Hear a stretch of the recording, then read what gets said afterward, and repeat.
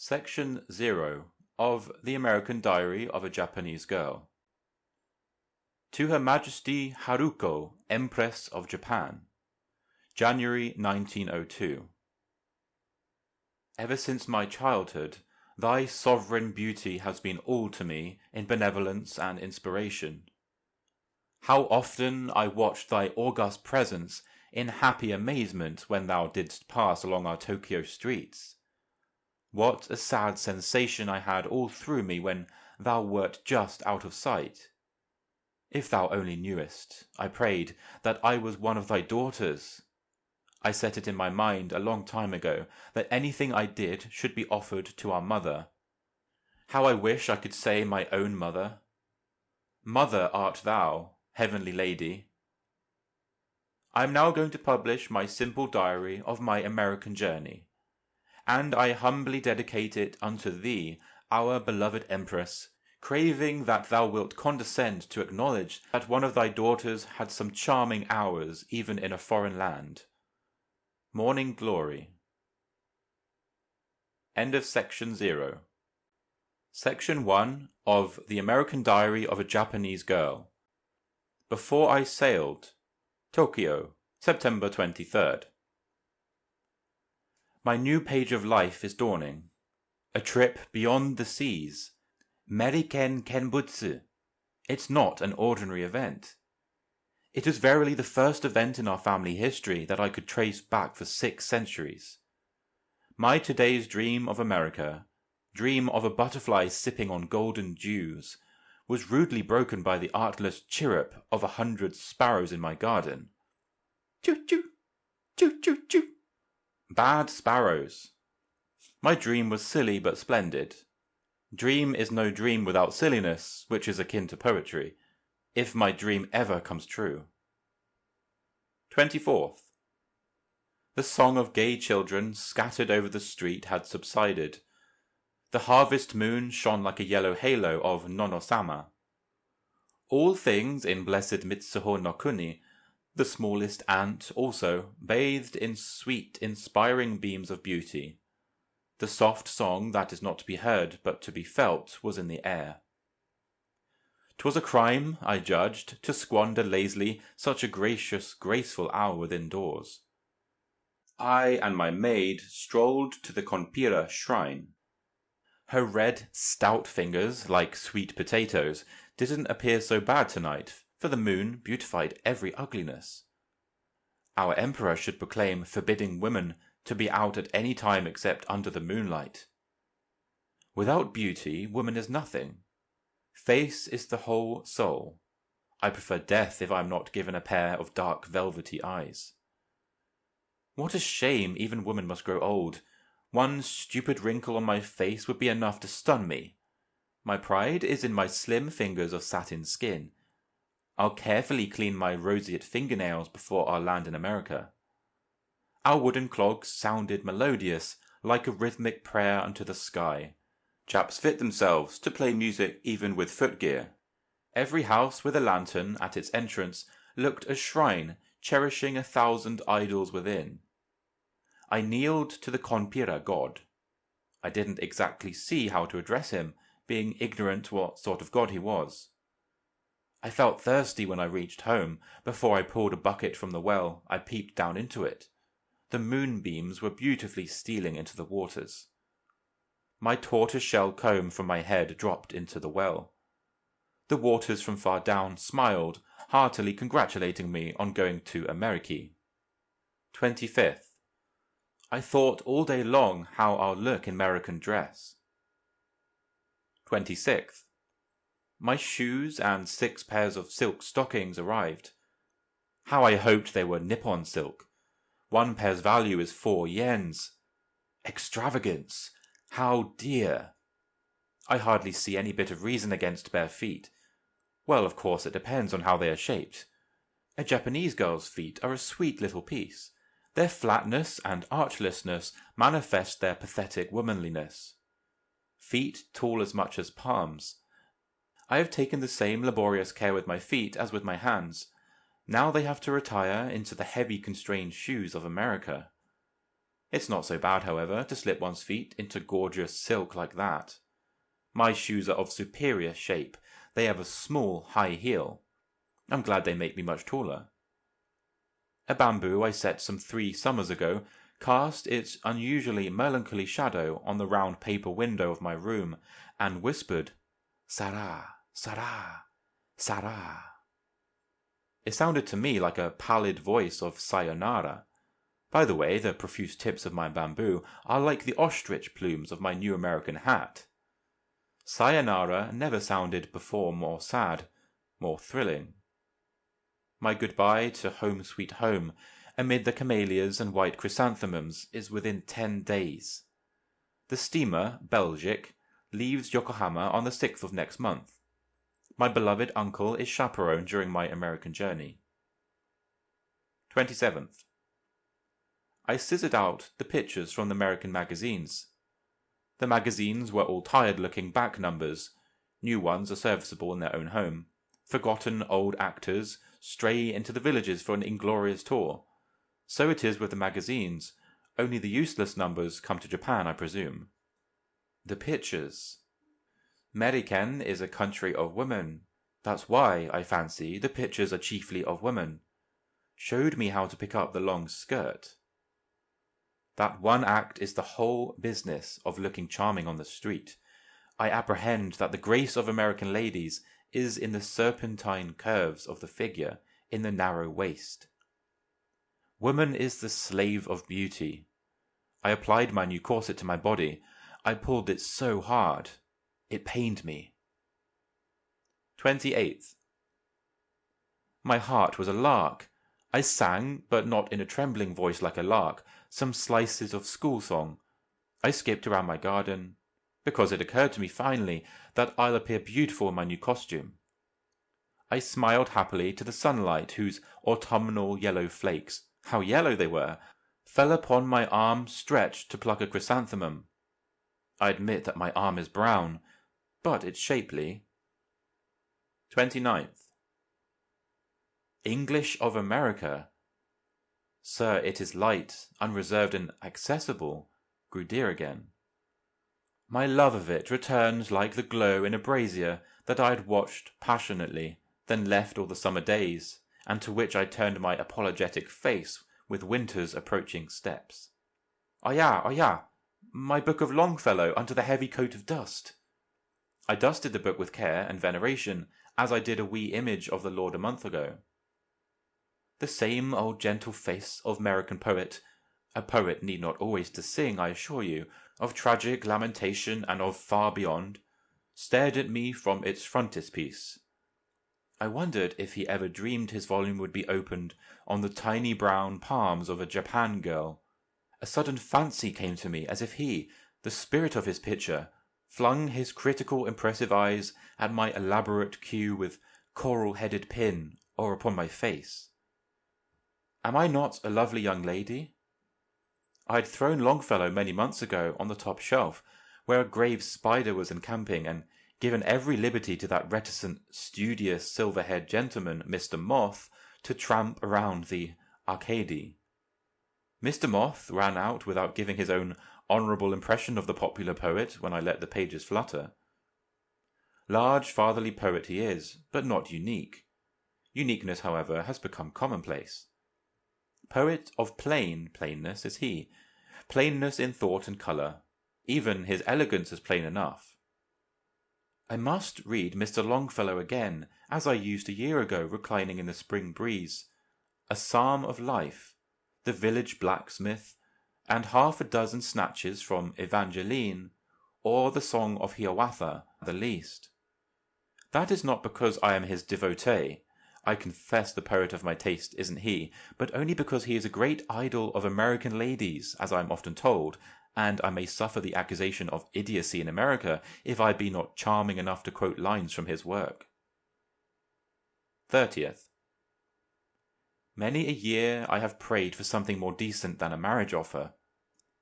I wonder if the generous destiny that will convey me to the illustrious country of woman first isn't the something. I am pleased to sail for America, being a woman. Shall I have to become naturalized in America? The Jap gentleman, who desires the old barbarity, persists still in fancying that girls are trading wares. When he shall come to understand what is love? Fie on him! I never felt more insulted than when I was asked in marriage by one unknown to me. No Oriental man is qualified for civilization, I declare. Educate man, but, beg your pardon, not the woman. Modern girls born in the enlightened period of Meiji are endowed with quite a remarkable soul. I act as I choose. I haven't to wait for my mamma's approval to laugh when I incline to. October 1st. I stole into the looking-glass. Woman loses almost her delight in life, if without it, for the last glimpse of my hair in Japan style. Butterfly mode. I'll miss it adorning my small head while I'm away from home.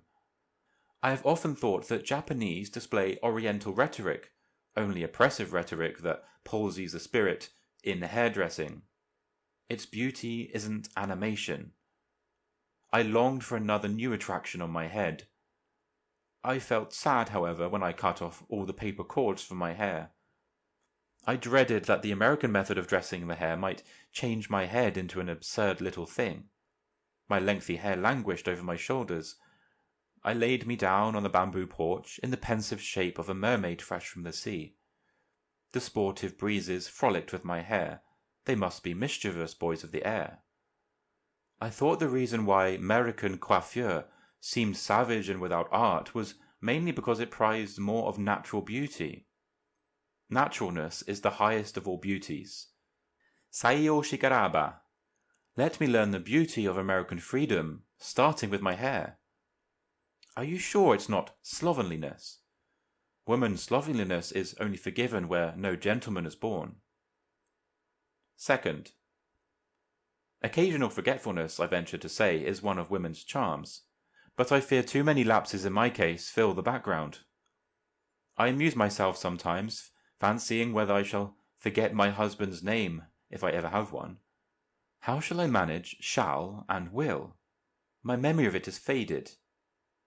I searched for a printed slip, how to use shall and will. I pressed to explore even the pantry after it. Afterward I recalled that Professor asserted that Americans were not precise in grammar.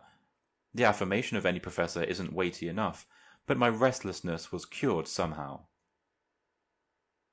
This must be the age of Jap girls, I ejaculated. I was reading a paper on our bamboo land, penned by Mr. Somebody. The style was inferior to Irving's. I have read his gratifying sketchbook. I used to sleep holding it under my wooden pillow. Woman feels happy to stretch her hand even in dream, and touch something that belongs to herself. Sketchbook was my child for many, many months. Mr. Somebody has lavished adoring words over my sisters. Arigato. Thank heavens. If he didn't declare, however, that no sensible musume will prefer a foreign raiment to her kimono, he failed to make of me a completely happy nightingale. Shall I meet the Americans in our flapping gown? I imagined myself hitting off a tune of Karan Koron with clogs in circumspect steps along Fifth Avenue of somewhere. The throng swarmed around me. They tugged my silken sleeves, which almost swept the ground, and inquired, "How much a yard?" Then they implored me to sing some Japanese ditty. I'll not play any sensational role for any price. Let me remain a homely lass, though I express no craft in American dress. Do I look shocking in a corset? In Pekin, you have to speak Makehera, is my belief. 3rd. My hand has seldom lifted anything weightier than a comb to adjust my hair flowing down my neck.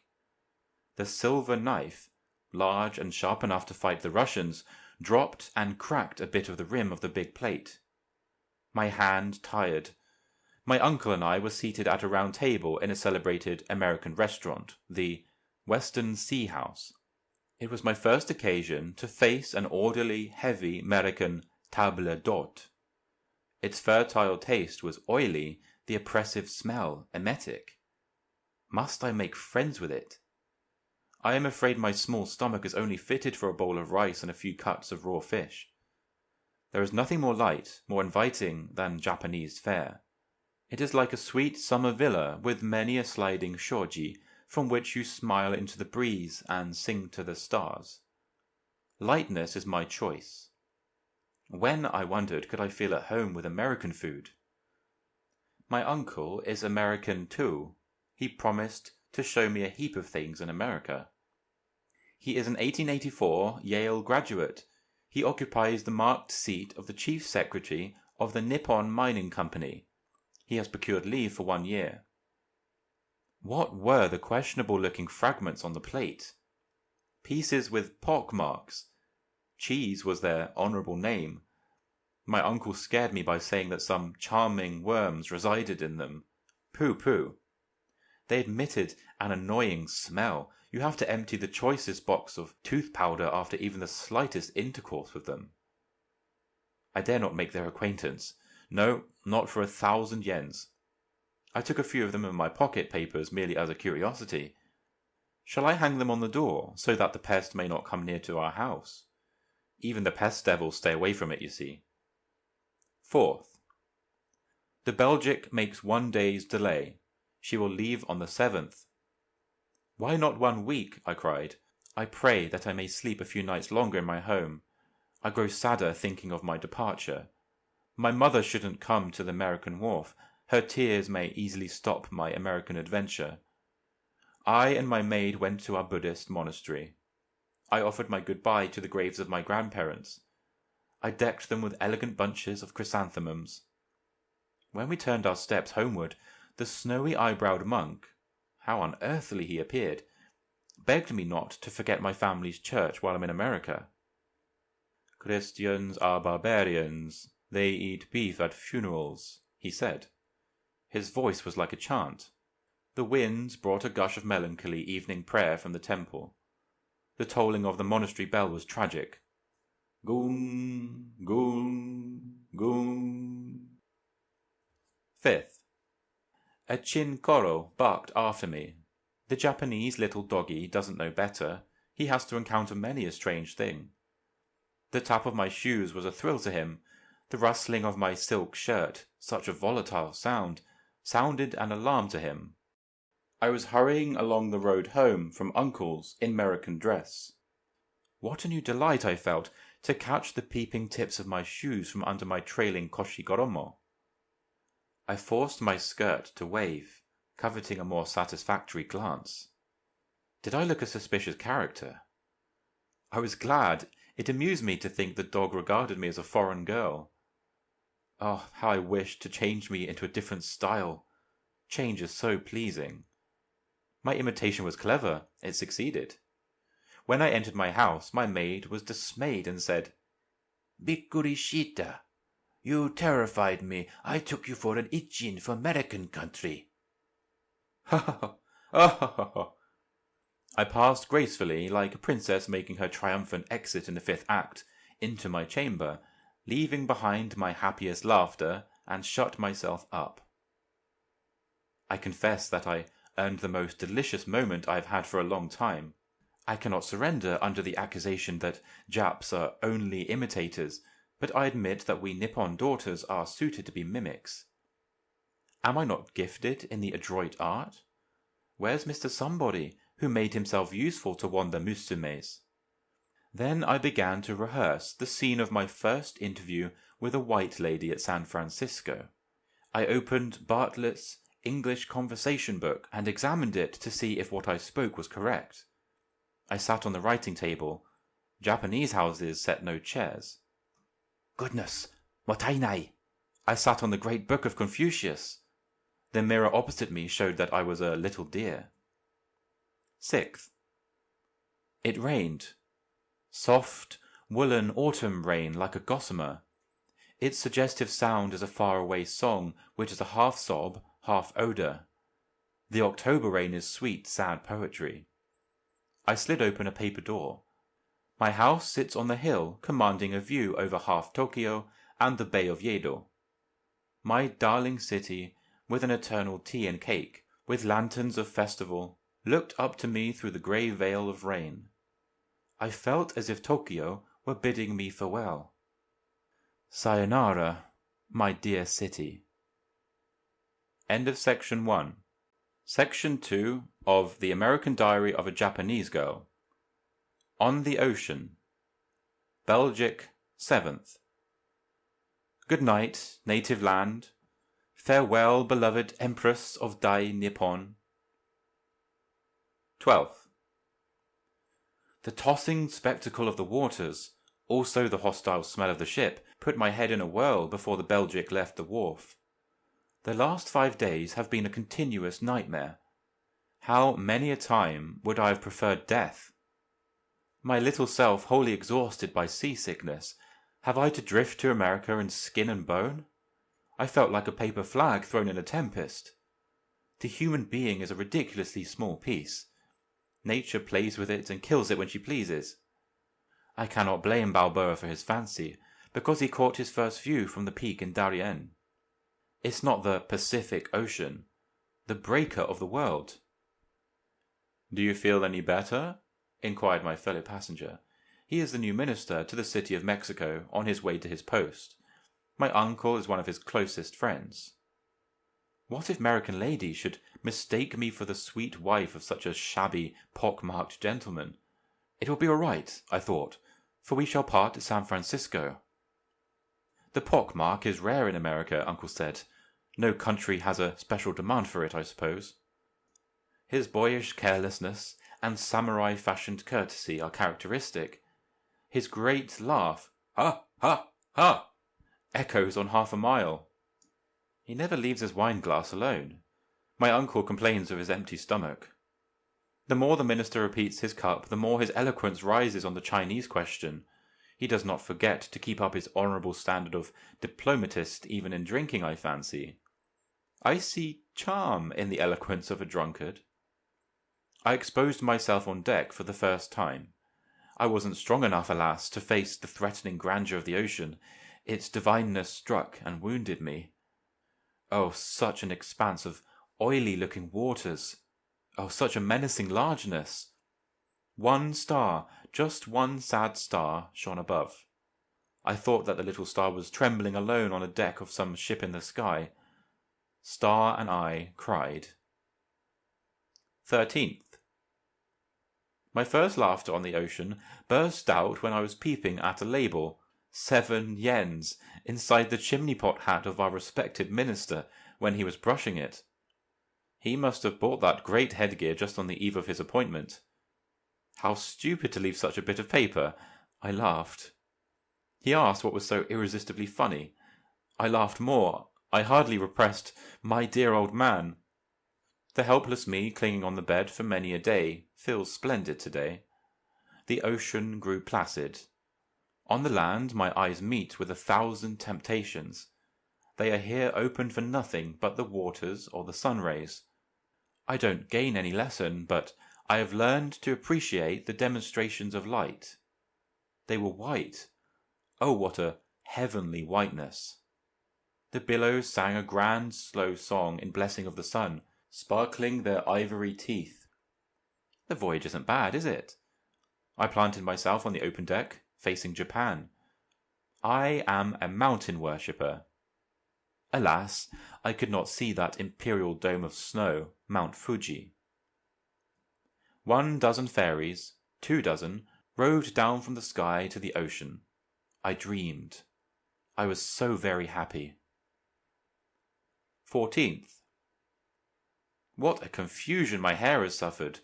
I haven't put it in order since I left the Orient. Such negligence of toilet would be fined by the police in Japan. I was busy with my hair all the morning. 15th. The Sunday service was held.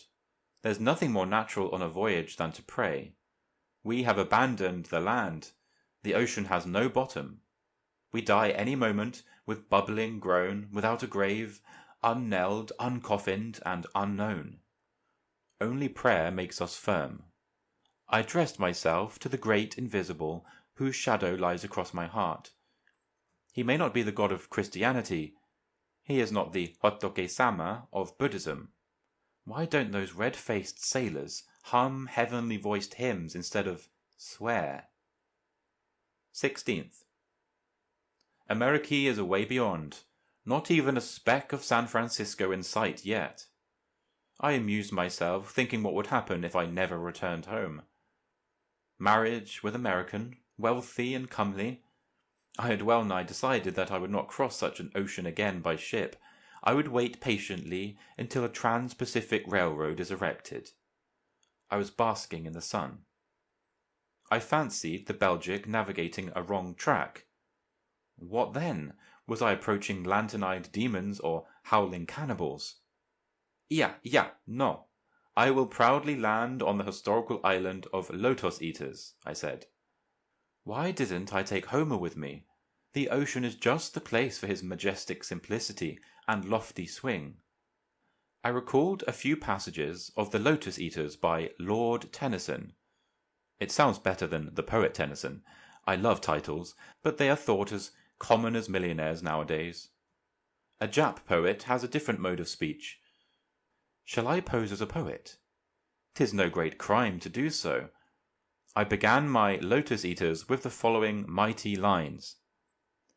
O dreamy land of stealing shadows, O peace-breathing land of calm afternoon, O languid land of smile and lullaby, O land of fragrant bliss and flower, O eternal land of whispering Lotus Eaters.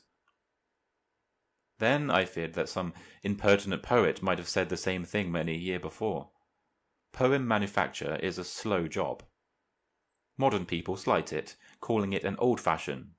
Shall I give it up for some more brilliant, up-to-date pose? 17th. I began to knit a gentleman's stockings in wool. They will be a souvenir on this voyage. I cannot keep a secret. I tell you frankly that I designed them to be given to the gentleman who will be my future beloved. The wool is red, a symbol of my sanguine attachment. The stockings cannot be much larger than my own feet. I dislike large-footed gentlemen. 18th. My uncle asked if my great work of poetical inspiration was completed. Uncle, I haven't written a dozen lines yet. My Lotus Eaters is to be equal in length to The Lady of the Lake. Now see, Oji-san, mine has to be far superior to the laureate's, not merely in quality, but in quantity as well. But I thought it was not the way of a sweet Japanese girl to plunder a garland from the old poet by writing in rivalry. Such a nice man Tennyson was, I said. I smiled and gazed on him slyly. So, you are very kind, he jerked. 19th. I don't think San Francisco is very far off now. Shall I step out of the ship and walk? Has the Belgic coal enough? I wonder how the sensible steamer can be so slow. Let the blank pages pass quickly. Let me come face to face with the new chapter. America. The grey monotone of life makes me insane. Such an eternal absence of variety on the ocean. 20th. The moon. How large is the ocean moon, sat above my head. When I thought that the moon must have been visiting in my dearest home of Tokyo, the tragic scene of my sayonara mother instantly returned. Tears on my cheeks. Morning 21st, 3 p.m. of today. At last, beautiful Miss Morning Glory shall land on her dream land, America. That's my humble name, sir. 18 years old. Why does the American lady regard it as an insult to be asked her own age? My knitting work wasn't half done. I look upon it as an omen that I shall have no luck in meeting with my husband. Tsumaranai. What a barren life. Our great minister was placing a button on his shirt. His trembling fingers were uncertain. I snatched the shirt from his hand and exhibited my craft with a needle. I fancied that you modern girls were perfect strangers to the needle, he said. He is not blockish, I thought, since he permits himself to employ irony. My uncle was lamenting that he had not even one cigar left. Both those gentlemen offered to help me in my dressing at the landing. I declined gracefully. Where is my looking-glass? I must present myself very, very pretty. End of section 2.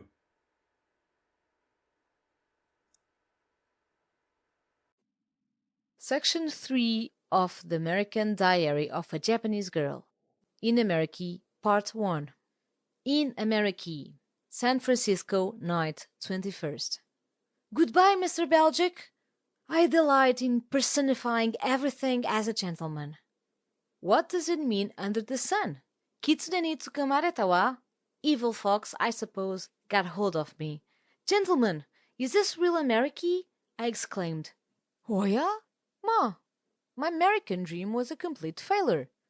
Did I ever fancy any sky-invading dragon of smoke in my own America? The smoke stifled me.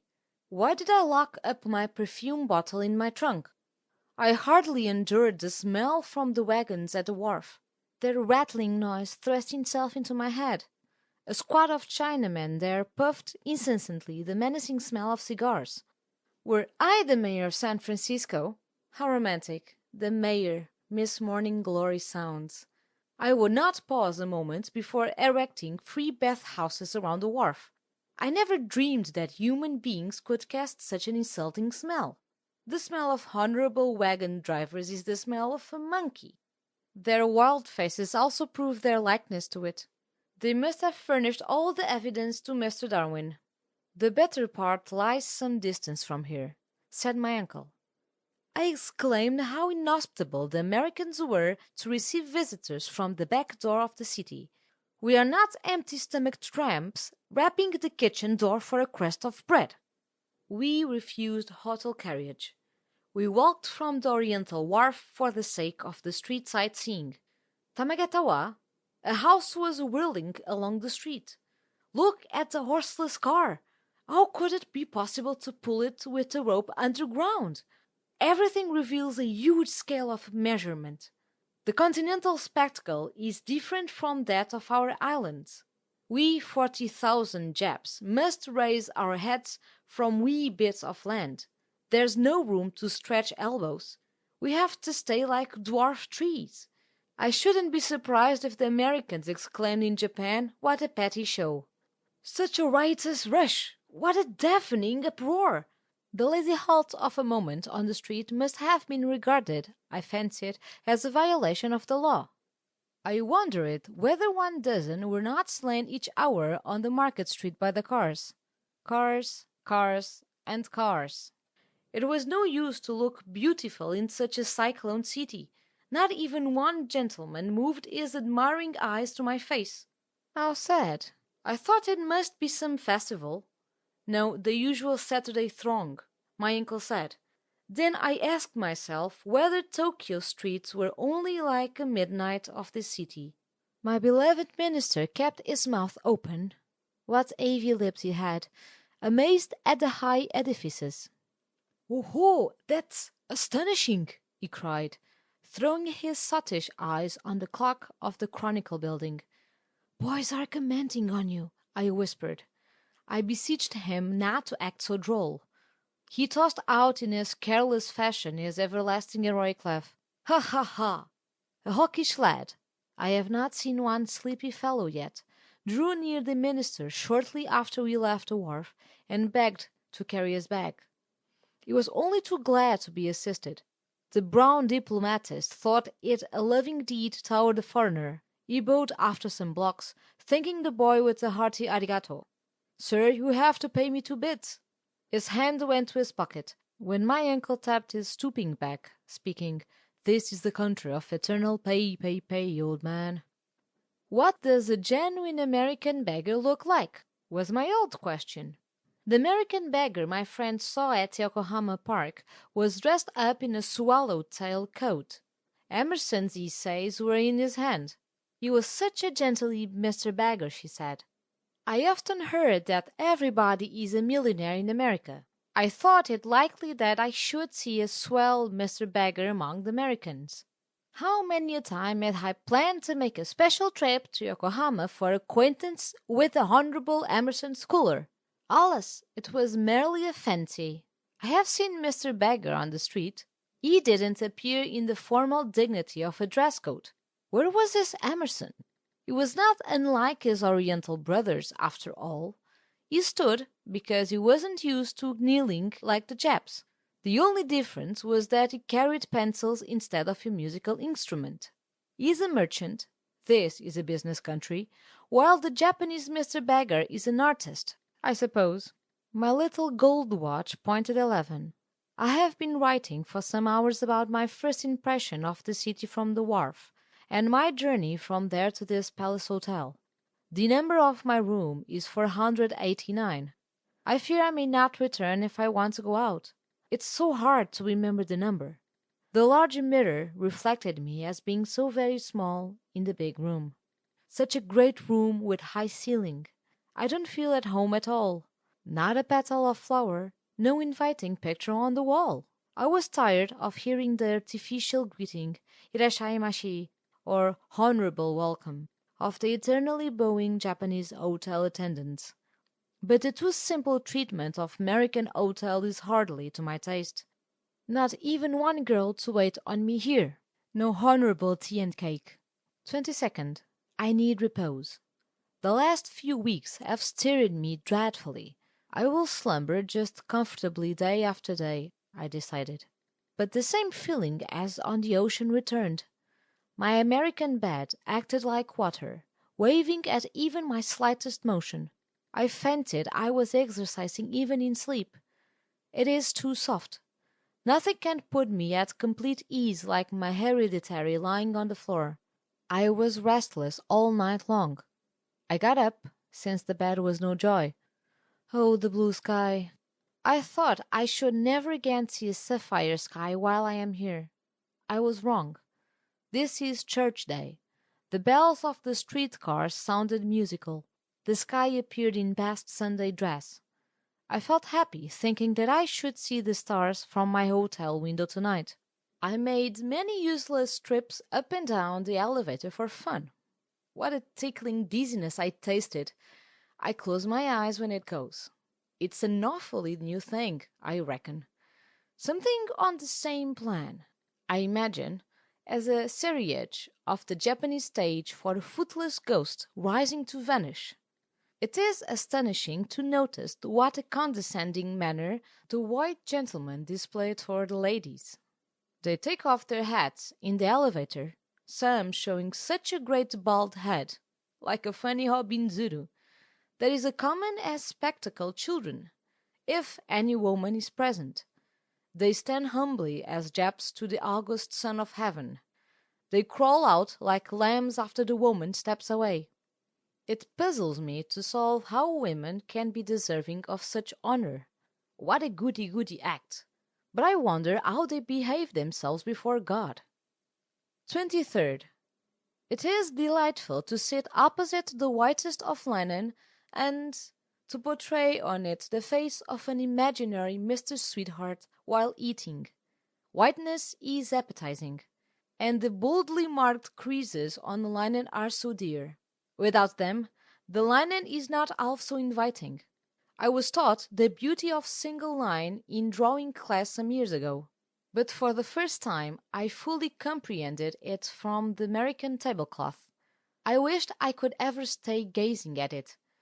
If I start my housekeeping in this country, do I ever dream of it? I shall not hesitate to invest all my money in linen. I laughed when I fancied that I sat with my husband. Where's he in the world? Spreading a skilfully ironed linen cloth on the spring grasses. What a gratifying white and green! And I upset a teapot over the linen, while he ran after water. Then I picked all the buttercups and covered the dark red stain. The minister makes a ridiculous show of himself in the dining-room. His laughter draws the attention of every lady. This morning he exclaimed, "Americans have no courtesy for strangers, except meaning money." And he finished his speech with his boisterous "ha ha ha." A pale, impatient lady, like a trembling winter leaf, sitting at the table next to us, shrugged her shoulders and muttered, "Oh my." I hoped I could invent any scheme to make him hasten to his post, Kara or Tenjiku, whatever place it be. He is good-natured like a rubber stamp, but I am sorry to say that he does not fit America. I was relieved when he announced that his departure would occur tomorrow. My dignity was saved. I cut a square piece of paper. I penciled on it as follows: To the Japanese legation, the City of Mexico. Handle carefully, easily broken. I put it on the large palm of the minister. I warned him that he should never forget to pin it on his breast. "Mean little thing you are," he said, and his great happy ha ha ha followed as usual. Bye bye. The Negroes are horrid. I scanned them on the first chance of my life. What is the standard of beauty of their tribe? I am eager to be informed. I searched for coon in my dictionary. The explanation was unsatisfactory. The ever so kind Americans don't consider them, I am certain, as animals allied to the bear. Tell me what it means. 24th. Spittoon. The American spittoon is famous, Uncle says, from every corner in this 9-story hotel. Think of its 851 rooms. You are met by the greeting of the spittoon. How many thousand are there? It must be a tremendous task to keep them clean as they are. I wonder why the proprietor doesn't give the city the benefit of some of them. San Francisco ought to place spittoons along the sidewalk. The ladies wear such a long gaudy skirt, and it is quite a fashion of modern gents, it appears, to spit on the pavement. This Palace Hotel is a palace. You drop into the toilet room, for instance. You cannot help exclaiming, "Ya? Hiya! Japan is 3 centuries behind." Everything presents to you a silent lecture of scientific modernism. Whenever I am bothered too much by my uncle, I lock myself up in the toilet room. There I feel the whole world is mine. I can take off my shoes. I can play acrobat if I prefer. Nobody can spy me. It is the place where you can pray or cry all you desire without one interruption. My room is great, equipped with every new invention. Numbers of electric globes dazzle with kingly light above my head. If I enter my room at dusk, I push a button of electricity. What a satisfaction I earn seeing every light appear to my honorable service. I look upon my finger, wondering how such an oriental little thing can make itself potent like the mighty thumb of Mr. Edison. 25th. What a novel sensation I felt in writing San Francisco, USA, at the head of my tablet. What agitation I shall feel when I write my first Mrs. before my name. Woman must grow tired of being addressed Miss sooner or later. I have often said that I hardly saw any necessity for corresponding when one lives on such a small island as Japan. I could see my friends in a day or two, at whatever place I was. I have now the ocean between me and my home. Letter writing is worthwhile. I did not know it was such a sweet piece of work. I should declare it to be as legitimate and inexpensive a game as every woman could indulge in. I was stepping along the courtyard of this hotel. I have seen a gentleman kissing a woman. I felt my face catching fire. Isn't that a shame in a public place? I returned to my apartment. The mirror showed my cheeks still blushing. The Japanese consul and his American wife, she is some inches higher than her darling, paid us a call. I said to myself that they did not match well. It was like a Hairodahori with a different coat of arms. The consul looked proud, as if he carried a crocodile.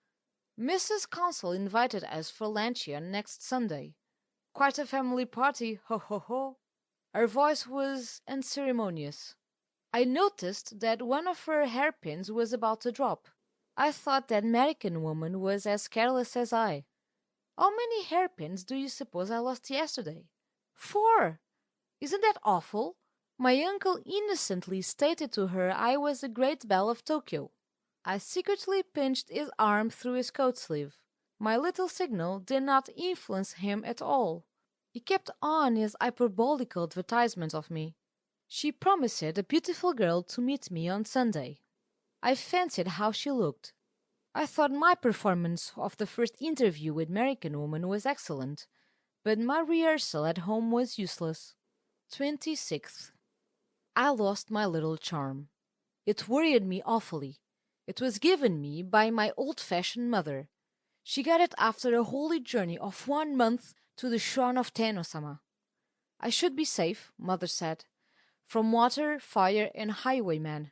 What else, God only knows, as long as I should carry it. I sought after it everywhere. I begged my uncle to let me examine his trunk. Cast off an ancient superstition, uncle scorned. I sat languidly on the large armchair which almost swallowed my small body. I imagined many a punishment already inflicted on me. The tic-tac of my watch from my waist encouraged my nervousness. There is nothing more irritating than a tic-tac. I locked up my watch in the drawer of the dresser.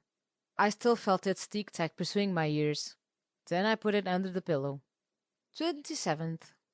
How I wished I could exchange a $10 gold piece for a tassel of curly hair. American woman is nothing without it. Its infirm gesticulation is a temptation.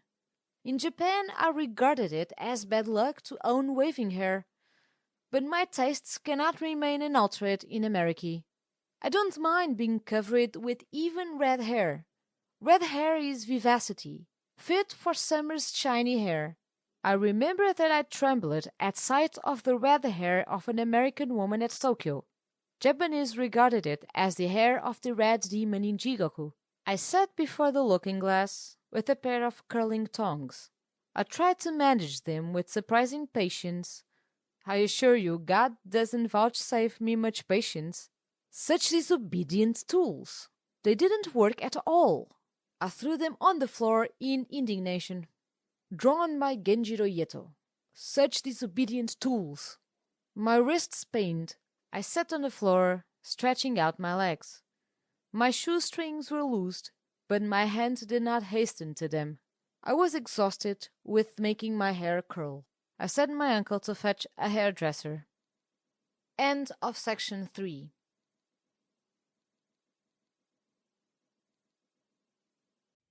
Section 4 of the American Diary of a Japanese Girl in America, Part 2. 28th.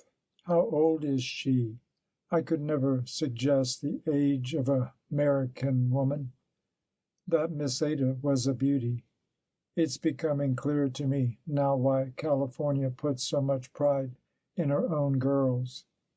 Ada was a San Franciscan whom Mrs. Consall presented to me. What was her family name? Never mind, it is an extra to remember it for girls. We don't use it.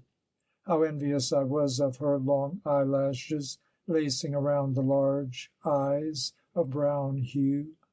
Brown was my preference for the velvet hanau of my wooden clogs. Long eyelashes are a grace like the long skirt. I know that she is a clever young thing.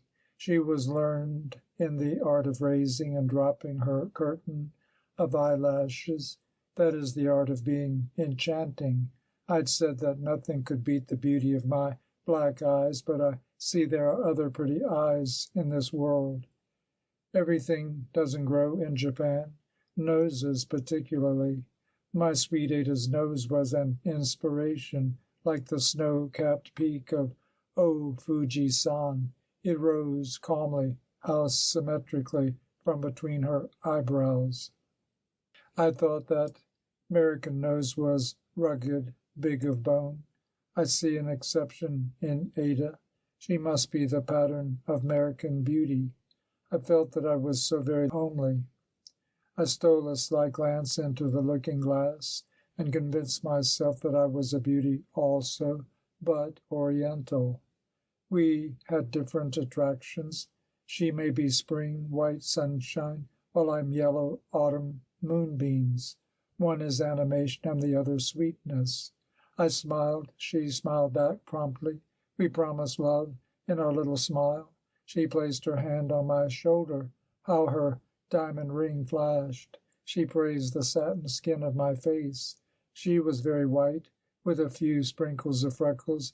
Their scattering added briskness to the face in her case. But doesn't San Francisco produce too many freckles in woman? The texture of Ada's skin wasn't fine. Her face was like a ripe peach, with powdery hair. Is it true that dark skin is gaining popularity in American society? The Japanese type of beauty is coming to the front, then. I am happy. I repaid her compliment, praising her elegant set of teeth. Ada is the free-born girl of modern Amerique. She need never fear to open her mouth wide. She must have been using special tooth powder 3 times a day. We are great friends already, aren't we? I said, and I extended my finger-tips behind her and pulled some wisps of her chestnut hair.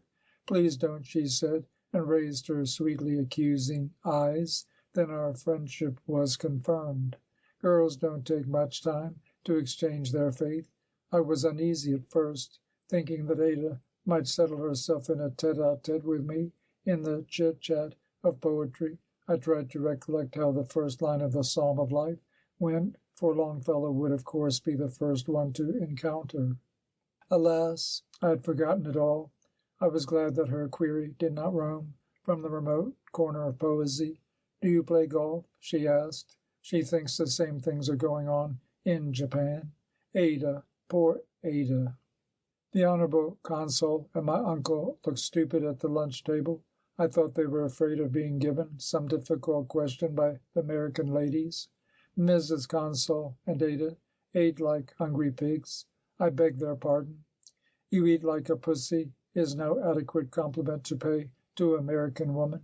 I found out that their English was neither Macaulay's nor Irving's. 29th. I ate a tongue and some oxtail soup. Think of a suspicious, pumy tongue and that dirty bamboo tail. Isn't it shocking to even incline to taste them? My mother would not permit me to step into the holy ground of any shrine in Japan. She would declare me perfectly defiled by such food. I shall turn into a beast in the jungle by and by, I should say.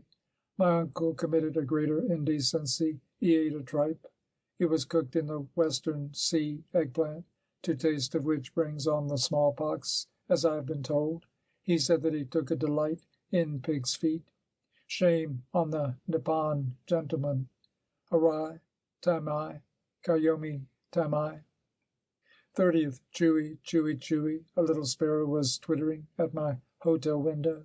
I could not believe that the sparrow of large America could be as small as the Nippon-born. Horses are large here. Woman's mouth is large, something like that of an alligator. Policeman is too large. I fancied that little birdie might be one strayed from the bamboo bush of my family's monastery. Sweet vagabond, did you cross the ocean for American Kenbutsu? I said. Chewy, chewy, chewy, chewy, chewy, he chirped. Is chewy, chewy English, I wonder? I pushed the window up to receive him. Oyama, he is gone. I felt so sorry. I was yearning after my beloved home. This is the great chrysanthemum season at home. I missed the show at Dangozaka. How gracefully the time used to pass in Dai Nippon, while I sat looking at the flowers on a tokonoma. Every place is a strange grey waste to me without the intimate faces of flowers.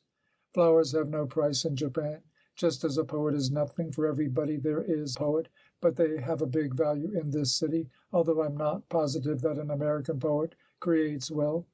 I purchased a select bouquet of violets. I passed by several young gentlemen. Were their eyes set on my flowers or my hands? I don't wear gloves. I don't wish my hands to be touched harshly by them. Truly I am vain of showing my small hands. I love the violet because it was the favorite of dear John Keats, of course. It may not be a flower. It is decidedly a perfume, anyhow. 31st. I've heard a sad piece of news from Mrs. Consul about Mr. Longfellow. She says that he has ceased to be an idol of American ladies. He has retired to a comfortable fireside to take care of school children. Poor old poet. November 1st. American chair is too high. Are my legs too short? It was uncomfortable to sit erect on a chair all the time, as if one were being presented before the judge. And those corsets and shoes, they seized me mercilessly. I said that I would spend a few hours in Japan style, reclining on the floor like an eloped angel.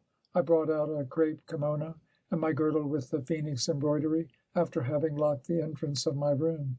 Katsu, katsu, katsu. Somebody was fisting on my door. Oya, she was Ada, my rose of Frisco, or butterfly of Van Ness. She was quartered in Van Ness Avenue, the most elegant street of a whole bunch. She was sprightly as a runaway princess. She blew her sunlight and fragrance into my face. I was grateful that I chanced to be acquainted with such a delightful American lady. Oh, Japanese kimono, if I might only try it on, she said.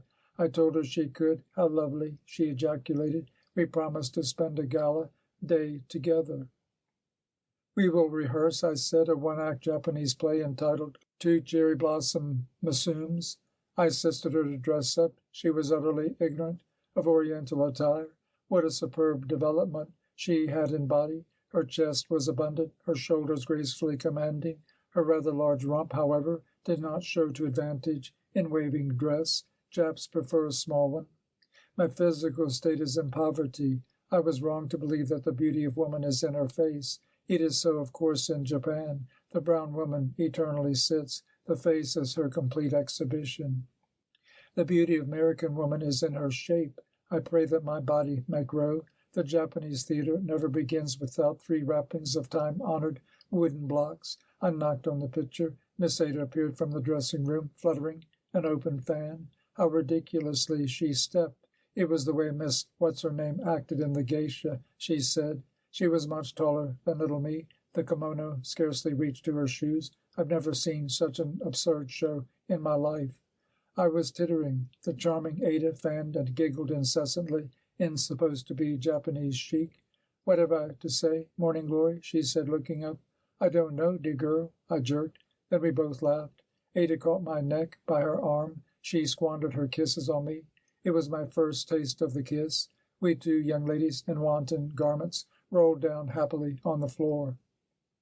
Second, if I could be a gentleman for just one day, I would rest myself on the hospitable chair of a barber shop. Barber shop, drug store, and candy store are 3 beauties on the street, like a prince of leisure, and dream something great while the man is busy with a razor. I'm envious of the gentleman who may bathe in such a purple hour. I never rest. American ladies neither. Each one of them looks worried as if she expected the doorbell any moment. I suppose it is the penalty of being a woman.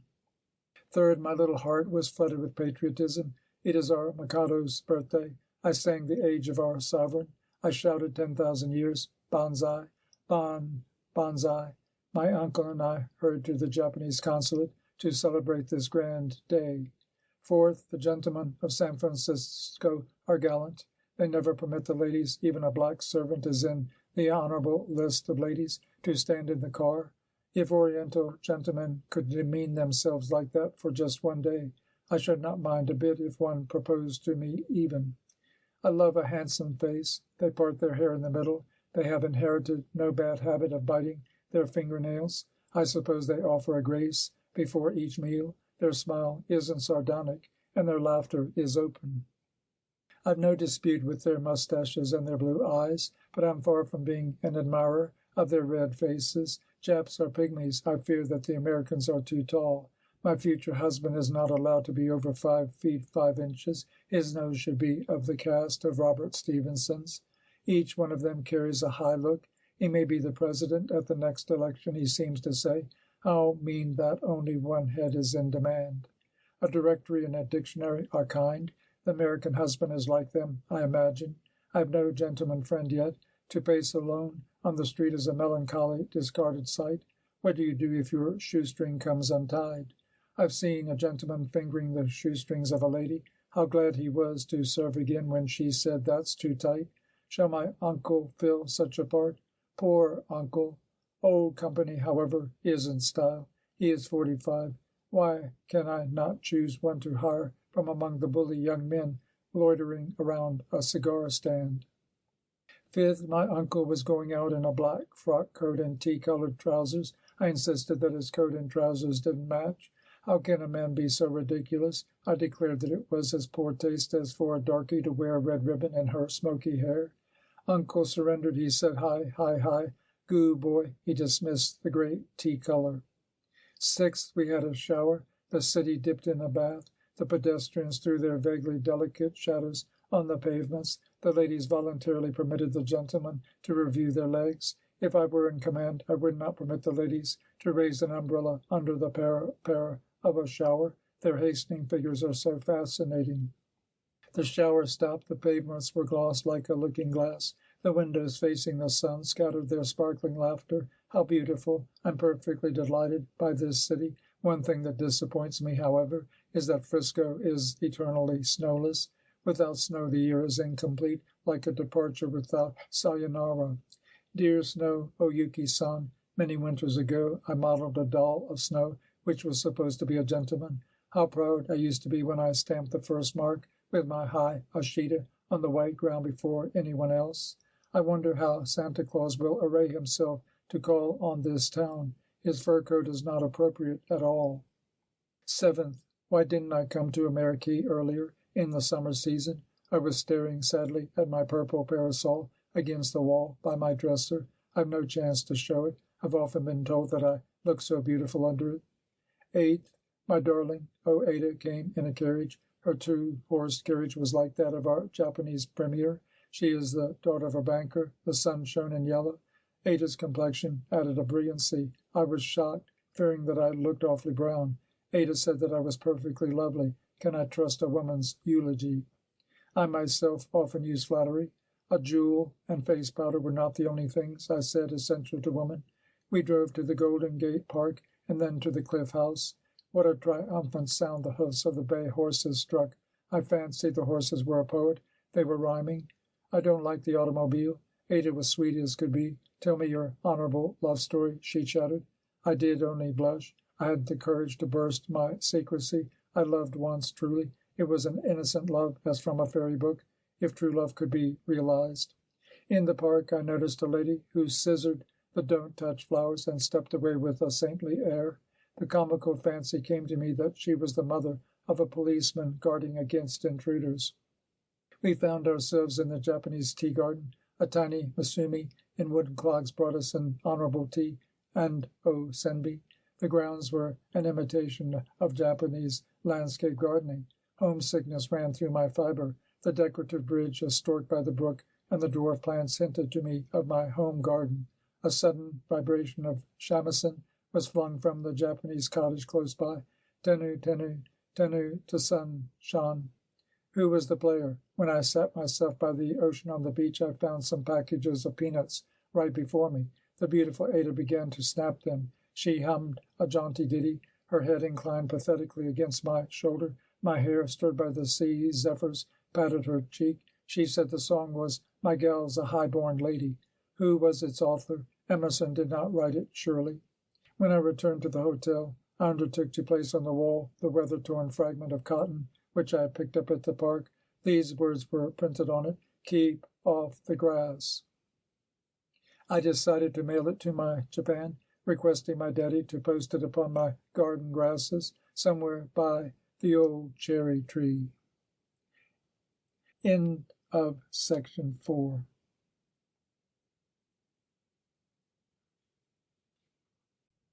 Section 5 of the American Diary of a Japanese Girl in Amerique, Part 3. 9th. Today is the 3rd anniversary of my grandmother's death. I will keep myself in devotion. I burned the incense I had bought from a Chinaman. I watched the beautiful gesticulation of its smoke. Good Grandma. She wished she could live long enough to be present at my wedding ceremony. She prayed that she might select the marriage equipage for me. I'm alone yet. I wonder if she knows, does her ghost peep from the grasses, that I'm drifting among the pigeons she ever loathed. I don't see how to manage myself sometimes, like an unskilful fictionist with his heroine. When shall I get married? 10th. I yawned. Nothing is more unbecoming to a woman then yawning. I think it no offence to swear once in a while in one's closet. I was alone. I tore to pieces my things seen in the street, and fed the waste paper basket with them. The basket looked so hungry without any rubbish. An unkept basket is more pleasing, like a soiled autograph book.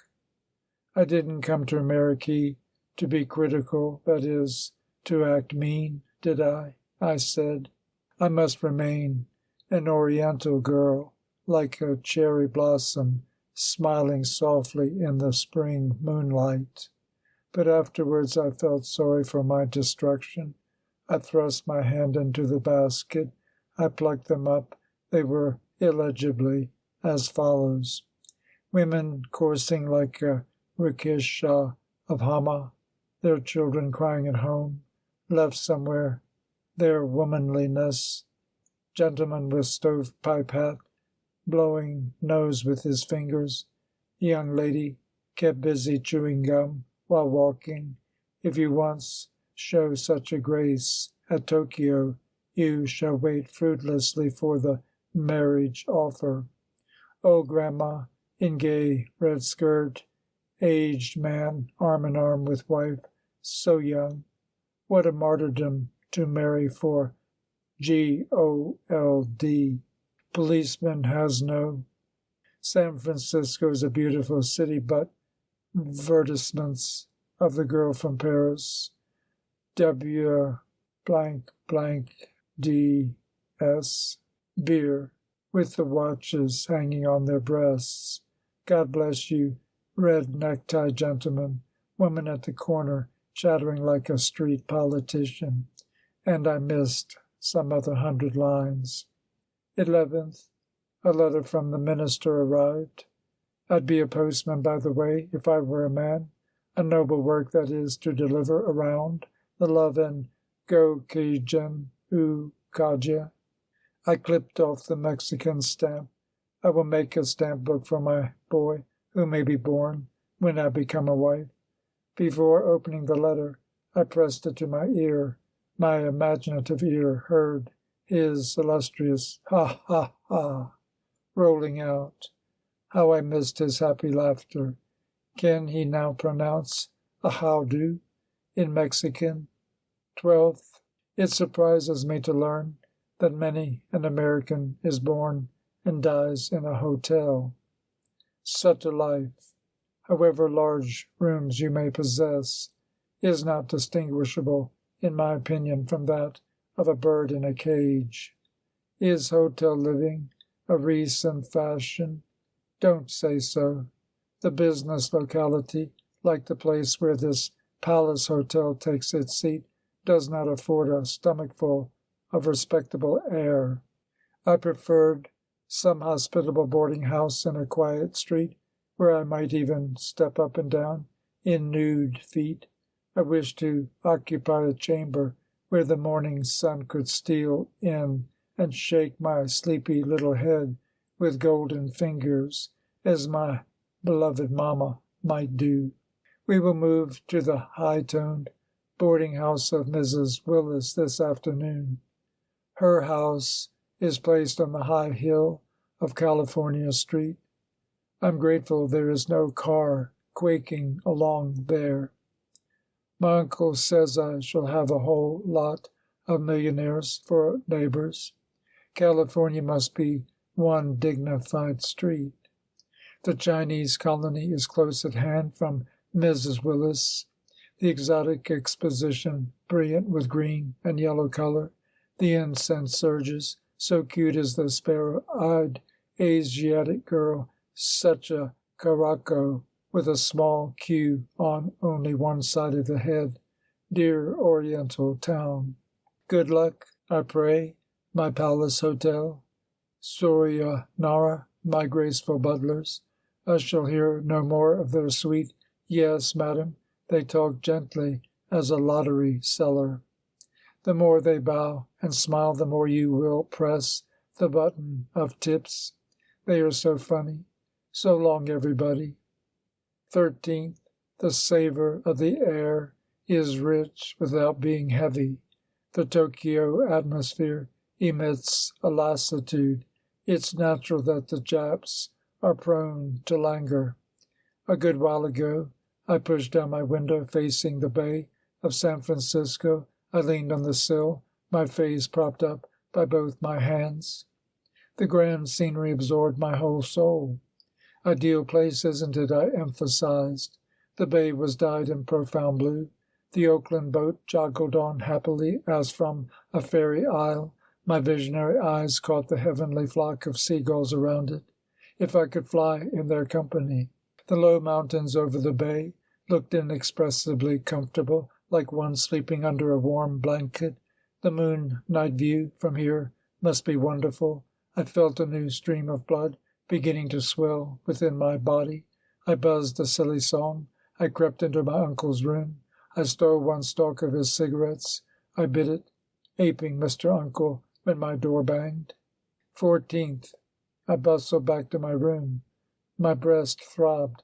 A naked woman in an oil painting stood before me in the hall. Is Mrs. Willis a lady worthy of respect?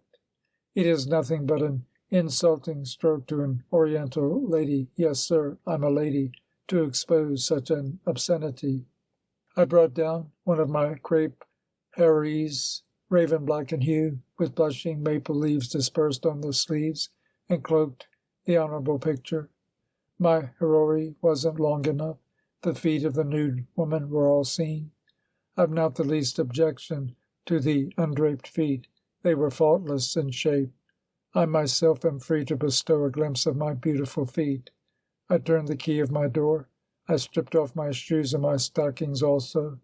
Dear red silken stockings. I scrutinized my feet for a while.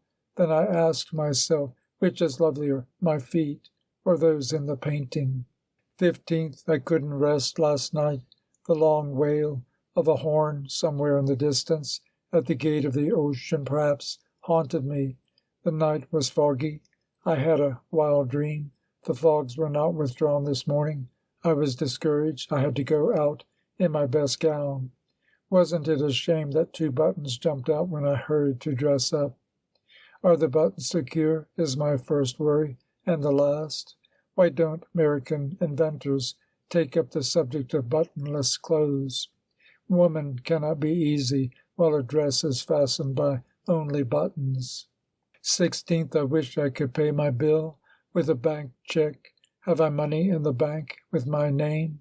I fancied it a great idea to sleep with a big bank book under the pillow. I decided to save my money hereafter. How often have I expressed my hatred of an economical woman?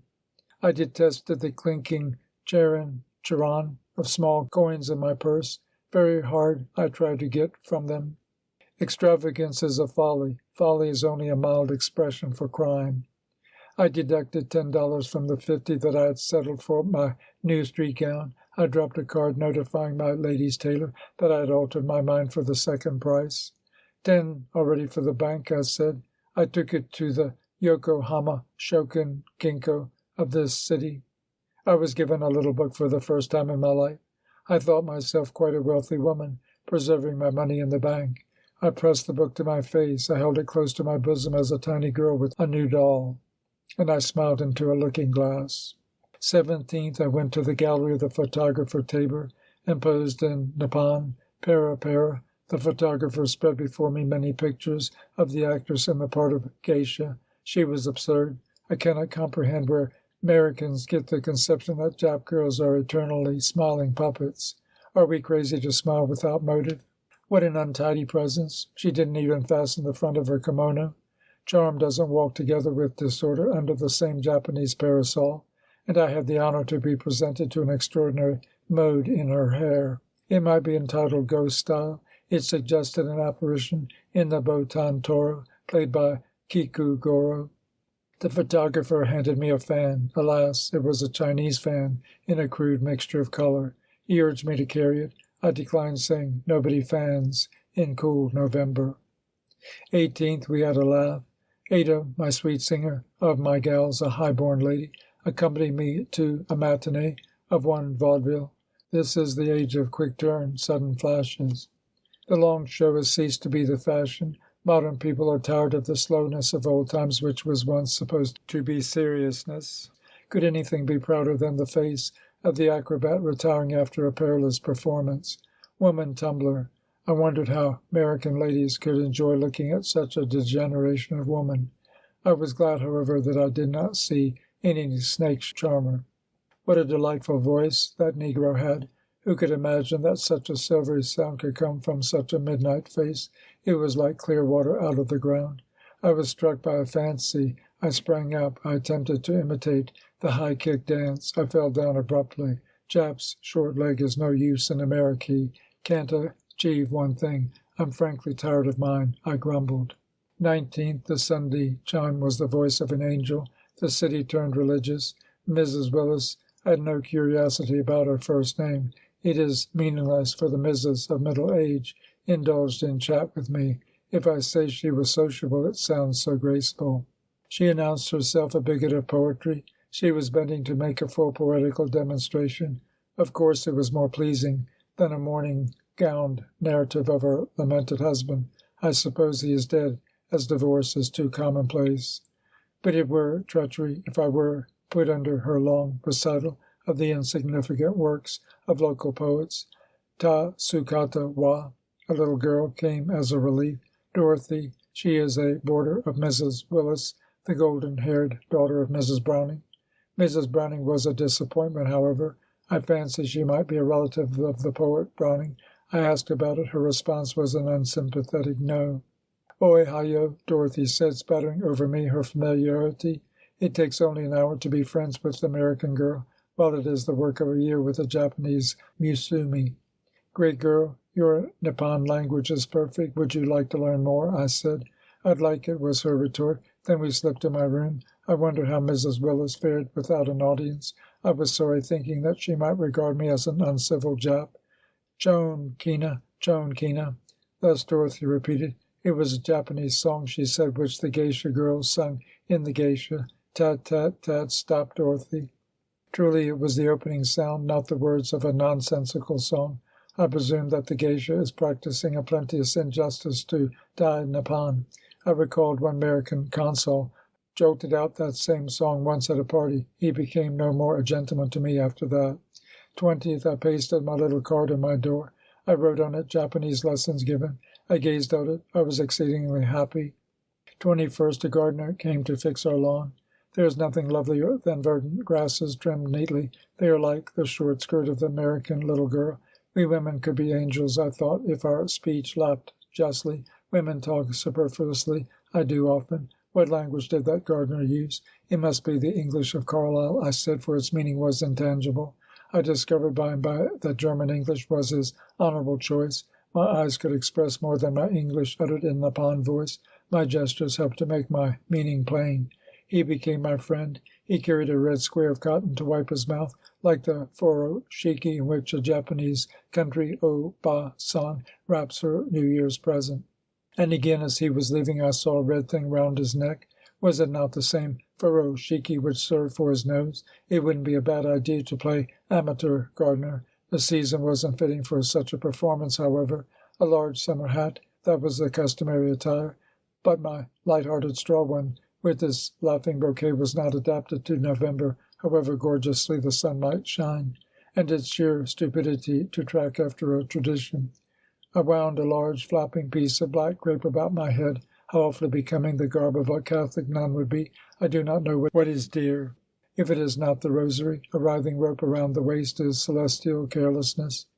I appeared on the lawn, but without a sprinkler and rake. It would have been too theatrical to carry them. I gathered the small stones from amid the grasses into a wheelbarrow nearby. Just as my new enterprise was beginning to seem so delightful, the luncheon gong gonged. My uncle goggled from the hall and said, "Where have you been? I was afraid you had eloped." "I've no chance yet to meet a boy," I spoke in an undertone. Afterward I was ashamed that I had been so awkwardly sincere. 22nd, there was one thing that I wanted to test. My uncle went out. I understood that he would not be back for some hours. I found myself in his room, pulling out his drawer. "Isn't it elegant?" I exclaimed, picking up his dress suit. At last I had an opportunity to examine how I would look in a tapering coat. Gentleman's suit is fascinating. Where is his silk hat? I said. I reached up my arms to the top shelf of a closet standing on the chair. The door swung open. Tamagita, my liver, was crushed by the alarm. A chambermaid threw her suspicious smile at me. Alas, my adventures failed. End of section 5.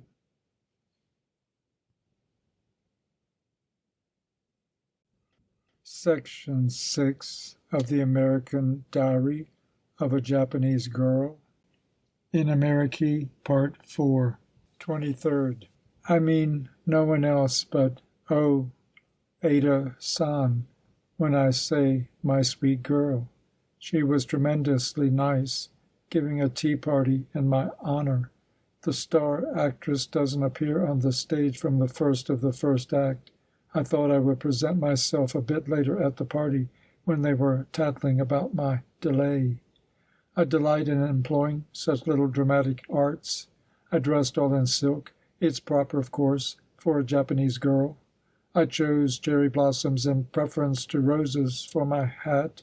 Roses are acceptable, however, I said in my second thought, for they are given a thorn against affronters.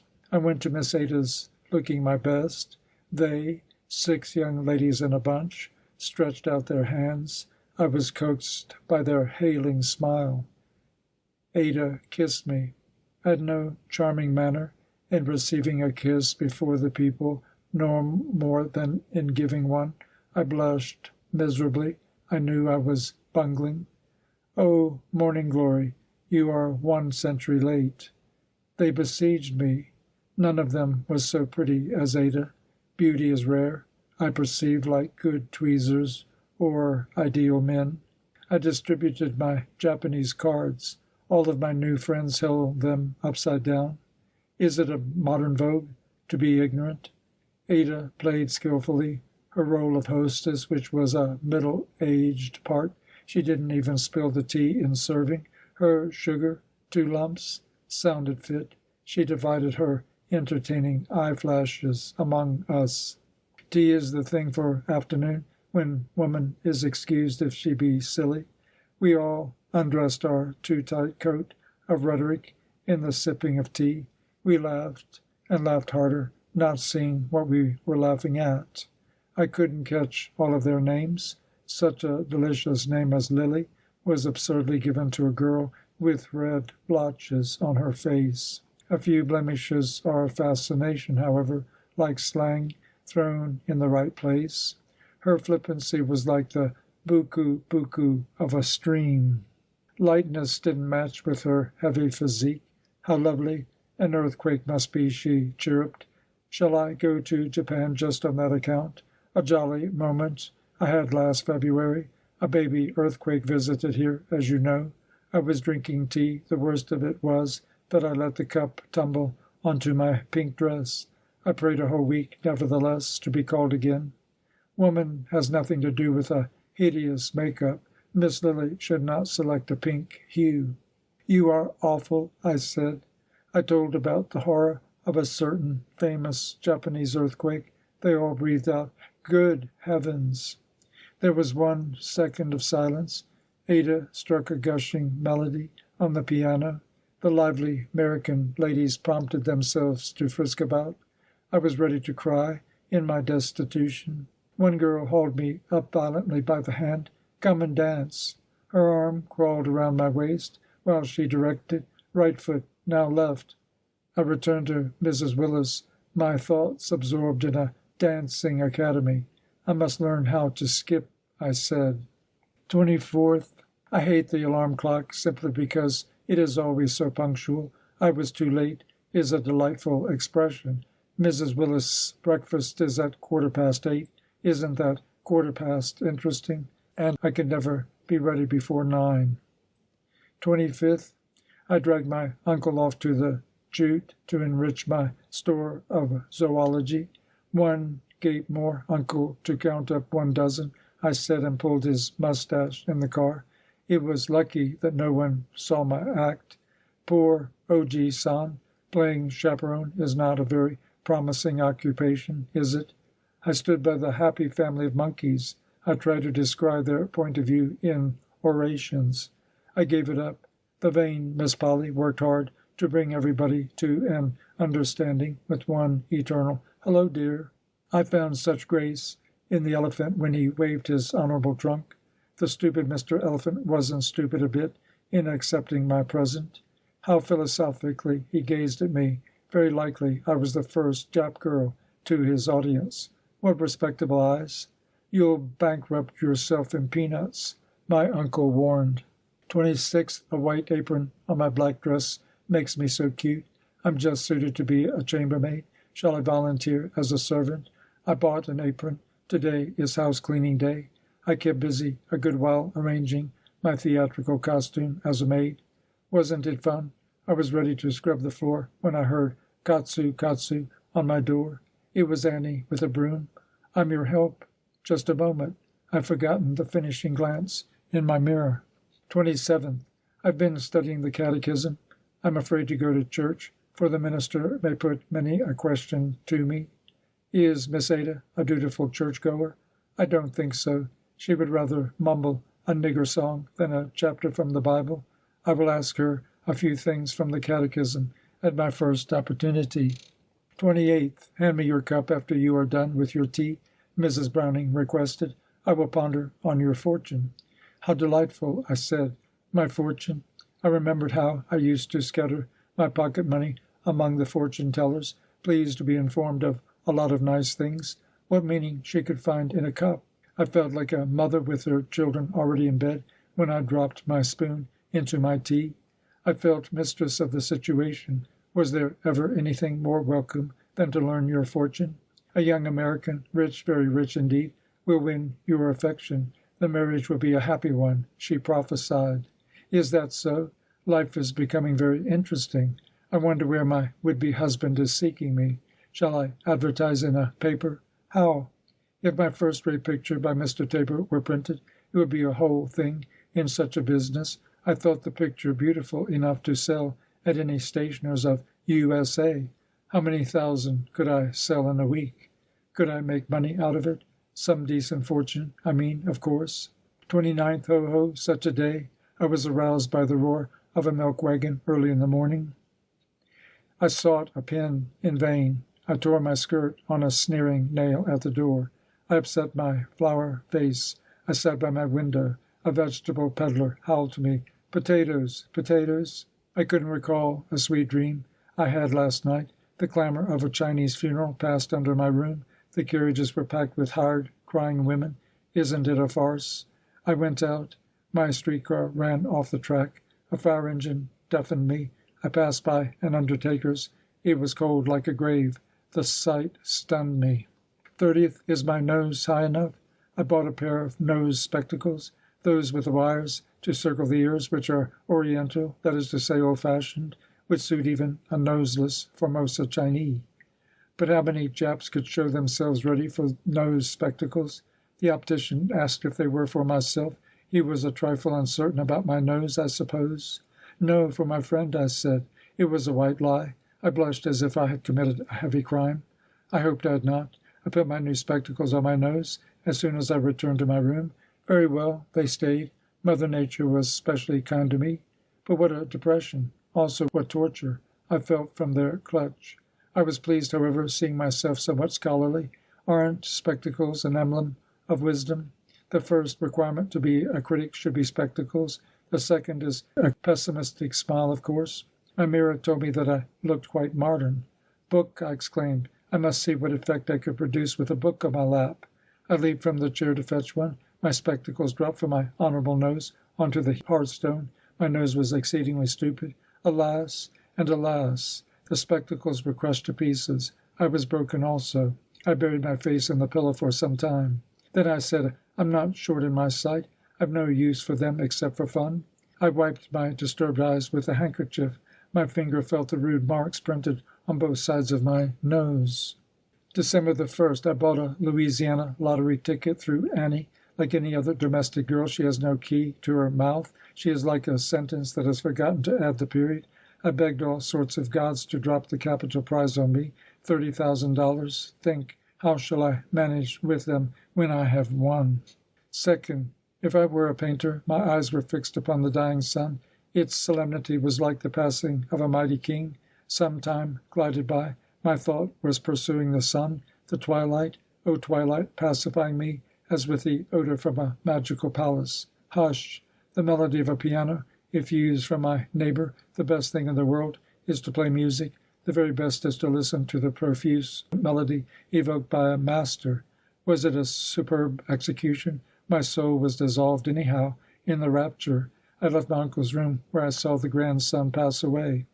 I put me in my bed because my visionary mood was not to be stirred for the world, and because I wished to dream a romance without the delay of a moment. But I could not slumber, and I missed my dinner. I petitioned my uncle to step out into the street for my beloved chestnuts. Dear Italian chestnut vendor, I never pass by without buying. Third, we start tomorrow for Los Angeles of Southern California. Mr. and Mrs. Schuyler have invited us to spend some weeks with them. The gentleman was the former consul at Yokohama. My uncle is his intimate friend. My new trunk was brought in from the store. It bears my name in Roman of commanding type. I stared at the characters as upon an ancient writing whose meaning could only be imagined. Doesn't Miss Morning Glory suggest that the owner is a charming young lady? My little smile smiled as I thought that it would, of course. A new trunk, I'm sorry to say, lacks a historical look. An old one is more gratifying, like old brocade or an old ring. Au revoir, my Ada. Southbound train forth, I was lavish of my art of bothering. My poor uncle, my eternally poor uncle, was the victim. I wanted some diversion at any price. His face scowled as I bored him with my successive questions. I thought his irritated face fascinating. When I presented another question, he was droning a genteel snore. I twisted an edge of a newspaper into a roll. I thrust it into his nose. There was no doubt about his starting. Bikirashita, he exclaimed. Then he begged to be allowed some chance to rest.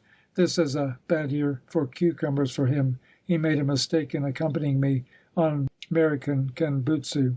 Honestly, I have to behave nicely. My opening question to Uncle was, what's the derivation of damn? Imperialism was my last. Have a high regard for the people dignified by using the capital I for the personal pronoun. But if I were the president, I should not wish to be addressed with that hackneyed, unromantic Mr. The cartoonists making sport of the president shock me. How big-hearted the president is. Those devils would be beheaded in the Orient. Los Angeles 5th. No one bangs the door at Schuyler's. The servants drop their eyes meekly before they speak. A well-bred atmosphere circulates. A woman over 45 is nothing if she isn't motherly enough to let one feel at home.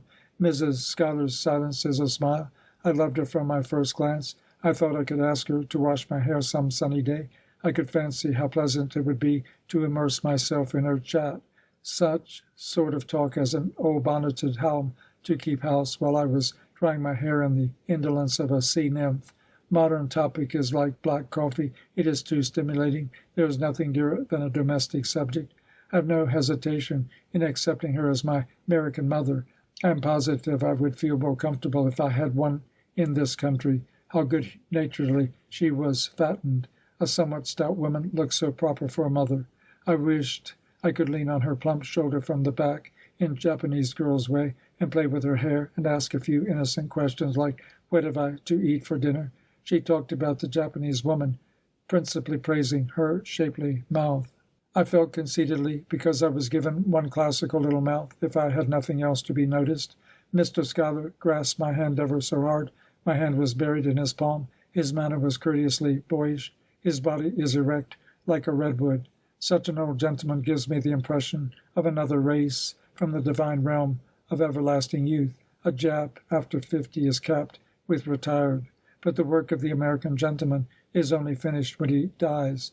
Great American Jim, Mr. Schuyler shows more civility to his servants than to his wife.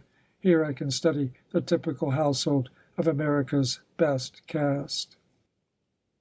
End of section 6.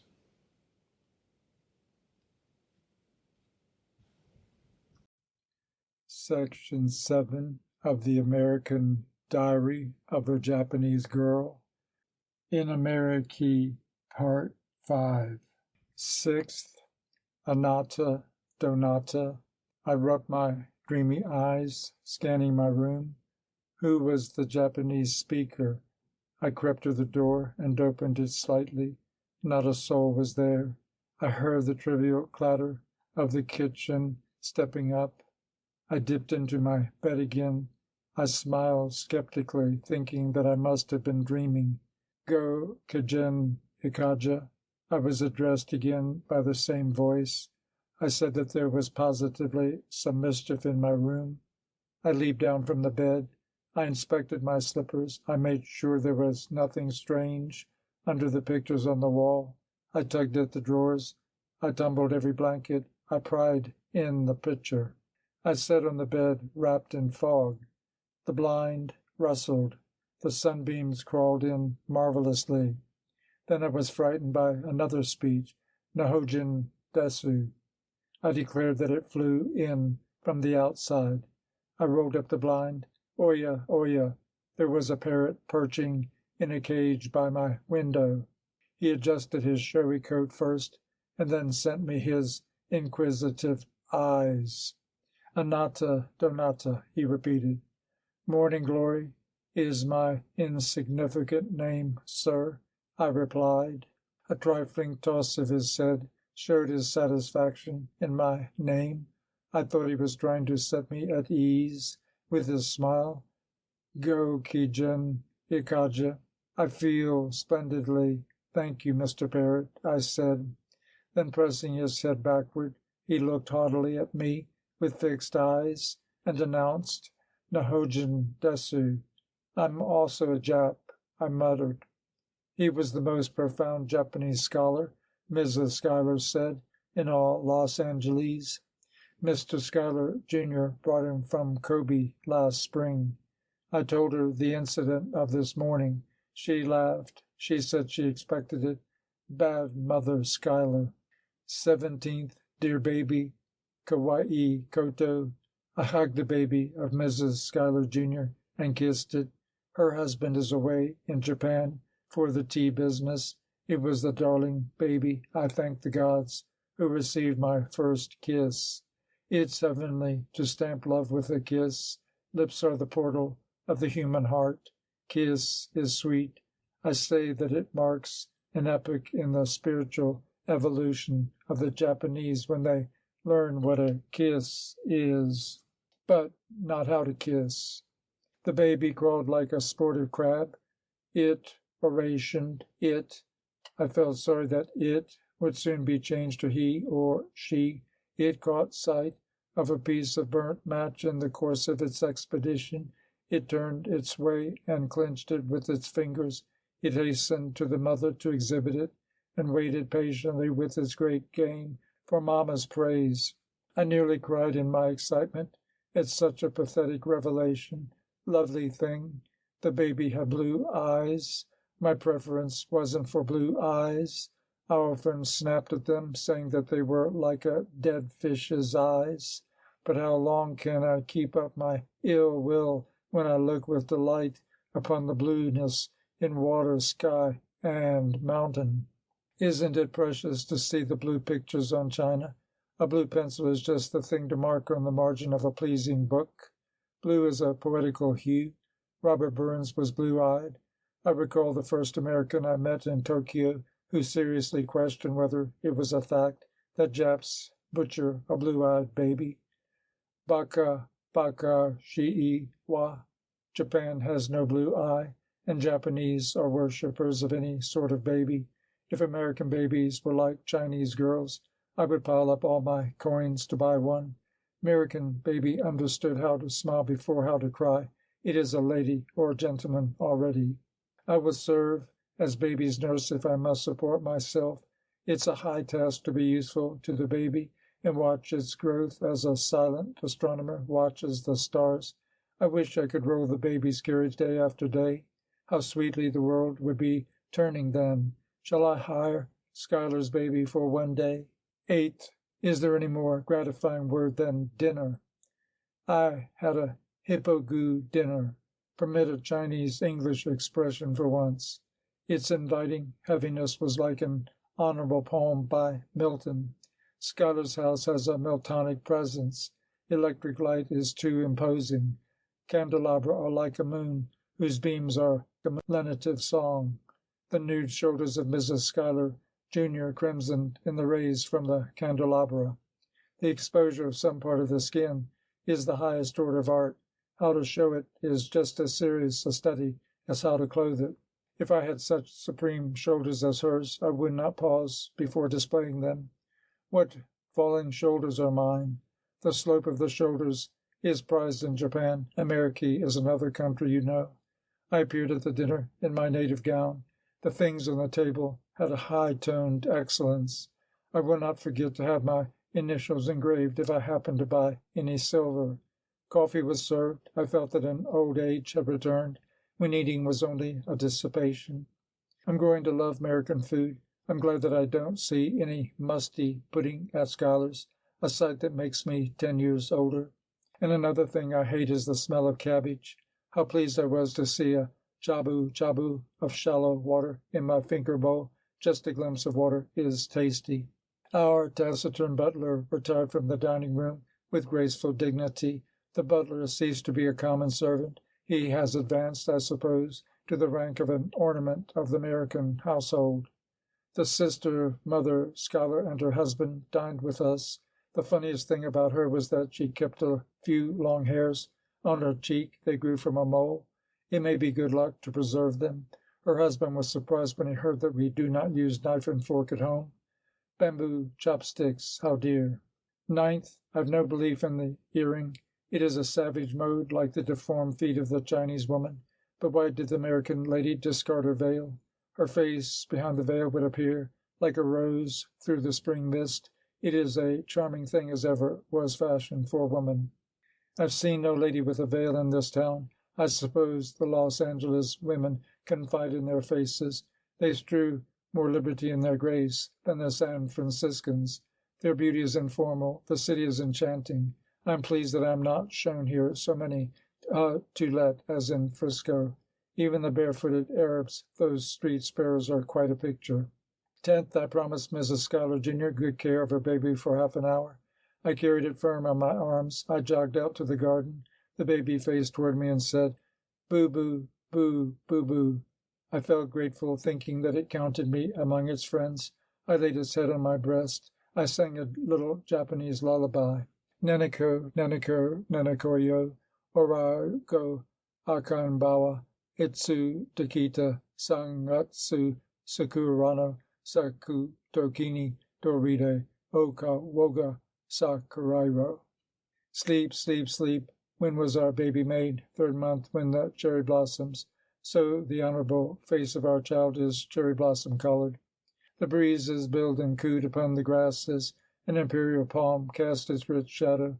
The affectionate sunlight made me think of a little spring of the Japanese September, everything inclined to a siesta in the yellow air. A tropical touch is the touch of passion. Can you fancy this as the month of December? I cannot. After I put the baby to its nurse, I paced around a bronze statue upon the lawn, losing myself in Greek beauty. Then I snatched a rose. I pressed it to my nose-tip. 12th, where's my painstaking description of Echo Mountain? I made a pleasant trip there yesterday with Schuyler's party. I lost my writing, penned last night. Such a heedless tomboy. I idled, watching a spider from my window. It was framing a net amid the garden trees. An awfully dignified tomcat glared from under a bush. I was sorry no game came upon the scene to his honor. My profound Japanese scholar was not discouraged by the lack of an audience. He was busy presenting his polite Kogi Gen Okaga. Then I found what I did with my yesterday's diary, a redo mono. I wiped my oily hands with it and buried it in a trash basket. I fixed my hair this morning. Morning glory, son. You have to keep your Nikki in a safe. Great Carlyle wrote his French Revolution twice. I wish I had been given a slice of his persistency. 13th, a bishop visited and lunched with us. Bishop, how I desired to meet one. It had been my fancy ever since I read of the venerable bishop who threw out candlesticks to Jean Valjean in Hugo's book. His name was Muriel. What is my friend's name? After a man reaches the bishop's see, his own name should retire from actual service. People call him Bishop, Bishop, as if it were a nickname. My bishop had a holy face. Who is this good man who is staring at me? I said to myself at first sight, as Napoleon said when he saw Muriel. A young churchman is unnatural. The customarily pessimistic face of the Japanese priest causes aversion. I got what I wanted in my new friend. If I were his daughter, I would comb his silken hair before he goes to church on Sunday. I was glad he was not thin. Ho, ho, ho. He ate meat like anybody else. He would seem holier if he merely bit a crust of bread and sipped 3 spoonfuls of tea. After luncheon we strolled through the garden arm in arm. Not a bit I blushed. I was as completely at ease with him as with my papa. He told me of the beauty of Christ. His soft, deep voice was as from a faraway forest. I plucked a few stems of violets. I fitted them to his buttonhole. Such a little thing pleased him immensely. Dear, simple bishop. I digested what he spoke. I declared that Christianity was the sun, while Buddhism was the moon. The sun is day and life, and the moon night and rest. How can we live without the sun? The moon is poetry. 14th, the sky became low, its color frowning gray. The wind snarled. December was suddenly calling us. We sat by a snug fire at evening. Its yellow flame suggested a preacher uplifting his hands in prayer. The fire flickered in jollity. Pachi, pachi, pachi. The parlor was not lighted. The pictures on the wall were impressive in the firelight. Any woman looks charming at night and by the fireside. I felt happy, imagining that I must appear lovely. The fireplace is so dear, like Mamma's lap. Mr. Schuyler brought a chessboard and challenged. I offered me for a fight. I used to play American chess with an American missionary who lived in my neighborhood. I thought it fun to beat an old man. Namu Tanjoko Dai Jingu. I repeated. The gentleman asked what I muttered. Never mind, only a little spell. I replied in the lightest fashion. The chessboard was placed between us. Mr. Schuyler, can you sacrifice anything for the game? Whatever you please, my little woman. Well, then, suppose you make Mrs. Schuyler your stake. My uncle will be mine. Ah, very well. He was a tactician. I fought hard. Alas, my game was lost. My second stake was myself. It means that I may marry you, doesn't it? As you please, sir. Iani Nata. He was far superior. Oya, oya. I was a loser again. I looked sadly on my uncle and said, Uncle, you cannot return home. We are the property of Mr. Schuyler. Isn't it really too bad? End of section 7.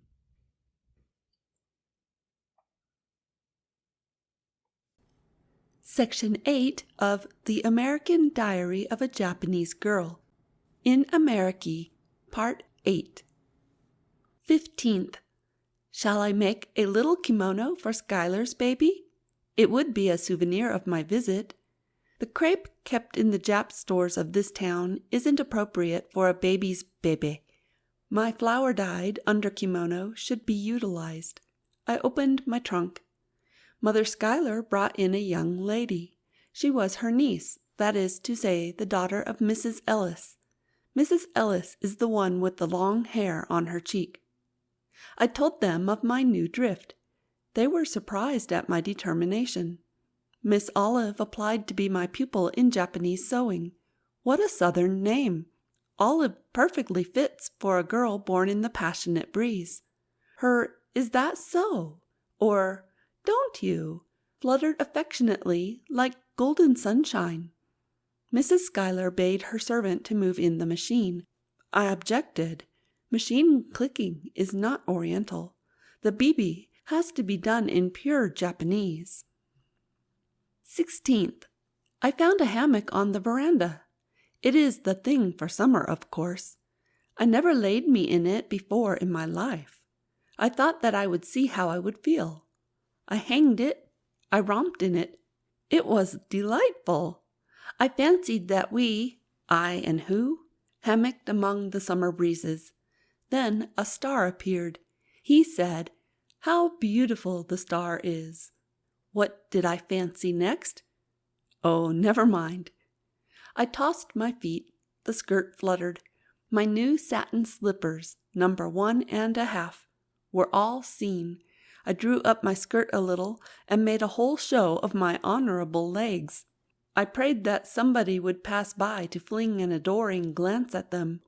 No one roamed along. I scorned my frivolity. The Bible by me wasn't open at all. I decided to read it today, although religion isn't so becoming. My bishop sent it this morning. Dear old bishop, he thought me quite a docile nen.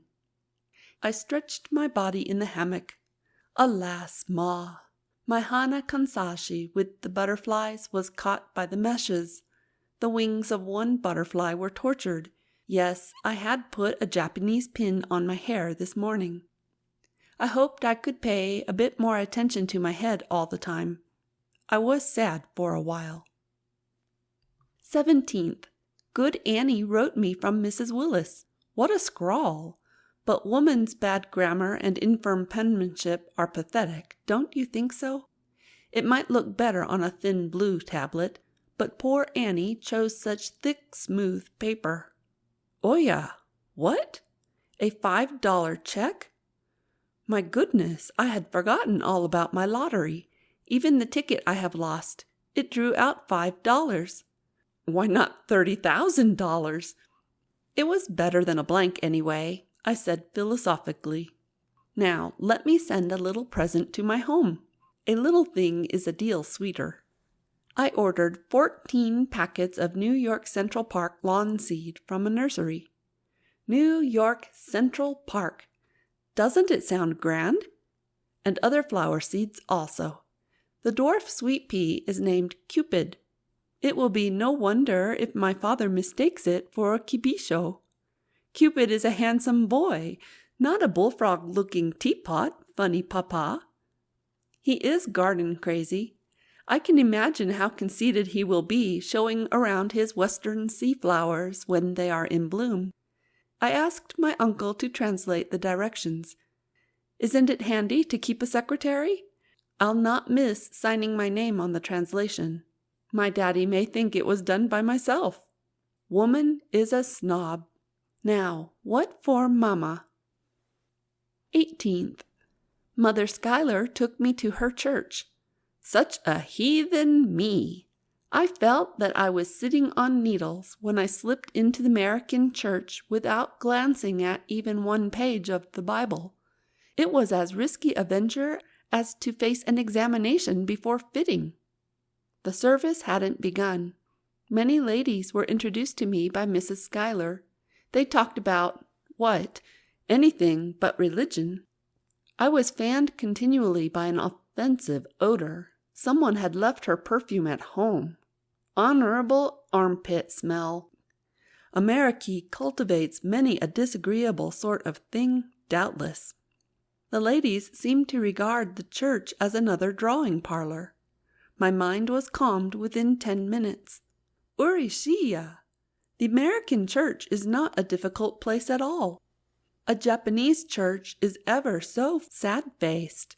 No woman under 30 is seen there. I laughed at the thought of an incense-smelling young girl. Isn't it strange that American girls love the church? Is it because they cannot marry without it? Sunday amusement doesn't begin before noon. What would girls do if there were no church where they could burst into song? How classically the bald head of the minister shone! There is nothing more pleasing than a sweeping sermon on a bright day. But my mind strayed, wondering why all those ladies were so homely. I snatched my hat off, wishing to be different from the rest. I fancied the reason why their hats were eternally glued to their heads was because their hair was never in first-rate order for exhibition.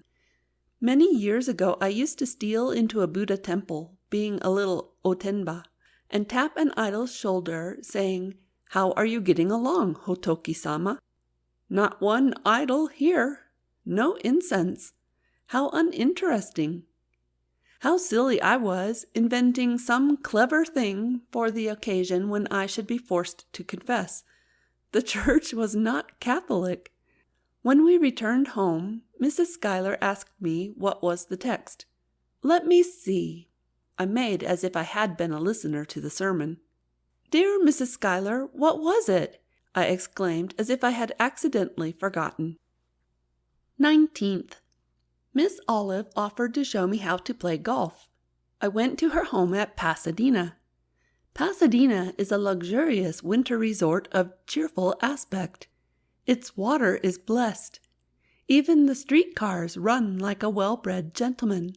The dog never growls around, it only wags its tail. No beggars. America's outdoor diversion demands a great deal of strength. What an imbecile anigo! After 15 minutes, I found 2 bean-like blisters on each palm. I gave up the game.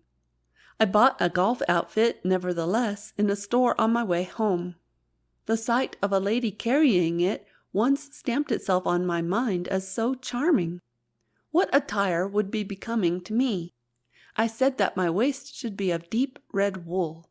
Skirt? It must also be of wool, of course, with a large checkerboard pattern. Silk isn't gamesome, is it? And the hat should be a mouse-colored felt, which must be thrust carelessly by my big gold pin with a coral head. I well nigh decided to dye my hair red.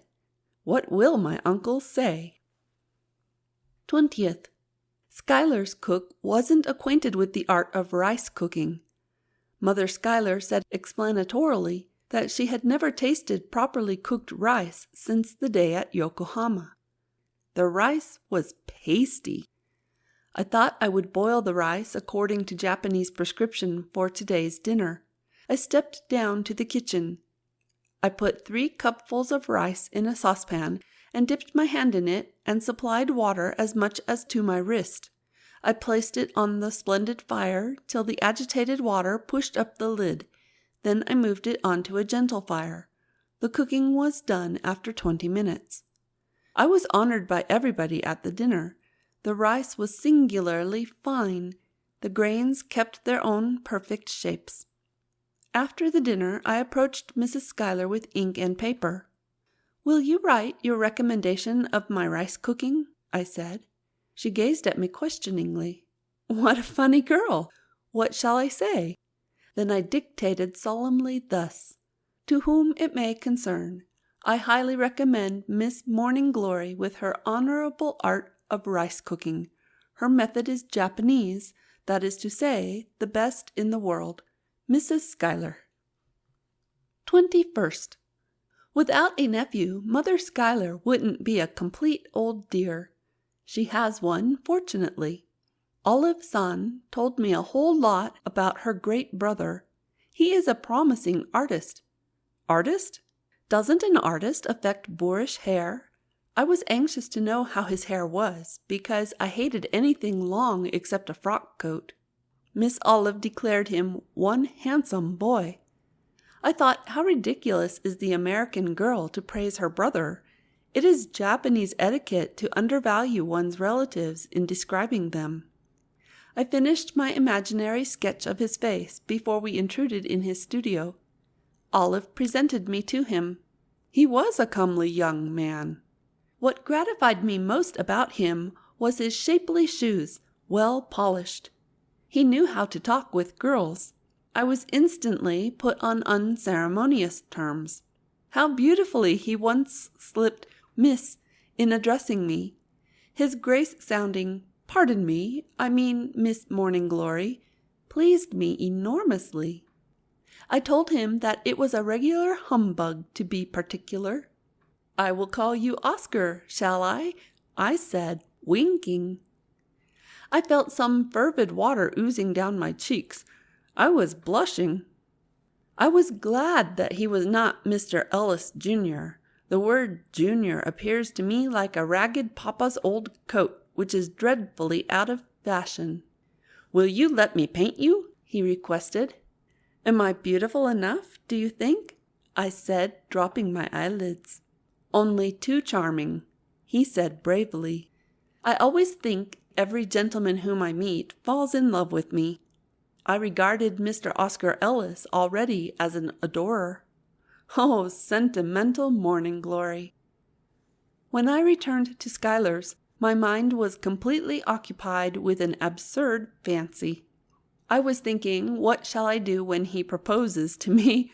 Shall I say yes? For a girl to fall in love with one while she is staying at his aunt's isn't romantic a bit, is it? I don't care, anyhow, for an artist lover. It is a worn-out hero in old fiction. Doesn't the word artist ring like a synonym for poverty? 22nd. Mrs. Ellis invited me to dinner.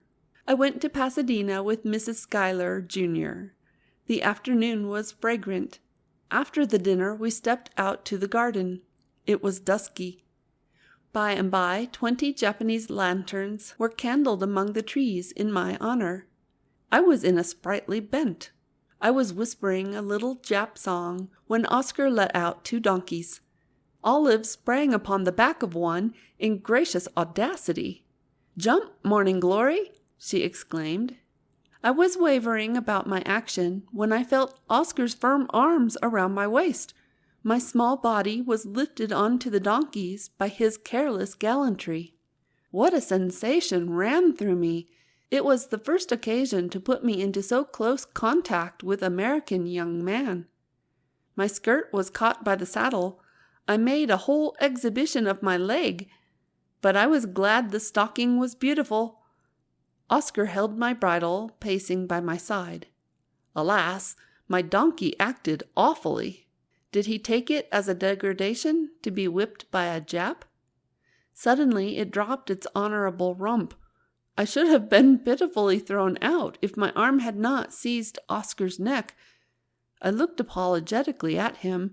He turned his delighted face. I could not stay a minute longer. When I got me off from the donkey, I observed the new moon over my right shoulder. "Good luck," Olive-san said. "Why?"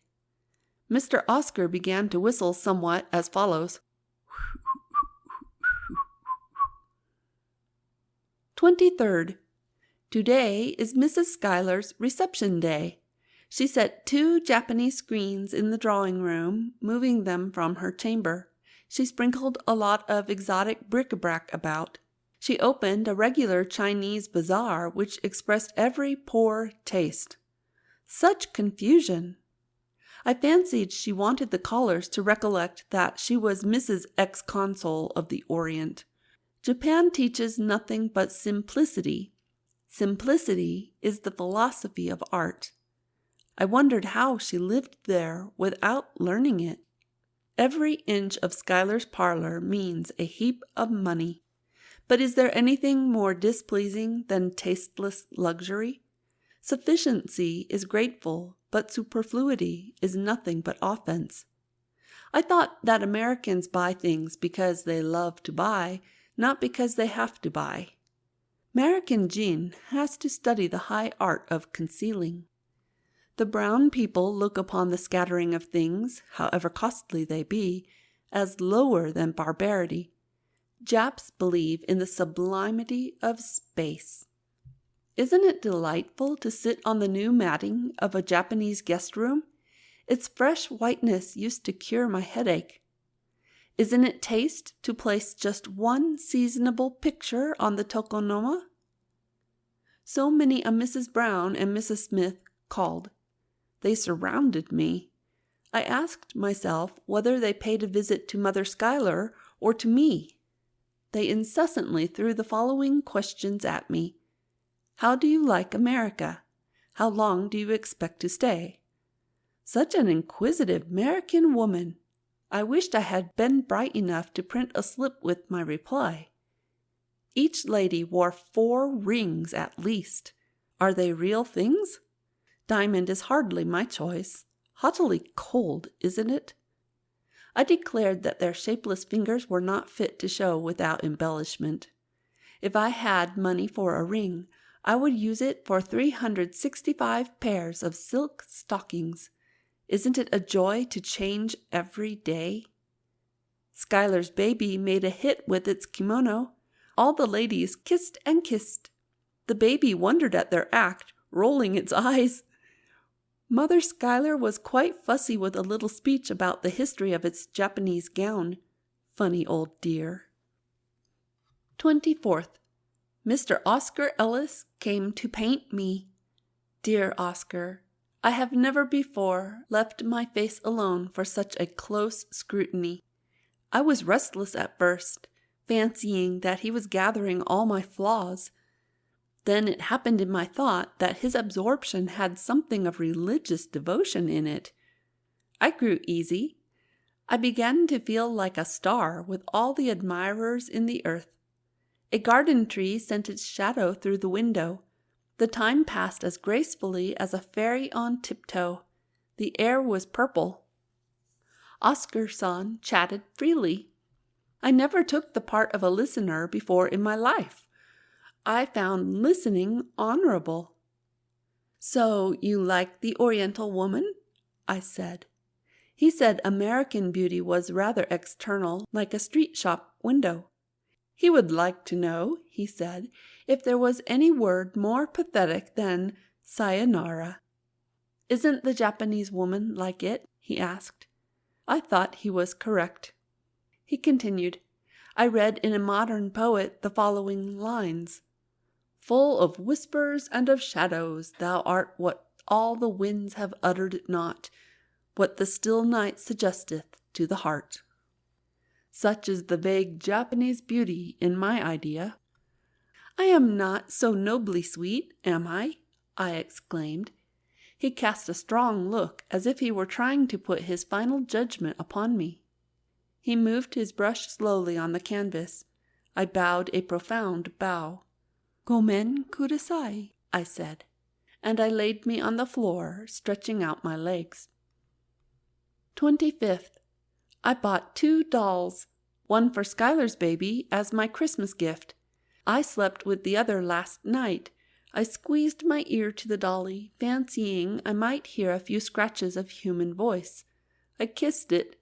I laughed, saying that the doll was the thing for my starting to learn how to kiss. "Sleep till Mamma comes back, darling," I said in the morning when I stepped down for my breakfast. I left the table before I had half finished, on account of my anxiety lest the upstairs girl might tattle of my childishness if she found the doll in my bed. Thank heavens, the girl hadn't come around yet. I locked it up in my trunk. What name shall I give it? Charlie? I was disgusted at the thought, because every Chinese, 10,000 Mongols in all, is named one Charlie. Merry Christmas, all of you. End of section 8.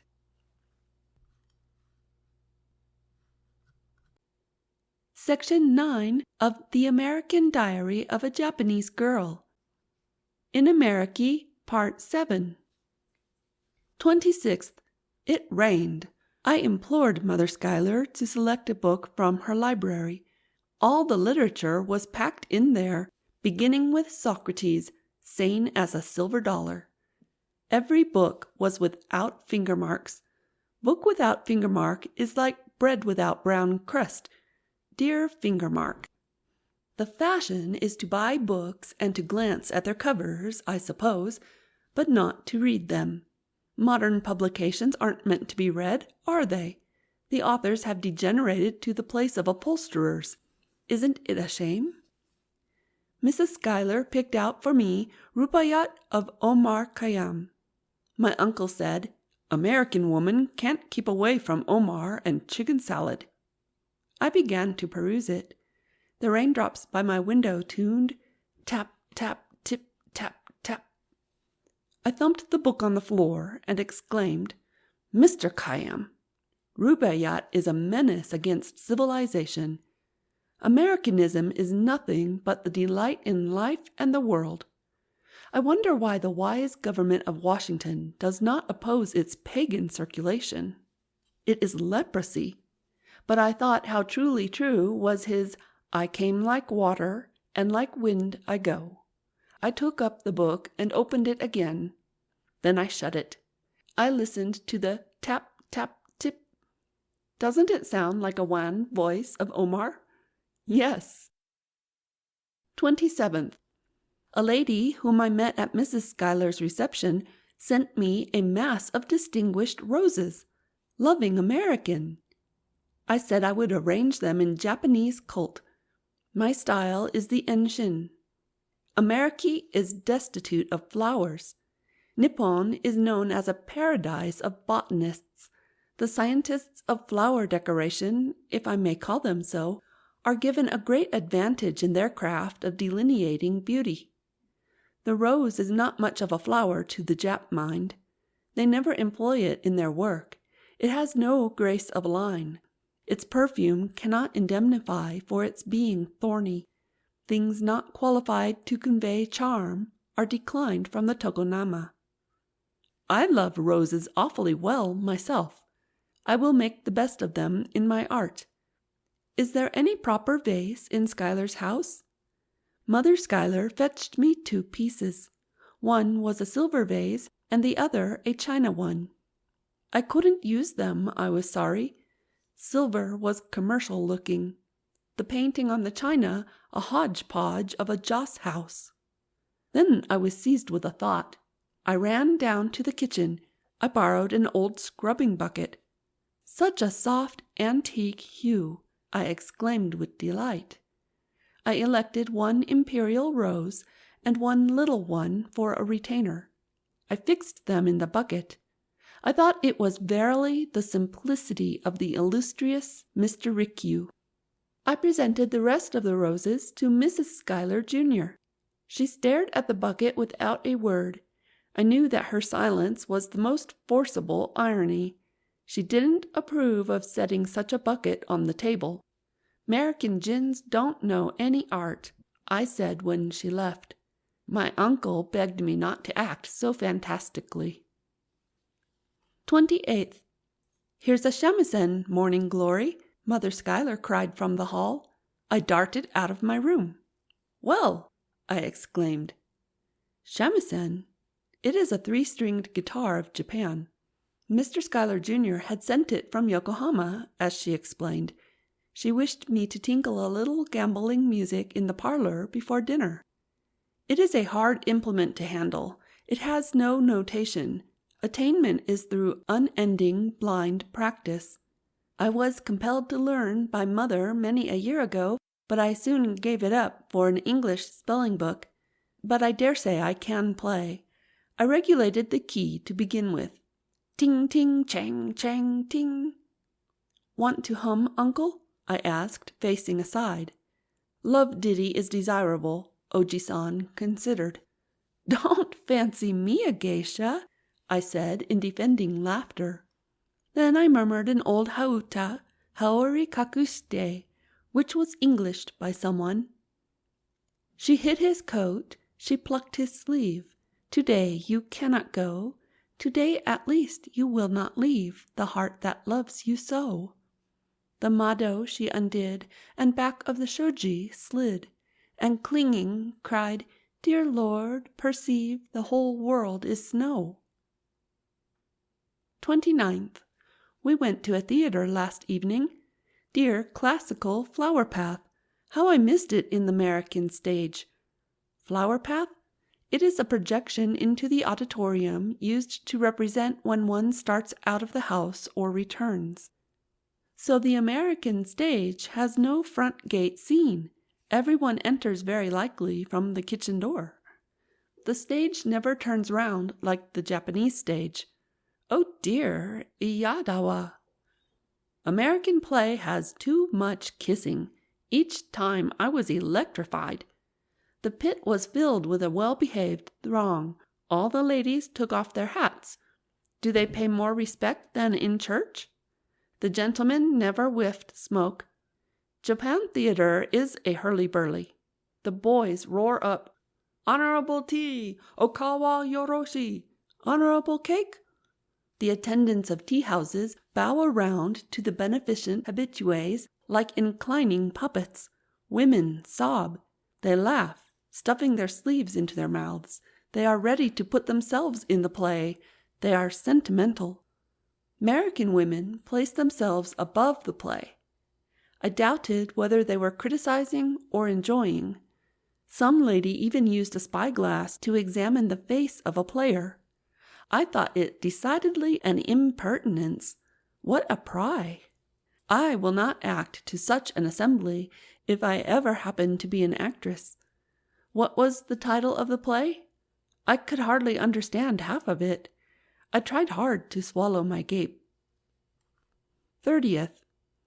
Mr. Oscar Ellis came to put the finishing touch to my picture.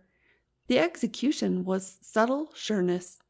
He said that he would offer it to his beloved auntie, Mother Schuyler, of course, begging to let it ornament the wall of my room.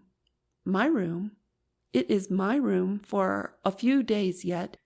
I thought it exceedingly sweet. The wall is duskily red. The effect would be superb. When I announced to him that our leave would take place on the approaching 4th, he started as if he had received a stroke. "So soon," he said. "Yes," I said, turning my uneasy face.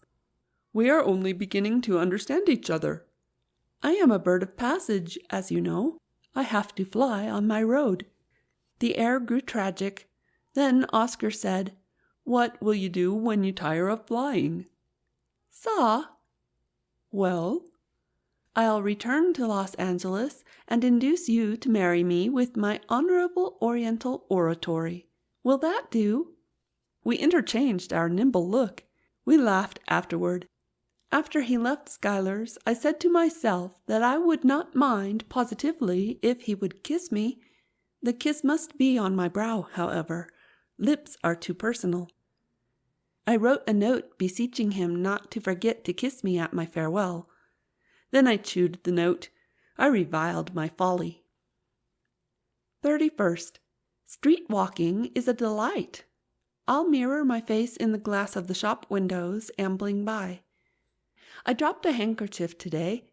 A gentle gentleman, man behind me should be young and good-looking always, picked it up. His respectful "pardon me" made me feel as if I were living in the silver-armored age of chivalry. Shall I drop something again? I observed a variety of form in raising the skirt. One lifted a bit of the left by her fingertips. Another pulled up the right edge of her front. Another clinched out the center of her back, showing a significant fist. A corpulent one stepped, holding up both sides of her front. The miserable underskirt revealed itself in red. Which mode is becoming to me? January 1st, 1900. Is today the opening of another century? Happy New Year! I will send a lot of shinen omideto to Tokyo. Isn't this a queer New Year? No shimenawa along the facades with flitting gohei. No gate pine tree. No sambo for an oblation unto the gods in any room. No rice bread. No golden toso for the cup. I mingled with the neighbors' girls for a rope jumping. We played hide and seek. I offered 10 cents reward to the one who detected me. I abandoned the unprofitable job after emptying out all my change. Miss Olive called on a bicycle. I persuaded her to let me try on her bloomers. She exchanged them for my walking skirt, which was 4 inches shorter. We hurried to the garden. She helped me on the wheel. Such a bad American girl. She slipped her hand from it. I fell on a bush. The touchy rose thorned in my hand. 2nd, I made a discovery. Mother Schuyler's teeth are all false. I have no chance to explore whether her hair is a wig. She chains a big bunch of keys to her waist. Its rattle sounds housewifely. She forgot it, laying it on the sitting-room table. I knotted it to my waist strap. I jiggled it. Jarrin, jarring, jarring, jarring. 3rd, the sayonara dinner was given. Mrs. Ellis's folks joined us. Mother Schuyler repeated every 10 minutes her query, when would I visit them again? Mr. Oscar set his depressive look on me. I wasn't brave enough to encounter it. I slid away from confronting him. I found an elegant young man. He impressed me as an image of Apollo. Only God knows when I will reprint my footsteps on the soil of Los Angeles. I felt awfully sorry in leaving such an agreeable company. Fold your tent like the Arabs and silently steal away. How sad. 4th. Goodbye, Mr. Parrot. San Francisco, 5th. I am again at Mrs. Willis's. San Francisco! Such miraculous San Francisco water! I will taste bliss again in drinking the midnight water, stretching out my arm from the bed. 6th. I tied Dorothy's hair in Nippon style. She pleased me much by remembering the Japanese words I taught her. She is a cute dear. The mode had been the otabaka bon.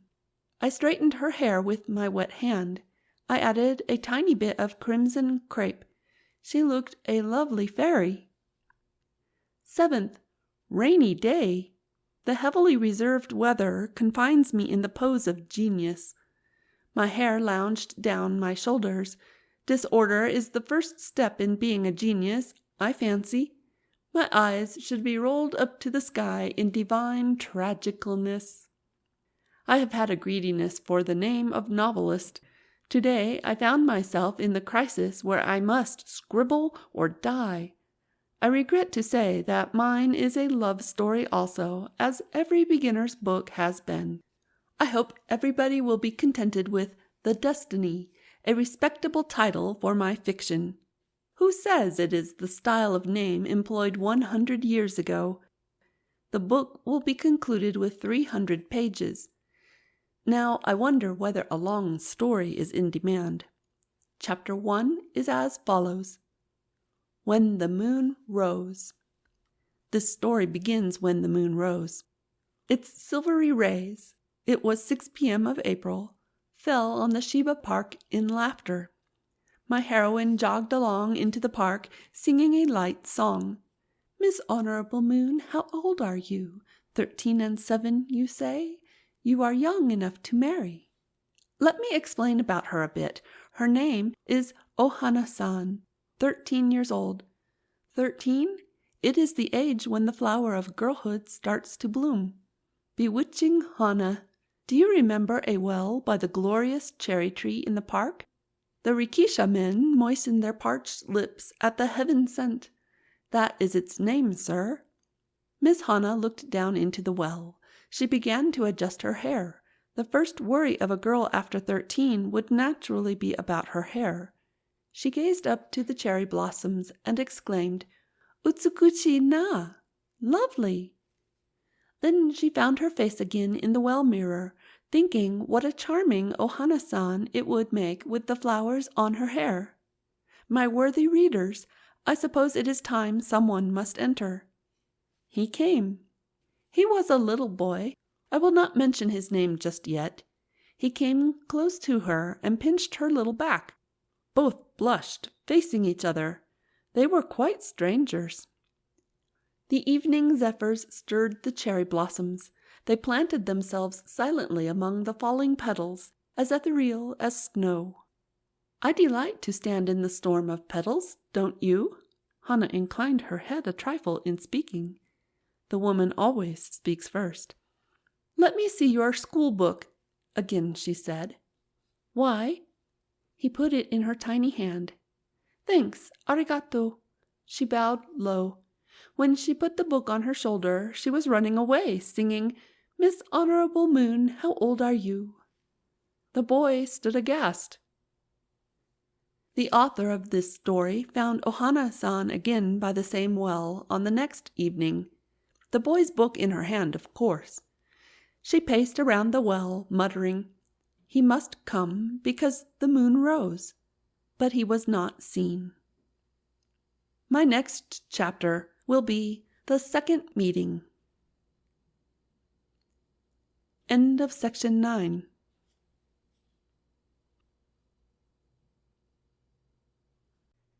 Section 10 of The American Diary of a Japanese Girl. In America, Part 8. 8th. My precious Ada again! How could I live without her? We hastened to a circus. If I were a boy, I could earn a heap of money selling peanuts, lemonade. How those clowns did tumble! If I could share in such fun!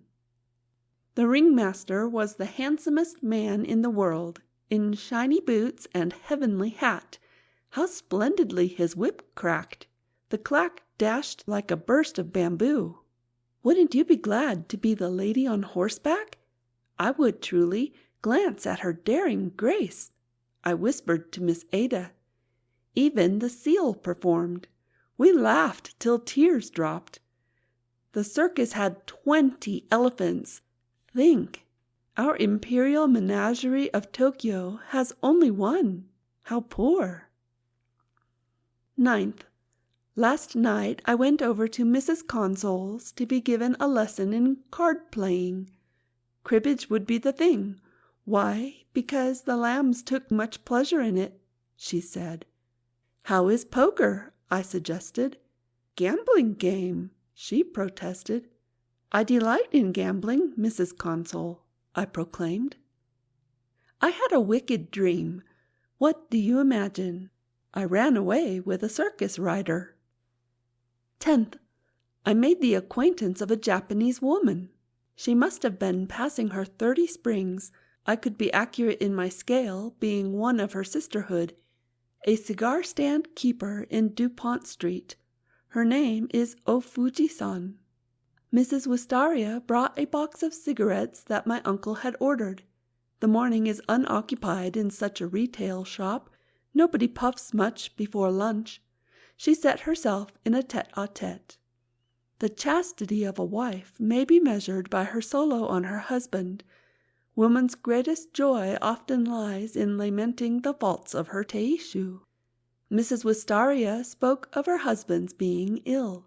I was to accept any chance for squandering my feelings. I sympathized, repeating, "Komaru ne, how sad." She said that she was going to leave the city for a week for the spring of San Jose to take care of her infirm deer. "I fear I may lose my customers," she flagged. Her husband was afflicted with rheumatism. I promised to call at her store. Japs never visit an invalid without a present. Champagne? It's too ostentatious a drink. It's like a highly rouged woman. The loving-eyed claret should be chosen. I sent a half-dozen bottles to Mrs. Wistaria's. A charity woman should be dressed in black and white. I went to DuPont Street, however, in my gray dress. Her husband struggled to entertain me. His clumsy smile appeared all the time at the wrong cue. Poor Mr. What's-his-name. Their business was an absurdly small affair, the whole stock hardly valued above $100. I thought I could conduct it rightly. I was carried away by a sudden fancy. "Can't you leave your store in my hands while you are away? Say yes. No?" I pressed myself upon them eagerly. They were amazed. "High-born lady like you? Oh, no. Doshite? Doshite? Think, do you know this is the toughest part of the town?" Mrs. Wistaria tried to make me retreat. I couldn't listen to her, my whole soul being absorbed in my new caprice. I thought it remarkably romantic. I left the store to bring Uncle to talk the matter over. Mrs. Wistaria's store was neighbored by every saloon. The fuddling sounds overflowed in song. "Hello, my baby, hello, my honey." 11th. Now he is my beloved uncle. He assured me of his help in carrying out my freak. "You are fitting me for a slightly better role, I fancy," he said, venturing to add even one or two of his good-natured giggles. "The secretaryship of a cigar-stand is a rather more hopeful occupation than carrying your wraps through the street." Everything was arranged. Mrs. Wistaria and her husband set off for San Jose. I am a merchant lady. The first thing I did was to put up a dignified sign with the following black letters: "Morning Glory Cigar Store." I borrowed a picture from Mrs. Willis's parlor and placed it by the slot machine. It is the picture of a dear Injun sitting against a woodland fire with a respectable pipe, whose smoke sails up to the yellow moon. What resignation! What dream! What joy! It did suit beautifully for the cigar stand. I love to see a man smoking. The elfish smoke acts like a merry-hearted May gossamer. When I observe a man's eye pursuing his smoke, I say to myself that his soul must be stepping nearer to his ideal. The road of smoke is the road of poesy. A noble trade is tobacco. Man's hermitage is situated only in smoking, I should say. I divested my uncle of his coat. I begged him to hold a bucket and a piece of cloth for a moment. "Are you ready to wash the windows, uncle?" I said. "Traitor, morning glory!" He flashed his accusing glare. Docile old man. He cleaned 4 windows of the kitchen, which was also the dining room and the parlor. I paid him 5 cents for each. I said, "It's good fun to hire the chief secretary of the Nippon Mining Company to rub windows, isn't it?" And I laughed. Then I forced him to buy a cigar. "You made some 20 cents out of me. Your turn is coming, my uncle," I said. I sold him a box of Lillian Russell cigars for $3. The real price was 2. Ha ha ha! 12th. I invited my precious Ada to my store to dine à la Japonaise. One Jap restaurant catered to it. "Irashaimashi! Condescend to enter!" I showered my wooden-clogged greeting over Ada. From the Klondike, my neighboring saloon, a nigger song was flapping in. "If you ain't got no money, well, you needn't come around." Happy Ada-san! She was about to join in it when I brought her into my great dining room. Beg pardon, it was a paltry kitchen. Everything was seen on the table. Japanese dinner has no strict order of courses. You are a frolicsome butterfly among the dishes set like flowers before you. You may flit straight to any one which catches your whim. "Take your honorable chopsticks," I said. Poor Miss Ada! How shall I manage with one stick? She raised her eyelids in questioning meekness. I bade her to split the stick in 2. It was a brand-new wooden one. I showed her how to finger it. She nibbled a bit from each dish. Every time she tasted, she looked upon me with a suspicious smile. And how she slipped her sticks at the critical moment! The sight amused me hugely. "How dare I swallow raw fishes?" she said, shrinking. "What delight I taste in them!" I slammed back at her timidity. Then I dipped a few cuts of the fishes into a porcelain soy pan for my mouth. I even trampled into her fish dish by and by. She was literally terrified. The feast was over. I said, "Go yukuri," honorable not to be in a hurry. I slid away. I tied my white apron like a shop girl. I was glad that I did not forget to push a lead pencil through my hair. I presented myself to Ada, carrying a cigarette box. "Will you buy tobacco for your lord?" I spread the box before her. "How much for 1 packet?" she asked with the charming arrogance of a customer. She was acting also. "Today is the memorial day of Lord Nono-sama. My sweet Oko-san, allow me to make a reduction." Then we laughed. 13th.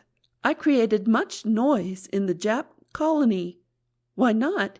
Many brown men pause by my store and buy, simply because they can address a word or two to me.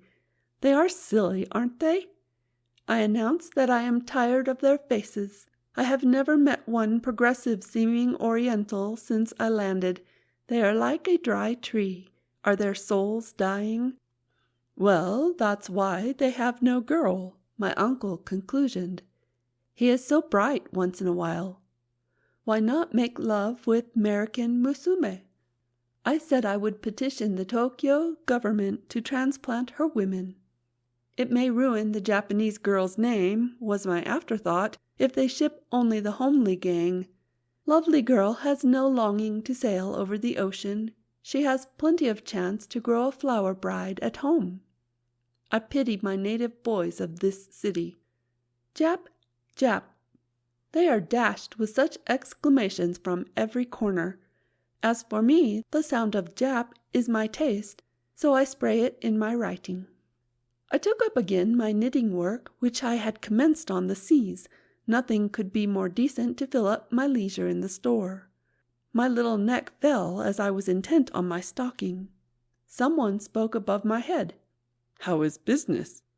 "So-so," I replied in businesslike reserve. I lifted my face.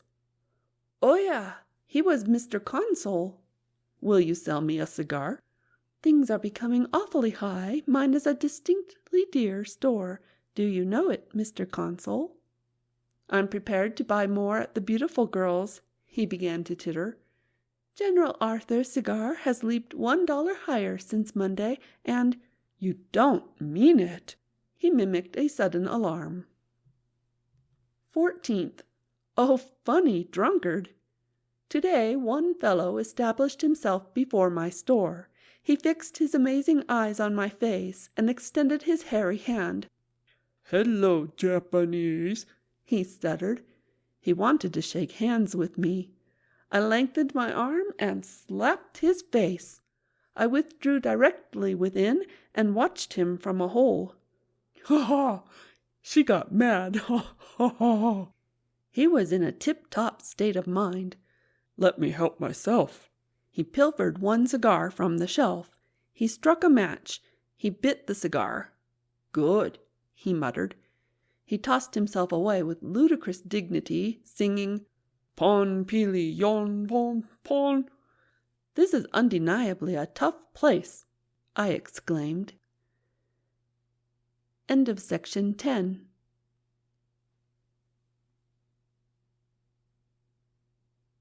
Section 11 of The American Diary of a Japanese Girl. In America, Part 9.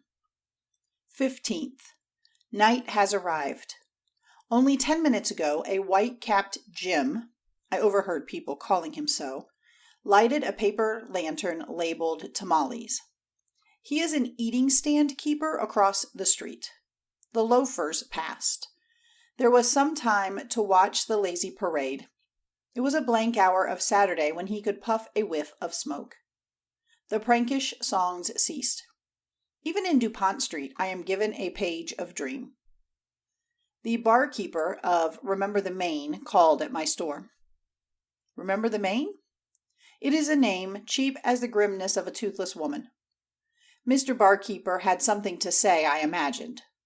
I offered a stem of cigarette. "Do you ever hear a bloody cry at night?" he began his chapter, gathering a medley of gravity on his brow. "Scream? No. Never mind."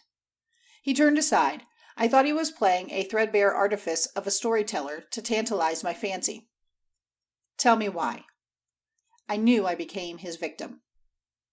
"I fear I do scare you." "No, I never." I leaned forward. "To begin with—" He stopped, looking around. "Your kitchen, don't be scared, is close by a haunted room of a house on Pine Street. It's no story. A chorus girl lived, some 5 years ago in that house with her stepmother. Just think.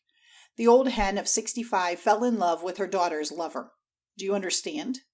She saw one morning the young fellow kissing her daughter. She went crazy. She shot him. Isn't it awful? The murderess leaned against the wall by your kitchen and cried, 'I killed him.' I swear to you that it is all true. So, people say, a wail is heard at night from your side." "Ma, I breathed. "That is all." He retired heavily.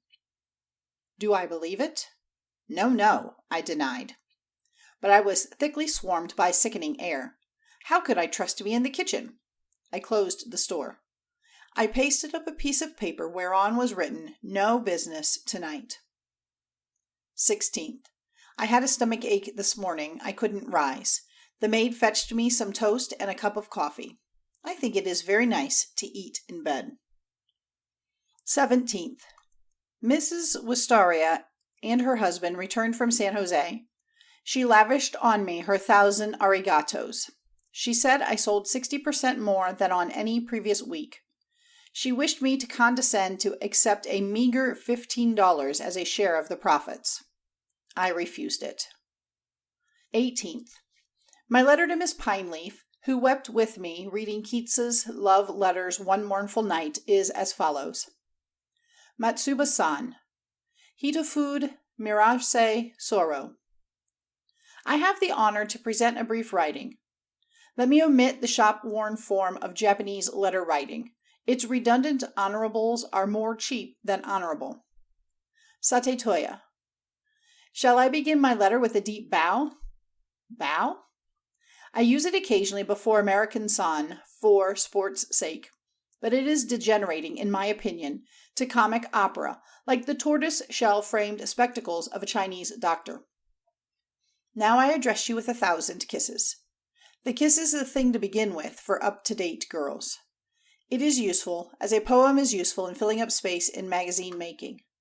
Woman, even a loftily learned American woman, cannot be ready always with her rhetoric of expression. The kiss comes to her relief in the crisis whenever she fails in speech. The kiss is everything. The Jap girl is intimate with the art of crying. A kiss is as eloquent as a tear.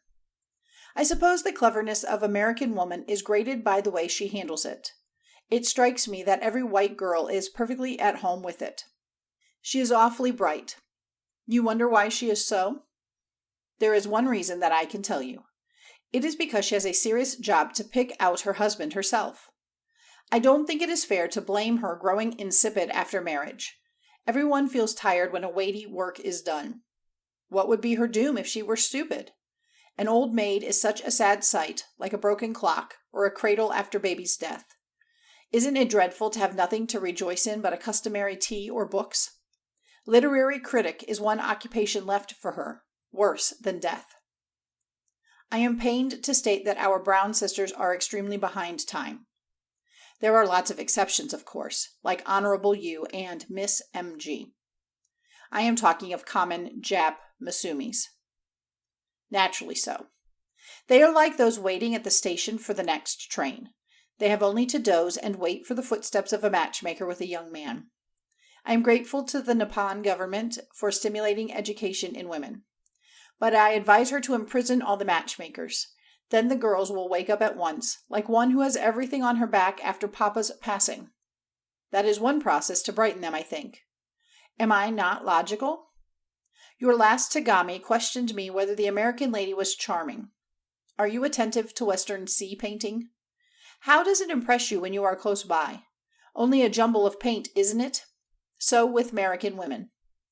You should be off 6 steps to estimate her beautiful captivation. You would be horrified otherwise by her hairy skin. I love her. She has no headache like the Japs. By the way, I will call Japan hereafter the country of headache. She lives in a comedy. Nothing turns bad in America. Tragedy to be a woman could only be seen on fiction thrown in moth-trodden second-hand store. Police never bother. Such a deliverance. I am delighted with my American Kenbutsu. Sayonara. Yours, Morning Glory. 19th. I forced Uncle to swear to me that he would overlook everything I did in consideration of my great service in darning his socks. I peeled off my shoes to begin with. I sat like a Turk. Why do you frown like an oni in hell? I acidified my smile. I held my needle and thread suspended in the air while I said, What is a trust? Be quiet, he exclaimed. He didn't even glance at me, being engaged in writing in the other nook. Uncle, your hair ought to be curled. I will step in tomorrow morning and turn it up before you awake. What do you think, Uncle? Oji-san. Morning Glory-san. He emitted a growl of satanic despotism and soon resumed his work gracefully. I thought what a scandal if he were penning a love letter to Mrs. Schuyler, Jr. I rose. I approached him with secret step. I fell on him from his massy back and cried, What are you scribbling? Eri, my honorable uncle. He was translating Gibbon's History of Rome. I was stunned from the shame of taking him to be in such a wretched line even in fancy. I vowed to myself, with 3 low bows, to take perfect care of my noble worker. Then I gave him my sweet smile. Uncle, let me fix something more. Haven't you anything? Tear your shirt or pull off the buttons then. 20th. Already I could suck from the agile air the flavor of spring upon the lawn. I was roving by the rose bushes along the street with scissors. A gentleman passed by me. How sluggish his shoes sounded. He stopped, waving his old scented smile, and addressed me. "Good morning, young lady." "Ohio." "I perceive that you are Japanese." "Yes, sir." He stepped nearer to me. I took a peep at the Bible under his arm. "Are you a Christian?" He lowered his tone. "Don't you read the gospel?" His voice rose higher. "Don't you attend church?" His sound grew higher still. I loved to be shocked. I couldn't sustain myself against a bore. "Church? It's too sleepy, don't you know? I have remarked that God is with me without any sort of prayer, if I trace the path of righteousness. A minister is only a meddling grandmamma to my mind. If I ever build my ideal city, 2 things shall not be tolerated. One is a lawyer's office, and the other is a church. Church, sir. May I present you with 1 rose?" I raised me to place it in his coat. "Here's a letter for you, Morning Glory." I was rescued by my uncle. How angelic his voice rang.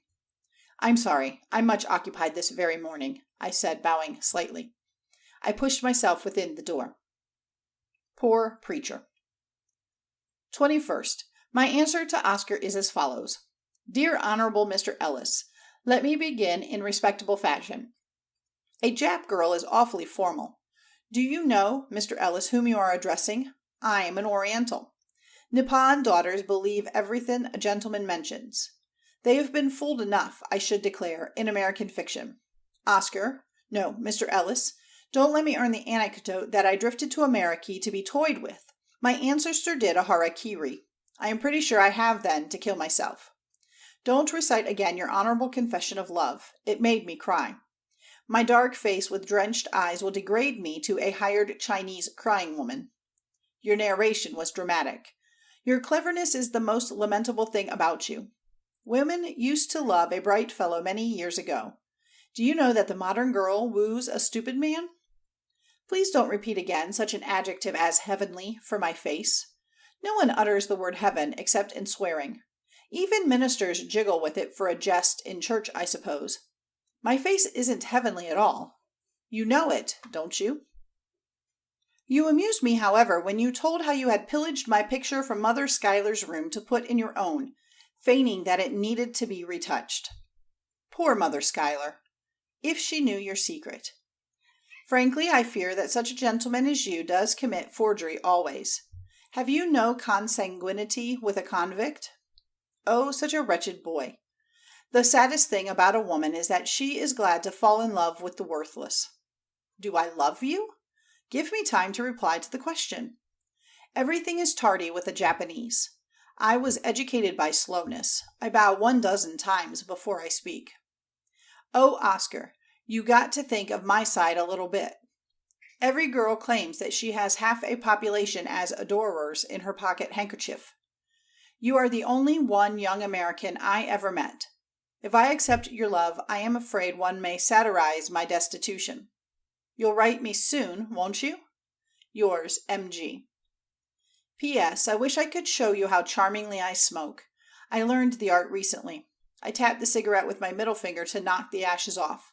It is delightful to heap a hill of ashes on the table edge. When I puff, finding no word after "and," the smoke seems to be speaking for me. But I assure you that I smoked only before my uncle. I was a pretty naughty girl at home, but I flatter myself that I can easily be classed among the best in this country. White women behave terribly, you know. 22nd. I passed the afternoon at Mrs. Consol's. She gave me her favorite discourse on Walt Whitman. I delivered to my uncle what I had learned. No newness in it. It is what dear John Burroughs or Mr. Stedman said. He overturned my castle with one blow, and lit his cigar with a victorious air. I was enraged. Yes, Eriwa. Oriental gentleman knows everything we poor women know, I said. I sulkily drew away to my room with Mr. Whitman's fat book that I borrowed from Mrs. Console. 23rd. A letter from my father arrived. Oh, Papa, please don't. I am tired of such a dirty conference, I scoffed. I tore the paper into shreds. What a sullen lady! What did Otto-san write? Marriage proposal, I reckon. My uncle intruded. Papa threatened me with a list of suitors. He cried, "Chance, chance," like the gate man of an Anichi show. Pray grant me, for once in my life, uncle, to say, The marriage lottery go to the dogs. How many Jap girls kill themselves from the burden of such a glued union, do you suppose? Then free marriage?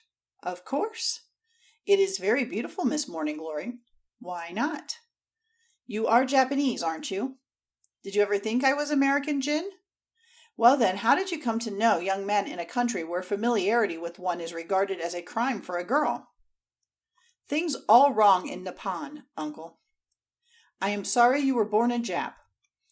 I'll never go back to Japan, I think. The dictionary for Jap girls comprises no such word as no. But you must remember, uncle, I have the capital No in my head. I am a revolutionist, I proclaimed. Then I thought much of my dear Oscar. 24th. My worthy laborer upon Gibbon's work sat before the table for some hours. I stood behind him and dropped the fluid from a bottle on his head. Cold! What are you doing, my little romp? He looked up in fright. No harm, uncle. It is only a remedy. Your hair is growing so thin. Do you know it? I think it a shame to appear in Greater New York with a bald gentleman. I bought the bottle this morning. End of section 11.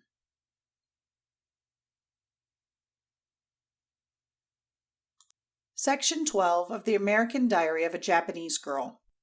In America, Part 10. 25th. A bamboo table in my room reminded me of a take bush in the neighboring churchyard of my Tokyo home. I cannot sound American Jin's curiosity in prizing such a cheap thing. The bamboo was painted. The cross nails glared from everywhere. I never saw such a Jap work in Nippon. Dear take, O bamboo bush. How I used to laugh, breaking the dreams of sparrows by wriggling the bush. I was so ungoverned. If I could be a grammar school girl again. I secured a reader at a bookstall. My mind was made up to present myself in the Lincoln Night School and mingle with the girls in See the Boy and the Dog. What fun! I went to see the stooping principal. His tarnished frock coat, I fancied he was an old bachelor as one button was off, was just the thing for such a role. I seemed to him a regular nen of 13. He was heartily pleased with my greediness for learning English. Poor soul. He ushered me into the class for which I had brought the book. It was the hour for composition. Ocean, the subject. When I was seated, the girl next to me winked charmingly. She threw me a note within a minute, to which I promptly replied Morning Glory. My note was answered Miss Madge, 340 Mission Street. I wrote her, May I call on you tomorrow? For which she wrote, As you please. I was placed on the dangerous verge of clapping Byron's poem into my ocean. I manufactured 12 of spelling errors.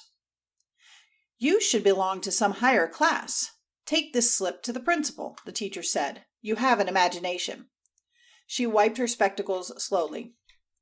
I left the room remarking, because I am a Japanese. I slipped away from the school altogether. One experience is plenty, I declared. 26th. I went to Mission Street to call on Madge. From both sides of the street peeped the famous Jewish noses. The second-hand clothing shops parade. How droll to see those noses shriveling like a lobster. Madge's father owns a despicable restaurant with only 4 eating tables. Mama cooks while she sits on the counter. When I appeared, she shot out, greeting me, Hello, Morning Glory.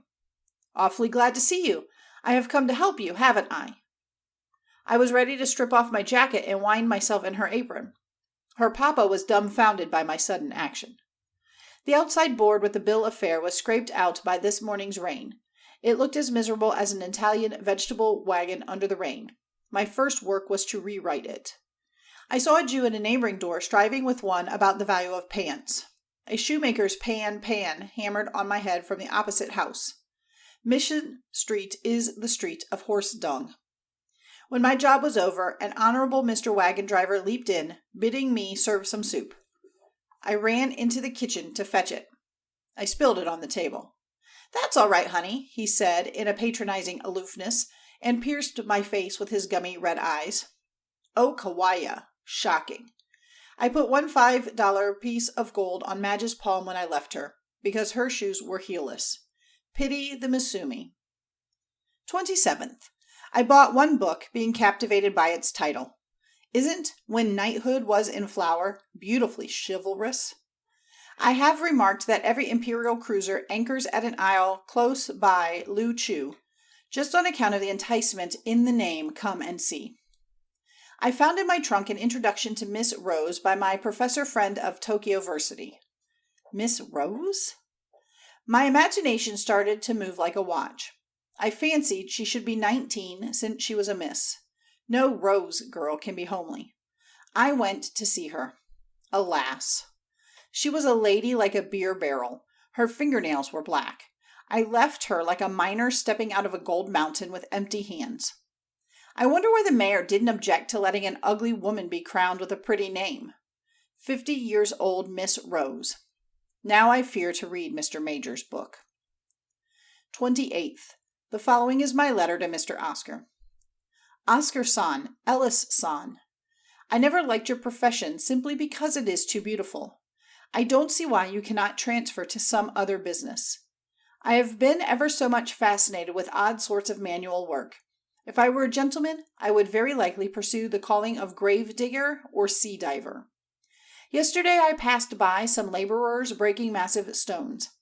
They lifted their hammers. Oh, Oscar, look at their muscles. And knocked them down to the sound of Sarah Baggin. They jerked the Sarah Baggin, Oscar. Does it mean ready? Mr. Willis's Century Dictionary must be imperfect, since it does not contain such a word. Am I misspelling? Suppose I marry one of those. He will return home awfully tired. He will naturally doze after dinner. When his smoking pipe has slipped from his lips and burned my best tablecloth, isn't it possible that I will be mad? I startled him, pulling his hair ever so hard. Now you must think that he grew mad also. He seized my arm and beat me. Oh, Oscar, he beats me surely. Then he will repent his conduct and kneel by my side, begging my forgiveness. He will say, my dear, sweet wife. Do you know how interesting it is to be beaten by a husband? I well nigh fixed my mind never to affiance with a man too genteel to hit me. Woman is a revolting little bit of thing. If you say yes, I am quite ready to slam my no. Oscar-san, I am afraid that you are too amiable. What you have to do for your next missive is to collect every kind of dreadful adjectives from your dictionary and throw them in. You know what to do when I get angry, don't you? Ellis-san, you are too handsome. I am fond of a comely face as anybody else, but I fancy often how it would be if I fell in love with a deformity. People would laugh at me, doubtless, but how dramatic it would be when I proclaimed, because I love him. What a romantic phrase that is. Can't you deform yourself? Sayonara. With 1,000 bows, M.G. P.S. My letter never finishes without a P.S. Isn't that awful? My uncle asked me whom I was corresponding with. I mentioned Olive. Old man is jealous always. So you got to counterfeit your sister's penmanship for your envelope.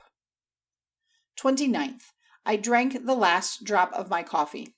Oji-san, when shall we go to New York? I said, pillowing my face on my hands on the breakfast table. As soon as spring begins to flicker in the east, my little woman, it's snow and snow there at present. I love snow, uncle. Old gentlemen can't bear tyrannical cold, Morning Glory. Don't you notice how tired I am of Frisco? Aren't you tired? Yes, frankly. Why don't you then contrive some novel diversion to pass a month? I've a fancy, but... What is it? It may not strike you as romantic. Tell me. I am known to one poet who dreams and erects a stone wall on the hillside. He is unlike any other. His garden and cottage are open to everybody. I ever incline to loaf in an irregular puff of odor from his acacia trees. If you lean towards a poetical life, I have no hesitation in seeing him to make an arrangement. Great, uncle, it's romantic. Is he married? Why? Because a poet is not one woman's property, but universal. My ideal poet is melancholy. Fat poet is ridiculous. Happy poet isn't of the highest order. Tennyson? I wish his life had been more hard up. I suppose your friend poet won't mind if I sleep all day? Is he particular about the dinner time? Does he look up to the stars every night? Does he wash his shirt once in a while?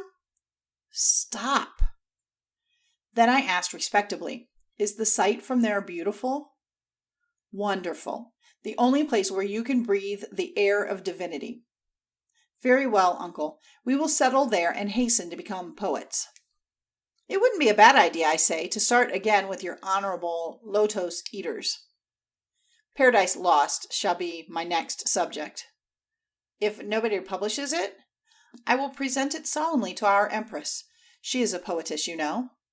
My uncle went to see Mr. Poet. 30th. Uncle said that the poet said, "You are welcome, sir. The cottage for your young lady lies by one willow tree. The waters, the air, the grand view are God's. It costs a wee bit of money to provide the best coffee. I tell you that my claret is superb. You shall be my guest as long as you please. Present my love to Miss Morning Glory. Everything will be ready when you come." "Isn't he adorable?" I ejaculated. I stirred my trunk and sifted out the things needful for my adventure. 31st. Tomorrow. The Heights, February 1st. Let me recline heart to heart on the breast of Mother Nature. Let me retreat to a hillside not far from the city, yet verily near to God. Let me go to my poet abode. We abandoned the Fruitvale car at the hill foot. My uncle picked out our destination from the speckles in the distance. The breeze, how heavenly is a country breeze, enticed my soul. A Jap girl also is provided with some soul. Into far beyond. I feel myself another girl, uncle. How? I am a poet already. The poet without poem is greater, don't you know? We climbed the hill slowly. Every step enlarged the spectacle. When we attained to one wildly well-kept garden, the whole bay of the Golden Gate stretched before us. 1,000 villages knelt humbly like vassals. I saw a tiny gate with the sign, "Fruit Grower." An old gentleman appeared from a cottage, singing, "Ah, take the cash and let the credit go, nor heed the rumble of a distant drum." "Poet," Uncle whispered. Let me now examine him. What lengthy hair he wore! It didn't annoy me, however, because he stamped himself on my mind as if he were an ancient statue. I imagined him a type of medieval squire. I thought of him truly as one metamorphosed from the frontispiece of a wholly forgotten volume in a cobwebbed recess of a library. His courteous voice was simply dignified. "Nature never hurries. God commands you every happiness and all repose. Here's your little home, my gentle lady. I am at your service any time. I hope you will find it comfortable." He set me at the willow cottage. He slipped gracefully away. There was some time before I heard his katsu katsu on my door. I opened it. "Greetings from the host. Mr. Heine offered me a tuft of brisk roses." Heine was the poet's name. How loving! I buried myself in the thought of straying to a fairy isle and being accepted romantically by the dwellers. I suspected that I was dreaming. "Arcadia!" I exclaimed, when the poet announced that supper would be prepared within half an hour. I spied him through the window, gathering the loppings of trees and leaves. He made a campfire. Its soft smoke surged into the sky. Oh, smell it! How fascinating is the poet's life! I ran out crying, "Pray, make me useful." End of section 12.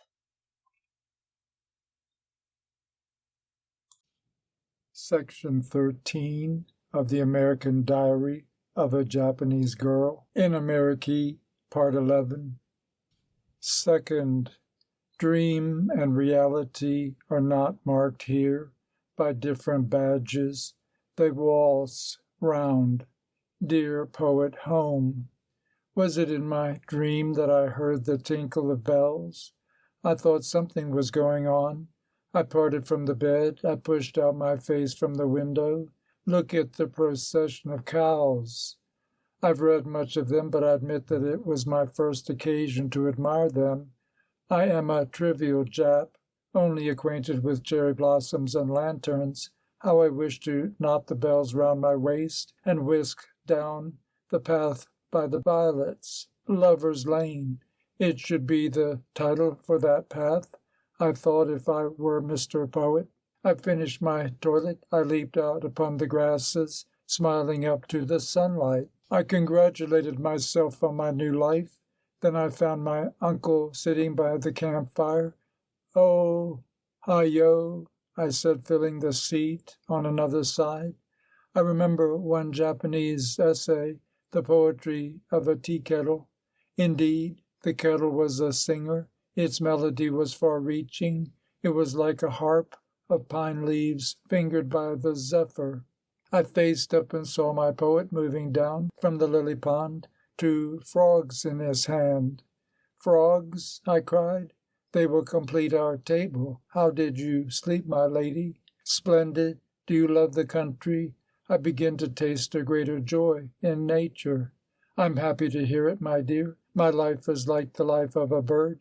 I wake when the sun rises. I lay me in the bed at the bird's dipping into its nest. God made the night for keeping quiet. That is better than prayer itself. I light neither lamp nor candle. I presume that every young lady has certain secret work at night. Let me offer you a few candles." We ate breakfast from the table by the fire. Frogs supplied a special dish. I couldn't touch it, thinking of the songs of frogs that I had heard all the night long. Such a song! It was the muddy-booted song of the countryside. No valuable quality in it, of course, but I should say that they tried the best they could. Poor Monsieur's frog! I fancied the leg in my dish was that of one who volunteered to sing my lullaby. I almost cried in grief. The poet was ready to wash the dishes. I was quick to snatch his job. My uncle wiped them. Stupid uncle! He broke 2 dishes. I collected the bones of the frogs and buried them. On the stone above them I wrote with a pencil, "Tomb of unknown singers." What time was it when we were done with our breakfast? I couldn't tell. The first thing I did yesterday was to stop the tick-tack of my watch and hide it in the lowest drawer. The watch is a nuisance since I'm thrown in the garden of eternity. Third, I searched for a pen and ink in my willow cottage. Nothing like those. Foxy poet. He hid them from view, I fancied, in the opinion that playing with them for a girl is more jeopardous than swallowing needles. I say that letter writing, particularly a decent love letter, if there is one, isn't half so grave a crime as rhyming. I was spraying some water on a rose by the gate when I caught sight of a white quill by my shoes. "This will serve me perfectly," I said. I had not one thing with any tooth except my comb. Comb? Luckily, I've not lost it. Ara, ma, my hairpins. 5 of them vanished from my head while I was springing amid the rocks. By and by the stems of acacia leaves shall be used in their places. Don't you know this is quite a remote spot from civilization? A kitchen knife shaped my quill as a pen. Now only ink. I begged Uncle to run down 3 miles to fetch 1 bottle. Fourth, we went to breathe the song of the forest. The forest laces the poet's canyon. By the way, poet's ground spreads over 150 acres. Does he pay taxes? We climbed the road to the Milky Way. I beseech your forgiveness. It was merely the name I wished for the path to the poet's hilltop. I felt as if I were hurrying to the Sermon on the Mount. You would hardly believe Morning Glory if she said that sublimity vibrated in her soul because she was just a little oriental. How grand! We faced toward the gate of the Pacific Ocean. We were still. Why? Because we were thinking the same thing. We traversed the poet's graveyard. How romantic to put up a tombstone while living. How romantic to lie in the ecstasy of a marvelous view. We could be nearer the stars here. We stepped down to the canyon. The poet said solemnly, "Lady and gentlemen, this is a holy place where you can pray heartily." My uncle started to drone Bryant's hymn, "The groves were God's first temples." "Did you ever read Thanatopsis, my dear?" Mr. Heine asked. "Yes, sir. It's a noble piece. So many thousand Asiatics converted every year to the English alphabet. Wonderful," he soliloquized. We seated ourselves by a brook. "Such a lesson in nature we endeavor to transcribe but fail," he sighed, looking on the trees. Then he turned to me, questioning, "Do you hear the silent song of the forest?" I nodded. "Silence, silence," he muttered. We walked among the trees. We came back to the same hilltop when the large red ball of the sun sank heavily from the gate. "Bye, bye." I shook my handkerchief. The playful breeze carried it away. It glimmered like a silvery inspiration. Who knows how far it sailed? I thought a huge statue of the Muse bidding sayonara to the dying sun would be the fitting ornamentation for these heights. Countless numbers of people would look upon it from the valley. It would be a salvation if they could bind themselves with poesy by its noble figure. There was no question it would be more effective than 1,000 pages of poem. "I have no coin to build it," the poet said in dear openness. "Let me present it by and by." When? It must be after I get married to a rich philanthropist. We laughed. We rolled down the hill in the purple fragrance of evening. The evening was sweet like a legend. 5th. I wrote a letter to the artist. "My sweet Oscar, you will love no more your morning glory, I'm certain, when you are informed how she looks nowadays. She inclines against a willow trunk by her cottage. Were you ever acquainted with the great repose of a poetess? Her eyes flashed in divine sarcasm. She will shoot them down to the mortal domain. She lives on the mountain, while she murmurs in tragical accents, 'I pity you, ant mortals.' Isn't she shocking? Oscar, I've withdrawn to the heights, and am prying into the incomprehensible of nature with Mr. Heine. He is unique. I take it upon me to say that he is a great poet, because in the first place he never asked me yet, do poems pay in Japan?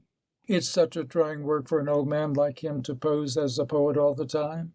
Poet is a sensitive creation. He fancies, I think, the whole world is staring at him. Poor poet, he keeps up and tries to be picturesque as he can. I'm grieved to state, however, that his picturesqueness frequently drops into silliness. The absurd thing is that even my uncle takes a part in his farce. We had no meat to bite yesterday. The poet had no shot left for his gun. What did he plan, do you imagine? He went up the hill, shouldering his pick. My uncle retainered him with a spade. "We will soon bring back a squirrel which we will dig out, Miss Morning Glory," the poet said.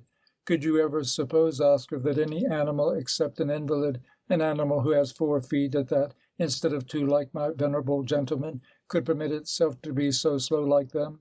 I laughed till my side ached. Funny old men, every sort of sweat fell from their brows when they dragged their fatigued feet home, not accompanied by even 1 inch of any animal tail. "I've never heard yet, Mr. Poet, of a squirrel turned a turnip," I jibed. I dread old age because it makes woman inquisitive and man silly. Inquisitiveness is tasteless like wax, while silliness is helpless like a fish on the sand. I fear you are silly already when you say that you sat up late looking at my picture. Sat up late? What will you do if your mamma thinks you can't sleep from hard drink when you yawn continually at the table? Please don't do it again. Step to your bed at 6:30 as I do. Are you sure that my picture approved your act? I guess it shrugged its shoulders from contempt, the delicious moment of blushing being past. If my picture is so precious, I advise you to alter it to ashes. You will take 2 spoonfuls of the ashes every morning. I'm sure then your soul will be saved. Oh, my darling, I love you. I'm your little Jap girl. P.S. This letter was written by my duck quill, my new invention, you know. My handwriting is clumsy enough, I suppose, to sell as high as any ancient author's autograph. Sayonara. 6th. Oh, Poppy, beloved harbinger of California spring. I hung on the honorable eyes of a poppy by my door, its quaking cup burnt in love, for a meadowlark, perhaps. Let me feed you, my new friend, I said, and brought out a cupful of water. I moistened it. A golden flake of the sun ray came down to it. It smiled, daintily thanking me for my humble treat. I stared at it, slowly fabricating a fable of its love affair, when the breeze sent me a dreamy song. The song was old-fashioned, like the afternoon snore of a water-wheel. I plunged into the song, not knowing who was the singer. "Ara, ara, grandmamma's song," I exclaimed. She is the aged mother of our poet. She is within the rim of 90. I suspected her of having discovered the elixir for preserving eternal girlhood. You cannot help esteeming her a philosopher when you are told that she has visited San Francisco only twice in 10 years. I have no bit of doubt that she would die if you were to rob her of the sight of her flower garden and one stout scrapbook about her son's poems. They work a miracle. What a mystery is human life. I say that I'm touched by superstition. I've read of a villainous fox who masquerades in the shape of an old woman. My wretched fantasy about Mrs. Heine passed when I heard that no fox resided in the hill. She is such a dear grandma. She has no hostile grimace against age. She welcomes it. Her wrinkles are all her beauty. Natural ripening in age is but another form of girlhood. She is as happy as a sparrow. Sparrow never forgets, it is set in upon, to dance in its 100th year. She hoes round her garden. Her vanity is to make her table rich with her own potatoes and roses. She lives alone by herself in a cottage some 100 steps from mine. Did you ever taste her cooking? Good morning, Mrs. Heine, I said. Come in. She showed herself, extending her large hands. They were damp. I thought she was employing herself in washing. Is there any sweeter occupation than service to an old lady? Let me help you. I carried out a bucket to a spring in the backyard. I brimmed it with the waters. It was so weighty. A naughty stone bounced under my heel. I was thrown down like a toy. Alas, my bucket was upset over my skirt. I'd made myself a specimen of misery. Oh, Grandma, it's raining awfully outside, I cried. 7th, today I was the chef, while my uncle was second cook. I placed a heroic iron pot over the campfire. I dropped a lump of beef in, and afterward the mass of potatoes, carrots, and onions. Mr. Poet's directions were that they should boil for 2 hours. Mr. Heine intruded, saying that he would like to season them himself. Longfellow, Lowell, they all loved high seasoning as I, he said, snatching a pepper box from my hand. He kept tapping the bottom of the box when the cover fell into the pot. Oh, yeah, the red pepper garmented the whole thing. Go, Mr. Poet, why don't you mind your own business? You are a butler today. I spoke in rough sweetness and drove him away. He began to place a linen cloth on the table. While I dipped up all the pepper, he picked up 12 pebbles to weight the tablecloth. The first thing he put on the table was his claret bottle. How could he lose it from sight? When he said that everything was in place, he had forgotten the knives and forks. Dear old Poet. We sat at the table under the wild rose bushes. Mr. Heine read aloud the following menu. Perfume of Omar's rose, water of Jordan River, mother love broth, meat of wisdom, potatoes of simplicity, passion carrot, onion of wit, dream coffee, dessert. Typical Tokyo smile of Miss Morning Glory. My grandmamma was our guest. Mother, you talk too much always. Remember, this is a sacred service. Silence helps your digestion. Eat slowly, think something higher, and be content, Poet said. We smelled the perfume of Omar's rose and wet our lips with the water of Jordan River. The broth was served. Everybody choked with its pungent fire. Poor Mrs. Heine, she was showering her tear beans. This is perfectly seasoned. Send up your bowl again, ladies and gentlemen. Mr. Poet's performance was beautifully buffoonish. We finished our meat and vegetables. I smiled lightly and said, Are you ready for the Tokyo smile? Just 10 minutes yet, my dear, the poet smoothed such a lengthy grey beard. I winked to Grandma. We looked upon him slyly. End of section 13.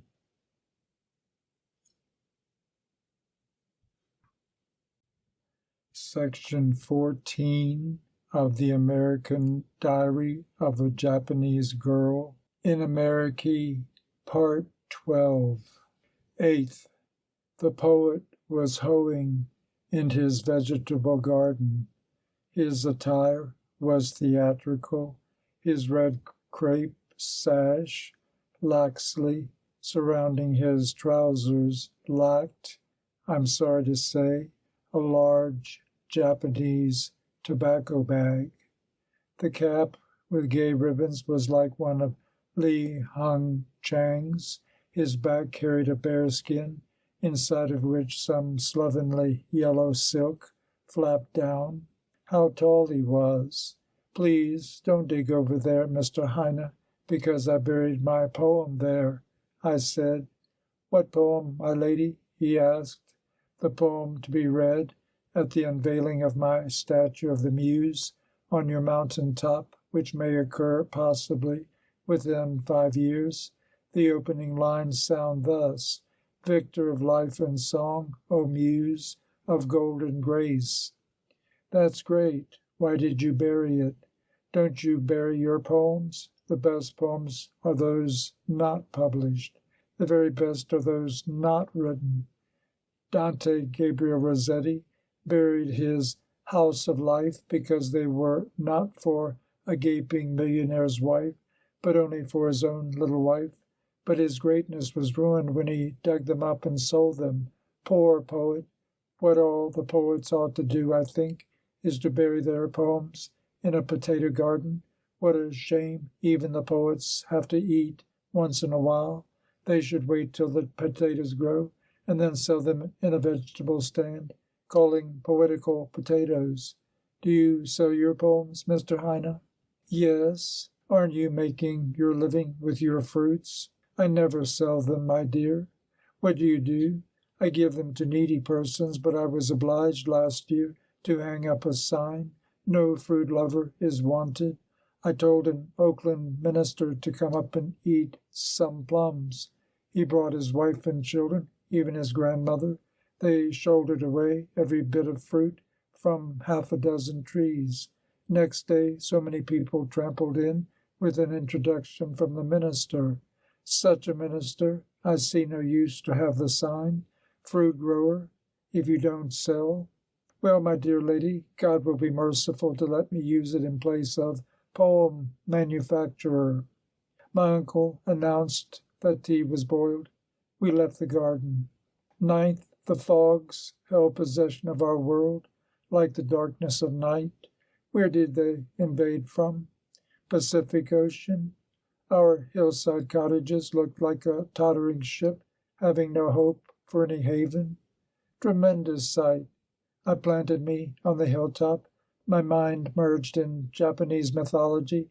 I felt as if I were the first goddess, Izanagi, standing on the floating bridge of heaven before the creation. The divine godliness bit my little soul. I couldn't stand against it. I crept down like a mouse. The poet said he was preparing a lecture. Its title was Not in Books. He, in his bed, there he passes every forenoon, was reciting his song. The words leaped like a leaping sword. Sail on, sail, sail on, and on. I threw a bunch of roses over to his bed, as an admirer does to a star. Then I clapped my hands. Pan, pan, pan, pan. 10th, I went up the hill to gather mushrooms and watercresses. I filled a huge basket with them. I carried it down on my shoulder in Chinese laundry style. I paused every 20 steps. I slipped within the gate of Mrs. Heine's back garden. Mushrooms, watercresses, I called boisterously. My dear girl, Grandma smiled out from her door. Keep your hands off, please. They are things for sale. Today they are uncommonly cheap. Will you buy them? How much do you charge? 2,000 words of the story about your illustrious son's life. What a funny vendor. Tell me something about him. I'm ready to leave you the whole business. Shall I narrate to you how he started to write? How interesting, I ejaculated. Let me see your things first, she said, tugging the basket nearer. My dear child, they aren't watercresses, but baby weeds. I don't consider they are legitimate mushrooms either. She turned upon me with compassionate objection. Oya, Oya, you don't say so, I exclaimed. Then, no story, Grandma? I looked up meekly. 11th. We had sipped our supper tea some time ago. A band from the bay sent up irregularly the melody of the love and prowess of dear mariners. The white moon rose. I sat alone on my front step and watched tenderly by the poppy. My darling Miss Poppy shook herself prettily, as if she uttered a sweet word out of her heart. I imagined every sort of speech that may come from such a tiny bit of flower. Soda, she said that she loved me. I murmured. I made a little letter. Miss Poppy, I love you too. Yours, Morning Glory. I rolled it to a ball. I dropped it in her cup. The moon turned gold. The evening odor filled the air. Look! She was folding her cup, pressing my missive to her breast. There was no question that she understood. Dearest friend, was it silly that I cried? 12th. The poet left the Heights to exchange his manuscript for a gallon of whiskey. He carried a demijohn, which was as apt to him as a baby to a woman. I volunteered to clean his holy grotto. The little cottage brought me a thought of one Jap sage who lived by choice in a 10-foot square mountain hut. The venerable Mr. Chomai Kamo wrote his immortal 10-foot square record, a bureau, a bed, and one easy chair. Everything in the poet's abode inspires repose. Occupy every bit of space in Mr. Heine's cottage. The wooden roof is sound enough against a storm. A fountain is close by his door. Whenever you desire, you may turn its screw and hear the soft melody of rain. That's plenty. What else do you covet? The closetlessness of his cottage is a symbol of his secretlessness. How enviable is an open-hearted gentleman. Woman can never tarry a day in a house without a closet. He never closes his door through the year. A piece of wire is added to his entrance at night. He would say that will keep out the tread of a dog and a newspaper reporter. Not even one book. He would read the history written on the brow of a star. He will say, if I ask him why. Every side was patched by pictures and a medley of paper clippings. Is there anything sweeter to muse upon than personal knickknacks? Oh, such a dust!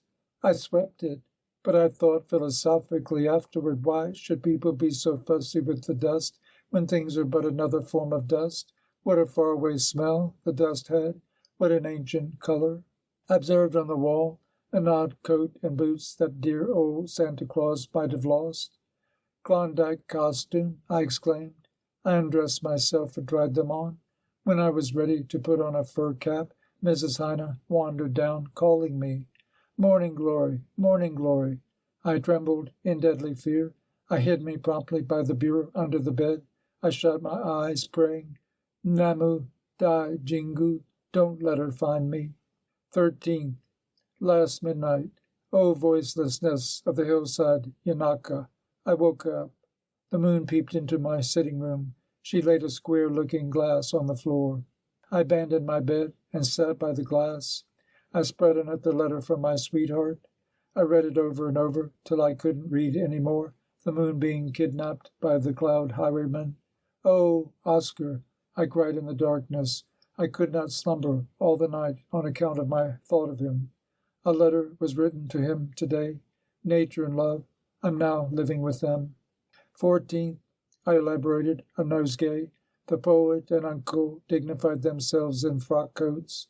The coming of the coffin was slow. Mr. Poet had proffered his own graveyard to let an unknown poet lodge there. Is it because you want someone to greet you when you die? I said in laughter. I seated myself by a creek. I entered involuntarily into the riddle of life and death. The water under my feet rolled down, positively not knowing why nor whence. The wind passed willy-nilly blowing. I wondered whither it went. Mr. Omar is unquestionably a true poet. The petals of a rose before me fell. I murmured, each morn 1,000 roses brings, you say. Yes, but where leaves the rose of yesterday? I was crying in sadness when the coffin arrived. Mr. Heine and my uncle lifted it by either edge. The neighboring farmers and 2 sardonically cool gentlemen from the undertakers aided them. The jaw-fallen papa of the dead carried all the posies. And Miss Morning Glory, who is the belle of Tokyo, shouldered a bench for the purpose of sustaining the coffin when they were tired. The hill is precipitous. The gentlemen stopped numberless times before they stationed themselves on the top. The grave was hollowed behind Mr. Poet's monument. They sank the coffin. What a tremor of silence sharpened the air. I was shaking. The poor papa read a chapter from the Bible. He described his loving son's life in doleful honorableness. There are 1,000 flowers in spring, the poet spoke, whose repute is not extensively spoken, like that of the rose or violet. Some of them are not given even a name. They spend their smile and odor into the breeze and die without any repining. They are content because they are true to God. So a poet's life should be. What is celebrity? Keats was told of his beautiful graveyard, and he said, I've already seemed to feel the flowers growing over me. If this poet, whom we now bury, had been told of this hill, he might have said, I see already the butterflies beaming over my head. Spring is coming, the poppies and buttercups shall dress the hill. A church bell chimed from the valley. We left the buried to his solitude. My uncle and I sat under an acacia tree, silent for some time. Look, Morning Glory, he said, exhibiting a silver piece. Is there any story about that dollar? The father of the dead paid me for carrying the coffin. Uncle, did you accept it? Yes. Such a funny uncle. Why not? You have spoiled all your nobility for only $1. I upturned my face afterward, appealing, in gleeful tone. Oh, uncle, you ought to give me half of it, 50 cents. I carried the bench, you know.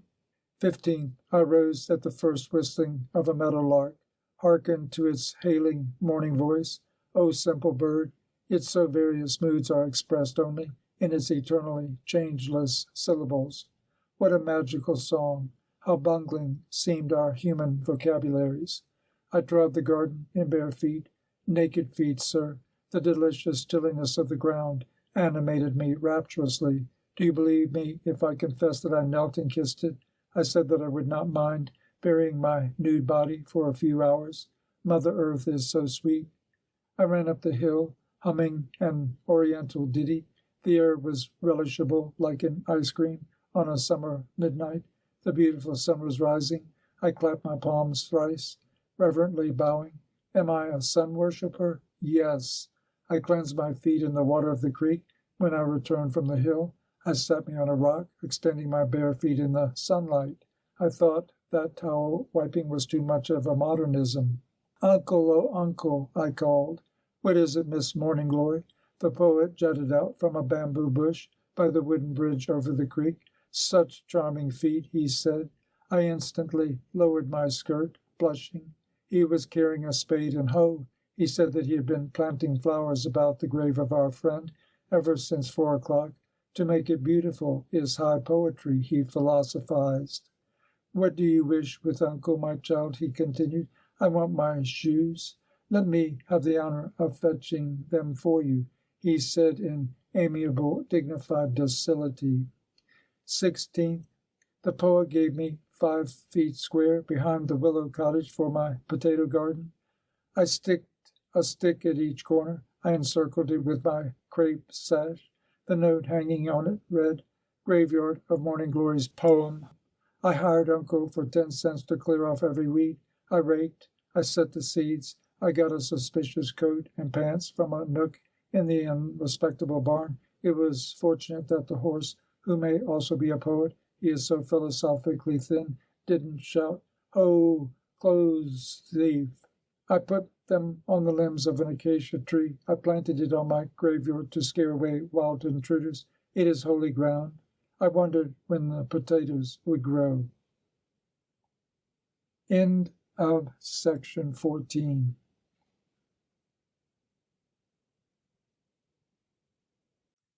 Section 15 of the American Diary of a Japanese Girl in America, Part 13. 17th. Squirrel! What admirable eyes! He projected his head from a hole by my window. He withdrew it a bit and bent it to one side as if he were solving a question or two. Then his eyes stabbed my face. I'm no questionable character, Mr. Squirrel, I said. He hid himself altogether. I amassed some crusts of bread by his hole and watched humbly for his honorable presence. He did not peep out at all. The bread was not a worthy invitation. I varied it with a fragment of ham. Mr. Squirrel wasn't void-stomached. I thought he needed something to read. I tore a poem from the wall. I left it by his respectable cavern. Lo, his head sprouted out to pull it in. Aha, even the squirrel is a poetry devotee in this hill. I said in humorous mood. 18th. Most beloved, Mamma was flogged with a bamboo rod some 100 times when she was a girl, her exchanging of a word with a boy over the fence being deemed an obscenity. My papa spent his lonely days in a room with Confucius till one night a middleman left him with my mamma as with a dolly. I do believe they never wrote any love letter. What would they say, I wonder, if they knew that their daughter had taken to love letter writing as a profession in America? You shouldn't censure my penury in writing, knowing that I am a musumi from such a source. Oscar, are your windows clean? Every window of my willow cottage was washed yesterday. Is there anything more happy to see, your beautiful eyes excepted, than a shiny window? I pressed my cheek to the window mirthfully when Mr. Poet tried to pinch it from the outside. My dearest, if he had been my very Mr. Ellis. I made a discovery while I was trimming about the kitchen. Can you guess what it was? Love letter writer. Gift from heaven, I said, trusting it would help me in my composition. I lit a candle last night. I hid it behind the cover of such a huge Bible, which I had borrowed for the purpose. I was heedful of 2 old men who might disturb me, mistaking the light for a sign that something had happened. Poor Mrs. Heine almost cried. She was so pleased to think that I loved the Bible. Do I love it? Oh, ho, ho, ho. Baka, Bakashi, how sad. The whole bunch of letters wasn't fit for my taste at all. I'm sorry that I used up 2 candles that were all we had in this hill. So, my darling, my letter has to be woven from my truest heart. Good morning, my sweet lord. How are you? Have you breakfasted? Did you eat a beefsteak? I dislike a hearty morning eater. My ideal man shouldn't be given more than a cup of coffee and 1 trembling leaf of bacon. Mr. Poet kills a frog every morning. He says that his fancy springs like a pond singer when he tastes it. I should say that his idea bounds too far in his case. Do you eat frog? I beseech you not to incline toward it. What should I do if your thought ran off from me? Failure of my life. Love is the whole business of woman, you know. Have you any shirt to mend? I have been fixing the poets. Pray express it to me. Should you ask such a pleasure of any other girl, it would be a fatal mistake for you. Remember, Oscar, that the Japanese girl is a mightily jealous thing. My sweetheart, I dreamed a dream. You were a dragonfly, while I was a butterfly. It is needless to say that we loved. One spring day we floated down along the canyon from a mountain 1,000 miles afar.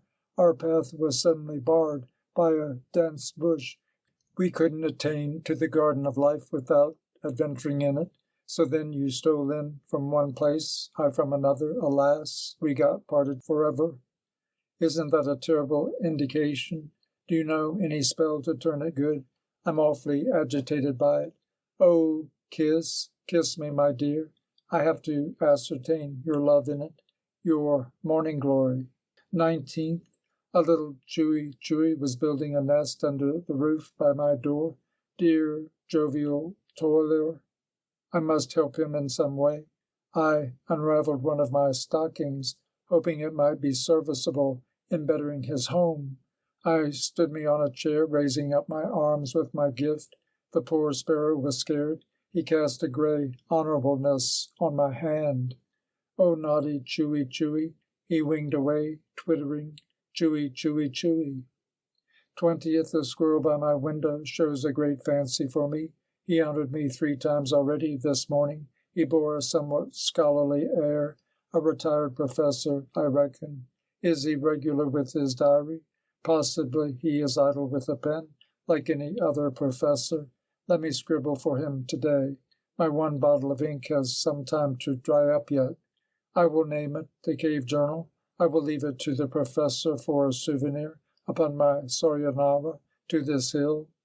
A. Where are my spectacles? B. Upon my soul, I believe that some mischief is raging. I could never trust even the poet Abode, who stole my 2-cent stamp. God bless you, my precious daughter at Sierra Nevada. By and by, I will erect my private telegraph between us. See, the idea of an idiotic spider tying his net across my front gate. However could he be so ambitious as even to incline to arrest me? He may very likely be a detective, a railroad brigand, is hiding in these heights, I suppose. The world is running worse every day. How shocking. It was a fundamental error of God to create that adventurous Eve. The offspring of a crow can't be other than a crow. Our squirrel history is not blotted by any criminal. I feel a bit conceited in speaking about it. How can I help it? The trouble with God is that he was awfully vain to express his own ability by so many useless things. Rifle, for instance. My poor wife. D. Today is the anniversary of my beloved. She was shot by one two-legged barbarian. I appealed to the police. American police are rotten through and through. The murderer bribed them, I fancy. I found my wife, but she was only a skin. How often did I tell her that she was risking too much in sporting around? But she didn't mind me, insisting that sightseeing was a better education. I carried her skin into my home. I cleansed it and altered its form a trifle because it was a lady's. I'm still keeping it for church wear. I feel dreadful thinking of her. E. A butterfly passed by my cavern 100 times. Each time she threw me a vulgar laugh. Her face was thickly powdered in yellow. Does she think herself charming? I should say that I would prefer a girl in tights from a saloon stage to her indecency. Such a flirt. I suppose that she wanted me to marry her. No, am I not old enough to avoid running into such foolishness? F. Rainy day. I sat in a memorial corner of my cave with an unfinished novel of my wife's. I do judge she had flashes of genius. She was so deep like the sky. I never suspected that she could gracefully have beaten George Eliot if she had only survived. Poor girl. One tenderly loved by God passes away young. I've fallen into the habit of crying unmanfully nowadays. I cannot help it, can I? G. One thing I must furnish is a bathroom. Cleanliness is the first rule of heaven, I'm told. I went to the lily pond to take a gracious bath. Oh, such water gammons, dirty-handed frogs. How could I dip me in that turbid water? The frogs ought to go to a reformatory school. They have no culture whatsoever. H. Camera hunters are thick as fogs. Today I came near being a victim. No, sir.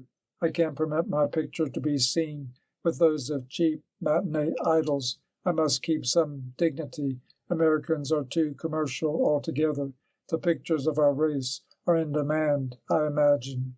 I, beautiful moon, last night I filled my stomach with the divine water from a creek. My face waved in the water. I flattered myself that I was a pretty, handsome gentleman. I sang an ancient Chinese song, Come long tomorrow moon, carrying a harp. J. Stop your empty noise, meadowlarks. Silence is the first study of this hill, and the last, don't you know? I'm absorbed in my grave work, the secret of the world. K. My neighboring Jap girl is rather attractive, isn't she? I heard a few scratches of her native bubbling. The pagan speech is not so bad as I thought. L. If there is one thing I cannot endure, it is ignorance. What is the state of your roses, old boy? The poet Heine is utterly alien to rose culture. Shall I order How to Raise Roses from a London publisher? M. I went up the hill to pray to God. The higher, the nearer. When I came back, my honourable vestibule was blocked, I found, by the dirt. The poet was ditching close by my residence. I couldn't blame his conduct, however, because no one could see my home. I don't hang out a sign like a quack doctor. It occurred to me that I would strike into his cottage and snatch the best poems from his drawer and sell them with my name. I must secure the international copyright, I said, but I couldn't dare it, my impulse being thwarted. I am no wicked reporter, don't you see? I hid me in his historical iron pot all day. Heine was posting around the following card, No shooting. I venture to say that he is the only one civilized two-legged in the whole world.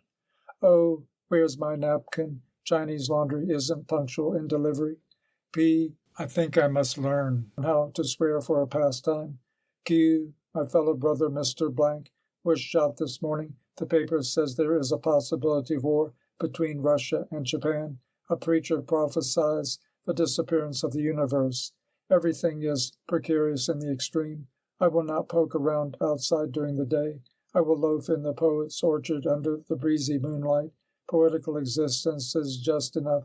I will withdraw me to the sanctuary of the muses. R. Heaven be with my soul. Amen. S. Goodbye, my dear old world. 21st. A Chinaman passed with a weighty load of washing on his shoulder. Friend, stop a minute. Take a glass with me before you go. The poet rolled out with a claret bottle. Did you ever see a Chinese in love? Did you ever see one smile? Mr. Charlie smiled a serene smile of the flower kingdom pattern. God bless the Empress Dowager, Mr. Poet said. Both raised their wine.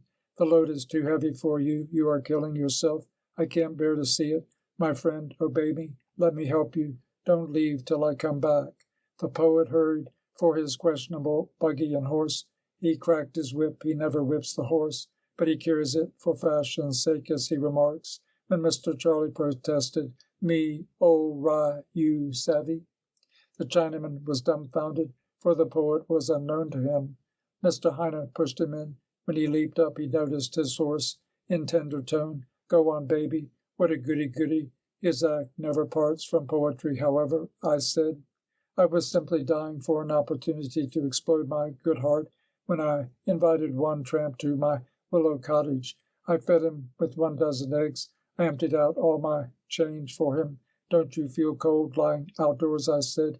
Yes, miss. Don't you need an overcoat? Yes, miss. When Mr. Tramp left me with an overcoat in his hand, looking like a proud mayor of Tokyo, my uncle was coming from Mrs. Heine's.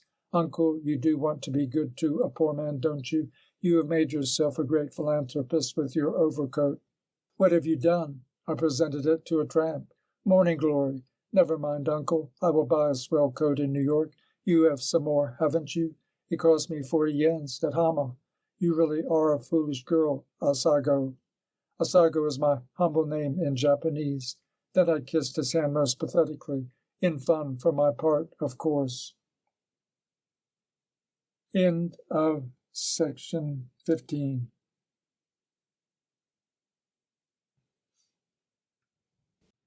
Section 16 of the American Diary of a Japanese Girl in America, Part 14. 22nd. My superstitious mamma. She mailed me an omakuji from the holy box of the Akiwa god. The number written on the slip was 51. The divine will read as follows. Faith in the well God will result fortunately. Mamma bade me make my prayer long, not mixing it with any laughter whatever. I wondered whether there was any well around here. I explored. I came across one, such a doubtful well, by an apple tree. I hastened to my cottage to cut a paper flag. The poet gave me 1 cup of claret for the well god. I sat by the well. What did I pray? I pried into the well for the fin of a fish. Well, without a funa fish isn't holy to a Jap mind. 23rd. Uncle left the Heights for Frisco. I've encountered somewhere one picture, stolen kiss, symbolizing sweetness. I dare say the sweetest thing in the world is to steal into a gentleman's room and overturn his things. The gentleman's smell is provocative. My uncle, I can only say that he is more desirable than an old woman. Old woman is sad as a dry persimmon. I stole into his room. God will overlook my petty crime. How lovely to be scratched by guilt, in consideration of the fact that a Jap girl never profanes. I turned his pillow. Pillow is a fascination for me ever since I've read of a poet who hid his diary under it. Look at the book, a random note. He was working to beat me with his journal, I derided. I sat on his bed, opening it, How original, I exclaimed. Uncle, you are a cynic, aren't you? Let me pick a few pieces from his pen. Unfortunately, Japanese are accustomed from babyhood to depend on another's back. The hereditary fashion of nursing the baby on the back has thoroughly taught them dependence.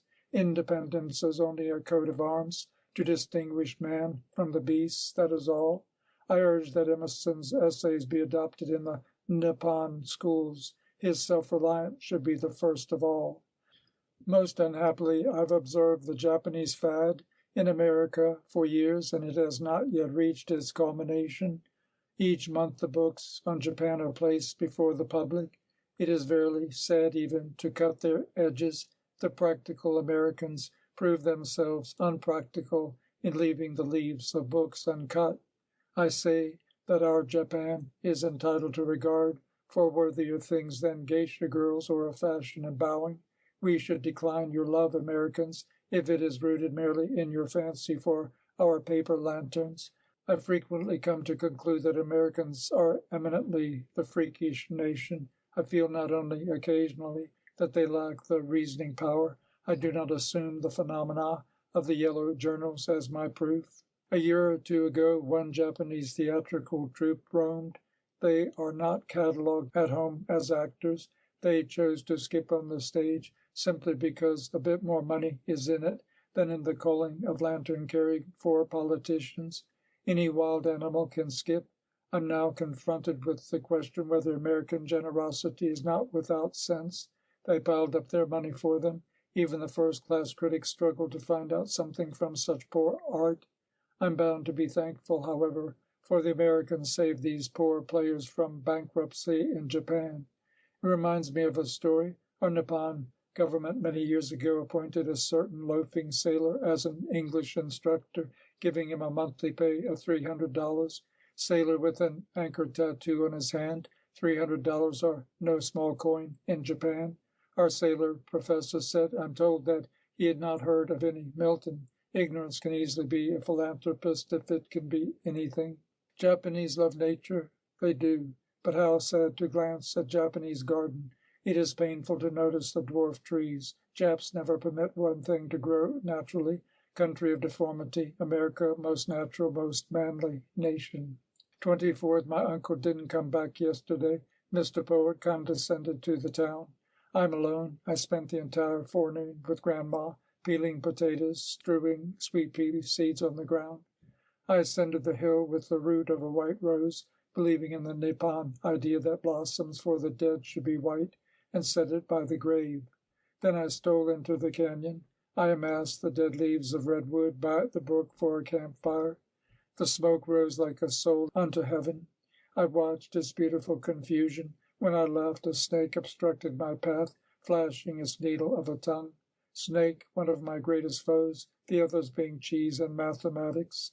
I turned pale, but I bravely faced it, hoping that it would speak a word or two, as one did to Eve. I placed my eyes on it, though in fear. Perhaps it wasn't as intelligent as the one in the Garden of Eden. Maybe it thought it nothing but a waste of time to address a Jap poorly stored in English. It crept away. I ran down the hill. A storm of laughter struck me from within when I came to my willow cottage. I examined it from the window. Half a dozen young ladies were biting pie, rustic pastry I ever so hate. Picnic, I murmured. My blood gushed up. I was on the verge of denouncing their eruption. The cottage belongs to anyone, I said in my afterthought, as it does to me. I slipped away. I found myself in the plum orchard with a hoe. I began to root the weeds. I waited silently for their departure.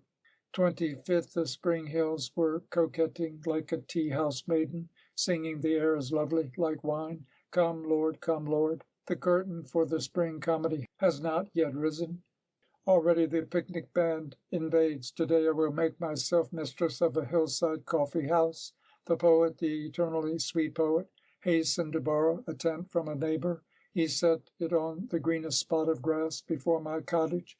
I must excuse his conceit, he entreated, in showing his skill by baking a cake for me. Accept my 100 arigatos. I bowed demonstratively.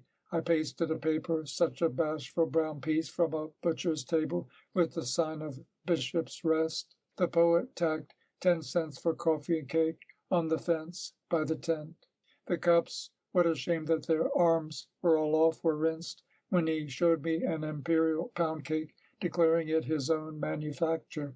At 3 o'clock I was fully prepared for an honorable guest. The coffee on the oil stove was surging when 2 parties went by, not spending even one look at my sign. Times are awfully hard, I think. People have not luxury enough to spare even a dime. I murmured sadly. I said that I would have no business if I didn't make the next party my victim. I appeared before the tent, with a few girls who were born for laughing but not for thinking came close by. Will you rest and taste the cake that the poet made, ladies? I said. That's nice, they said, rolling into the tent. I served them with coffee and cake. Is this surely the poet's cake? It looks like baker's cake, one girl said. Mr. Poet assured me it was of his own making, I replied in cool reserve. After they left, I scrutinized the cake. Oh, yeah, a little bakery mark was seen. Mighty liar, I grumbled. Abrupt clouds clouded the sun. The winds scolded bitterly. I decided there was no business remaining. I called Mr. Heine and Uncle into the Bishop's Rest. Your cake was fine, Mr. Poet. I know it, Miss Morning Glory. I'm a pretty good cook, you see. I cooked once in a Sierra camp for 50 miners. I was paid $20 a week. Alas, it was the biggest money I ever earned. By the way, Mr. Heine, the bakery sent a bill for you. I placed before him a slip that I had prepared for the purpose. Ha, ha, ha, ha. His open laughter was as from a simple fawn.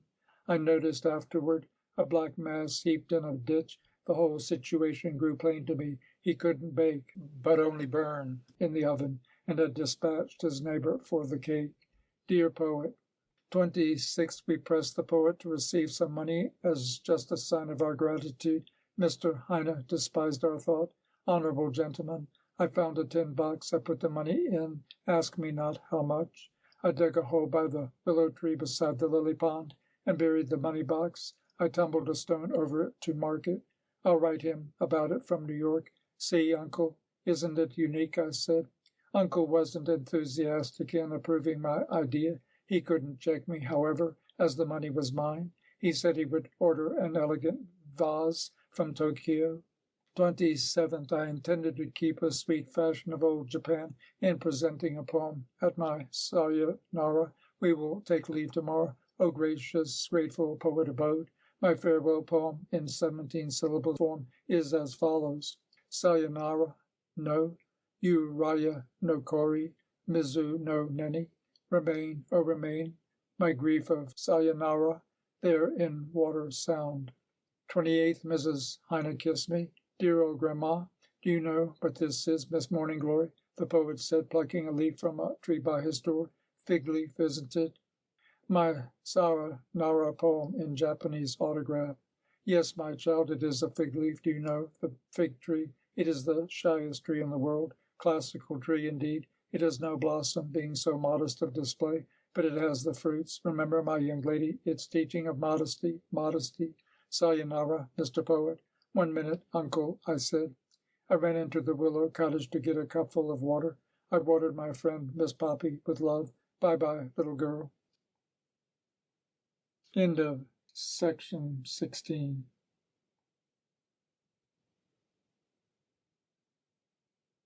Section 17 of The American Diary of a Japanese Girl. In America, Part 15. San Francisco, March 1st. Civilization again. The first thing was to buy a cake of the best soap, because my hands had perfected their transformation into worthless leather while I dwelt on the hill. What kind of soap did I use, do you suppose? Laundry soap. Second, delightful Ada. We drove to the Cliff House. Ada to laugh at the stupid song of the seals, I to say my adieu. Goodbye, Pacific Ocean. We cried in hugging. We shall not see each other for some time, maybe never again. Ada.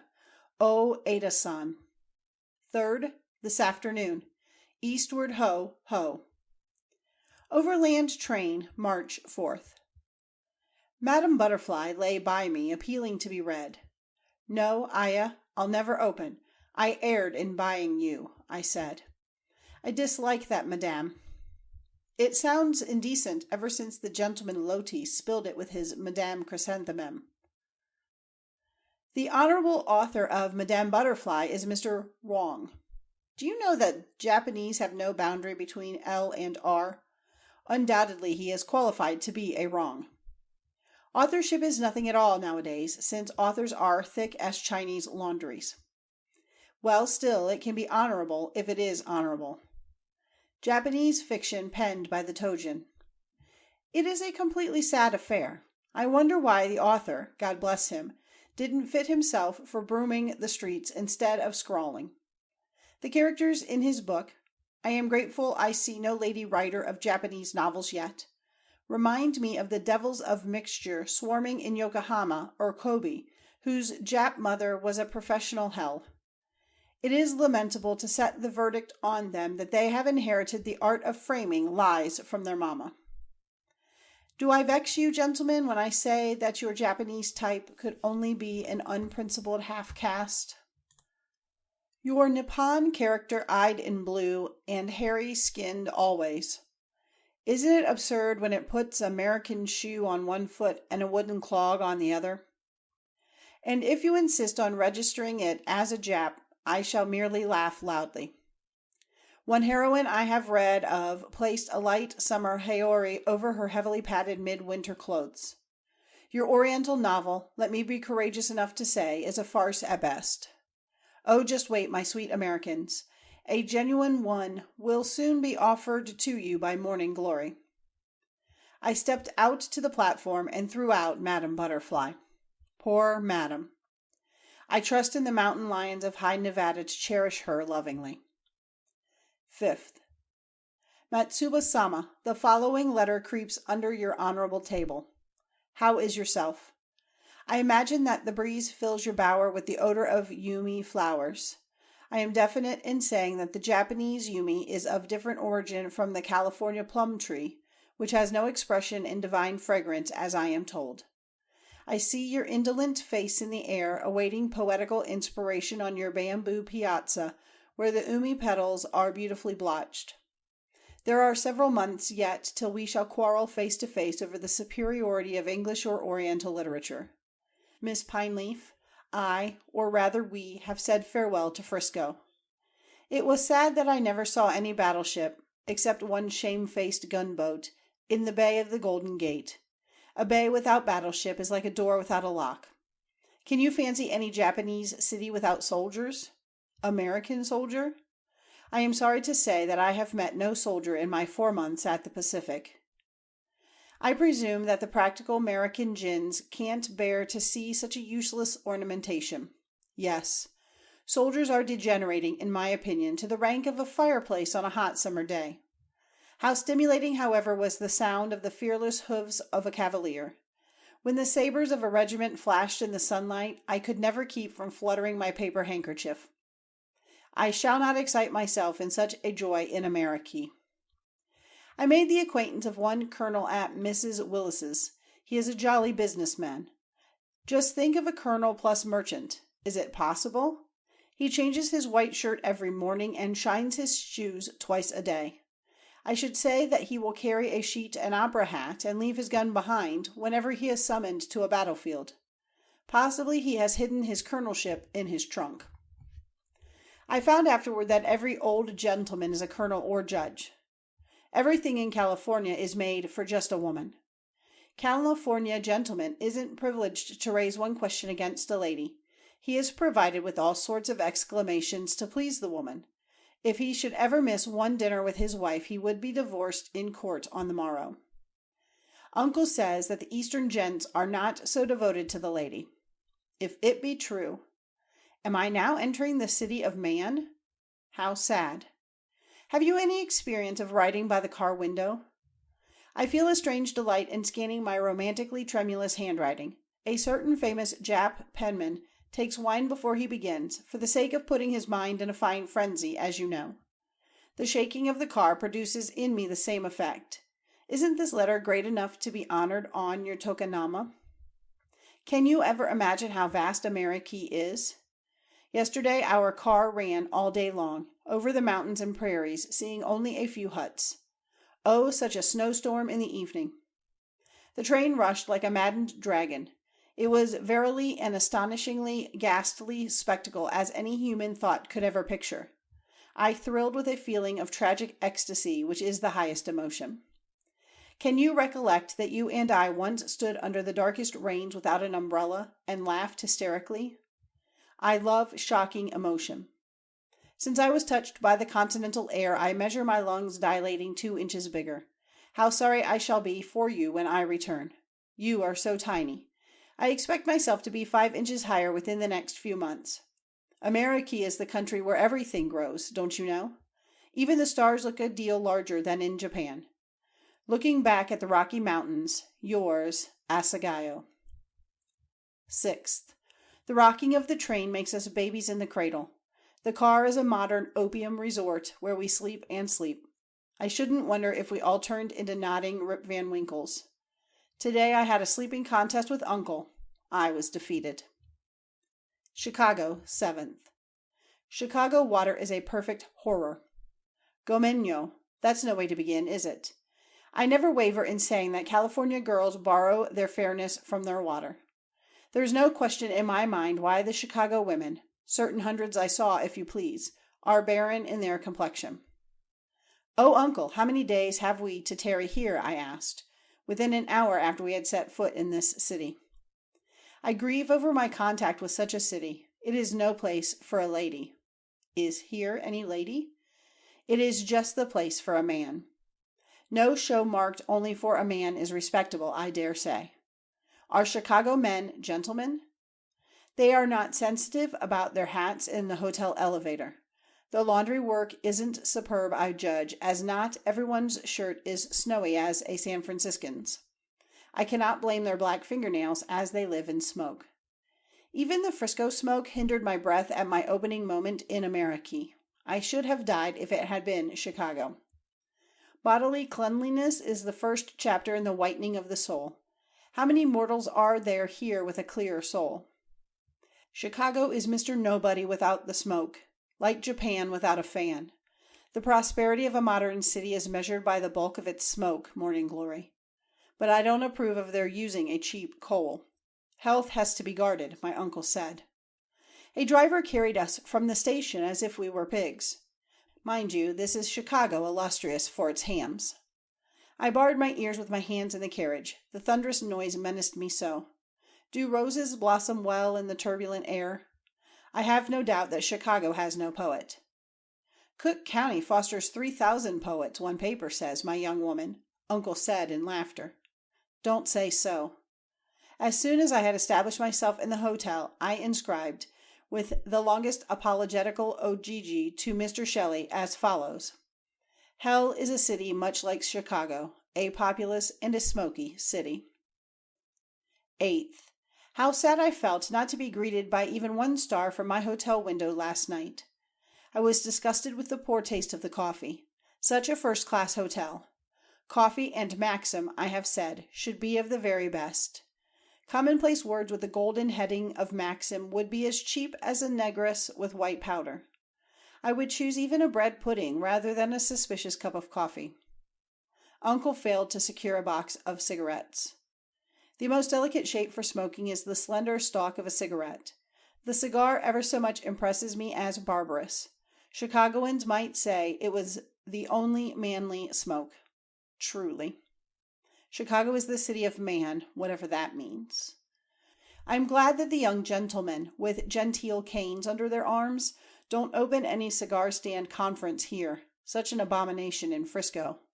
No drones whatever. My uncle was going out sightseeing with me in a silk hat. I objected to it.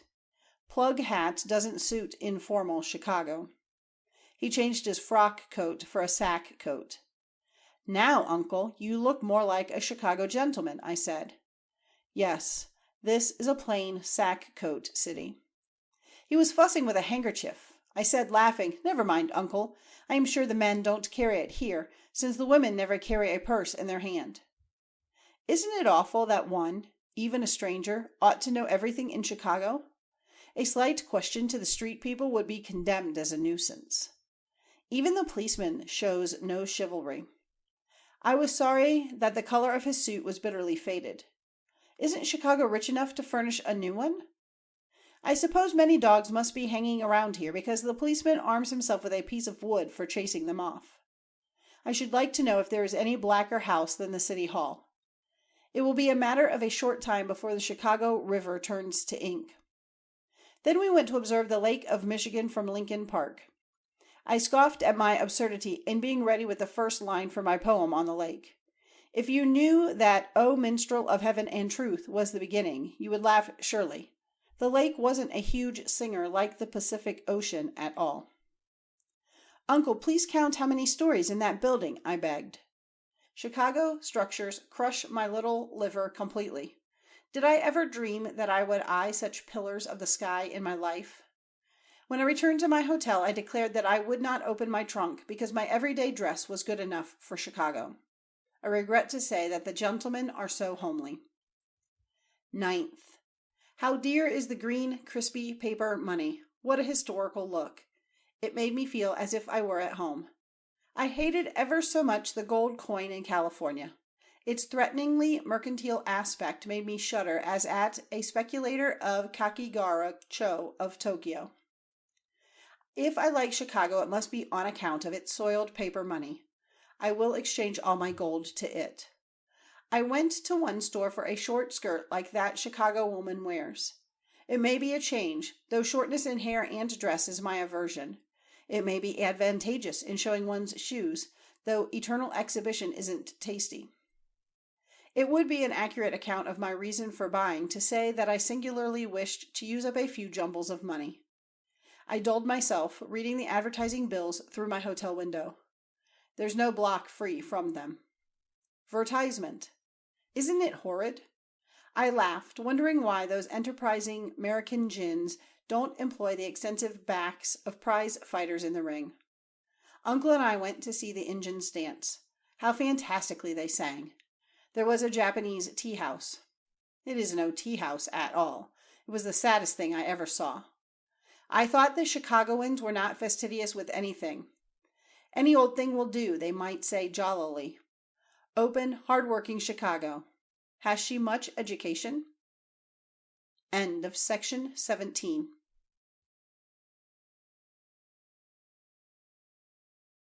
Section 18 of The American Diary of a Japanese Girl. In America, Part 16. 10th.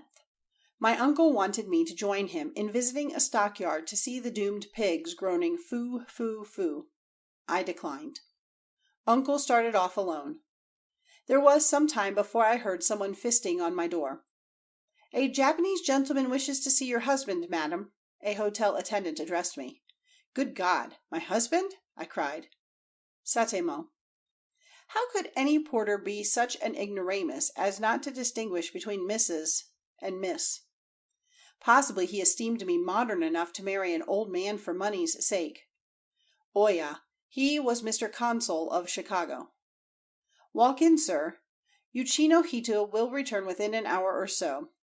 Then I explained about my husband. We both laughed. There is nothing more pleasing when in an alien country than a chit-chat in our native bicha-bicha, Japanese speech. Such a beautifully indefinite, poetically untidy language. I love it. 11th. It would be too much of a risk of one's life to stay in Chicago. Goodbye. Flowerless, birdless city, sayonara. Buffalo, 12th. Niagara Falls was a disappointment. Uncle says I have still to learn how to be appreciative of things. A red brick chimney by the falls spoils the whole affair, I do think. My uncle was cross, saying that he had eaten the toughest beef of his life. He seized 2 Canadian dimes and a bogus $50 in an hour. Poor uncle. Isn't this Buffalo town awful? I said. New York, 13th. Miss Morning Glory has stepped into Greater New York at last. 13th of March, 1900. Today will be the special day of my family history. My entrance was delightful to the full. The train stole gracefully into the city at early morn. The sky was distinct, like the lake of Biwa. The respectable face of the city accepted us charmingly. I bounced my little body in my happy thought of another chapter of life. I felt like Dante, crawled out of darkest hell after the torture of the terrible show. Oh, Chicago. Our kind Japanese consul of New York was looking after our arrival with a carriage. I saw a horse car trotting. It encouraged me to think that even an ignorant Jap girl might find her own living here, since such an old-fashioned thing exists perfectly. I secretly fixed in my mind that I will adventure my independent life when the crisis demands. Our carriage rolled up Fifth Avenue to Central Park. How often had I imagined laying me in this celebrated ground? "Pray let me off to smell the smell of the New York breeze," I exclaimed. When I was stationed on the third floor of an edifice on Riverside Drive, what a brisk name in the world, which was Mr. Consul's home, my bubbling fancies hastened down with the waters of the Hudson River under my window. Hudson River? It is my dear old acquaintance, introduced by the ever so pleasing Mr. Irving. See its classical profundity before my face. Where's Sleepy Hollow, I wonder? The spectacle of the river reminded me of the Sumida Gawa of Tokyo, mirroring the clouds of affectionate cherry blossoms which border its bank. It would be a remarkable idea, I thought, to petition the mayor of New York for the Japanese cherry trees to parade on this side of the Hudson. When they are in flower, I will open a tea house under them, of course. My attire as a mistress should be a little red crepe apron to begin with. My head will be wound with a Japanese towel to endow my oriental eyes with certain better results. I will raise my voice, calling, "Honorable rest! Honorable tea plucked by the choicest Musumis."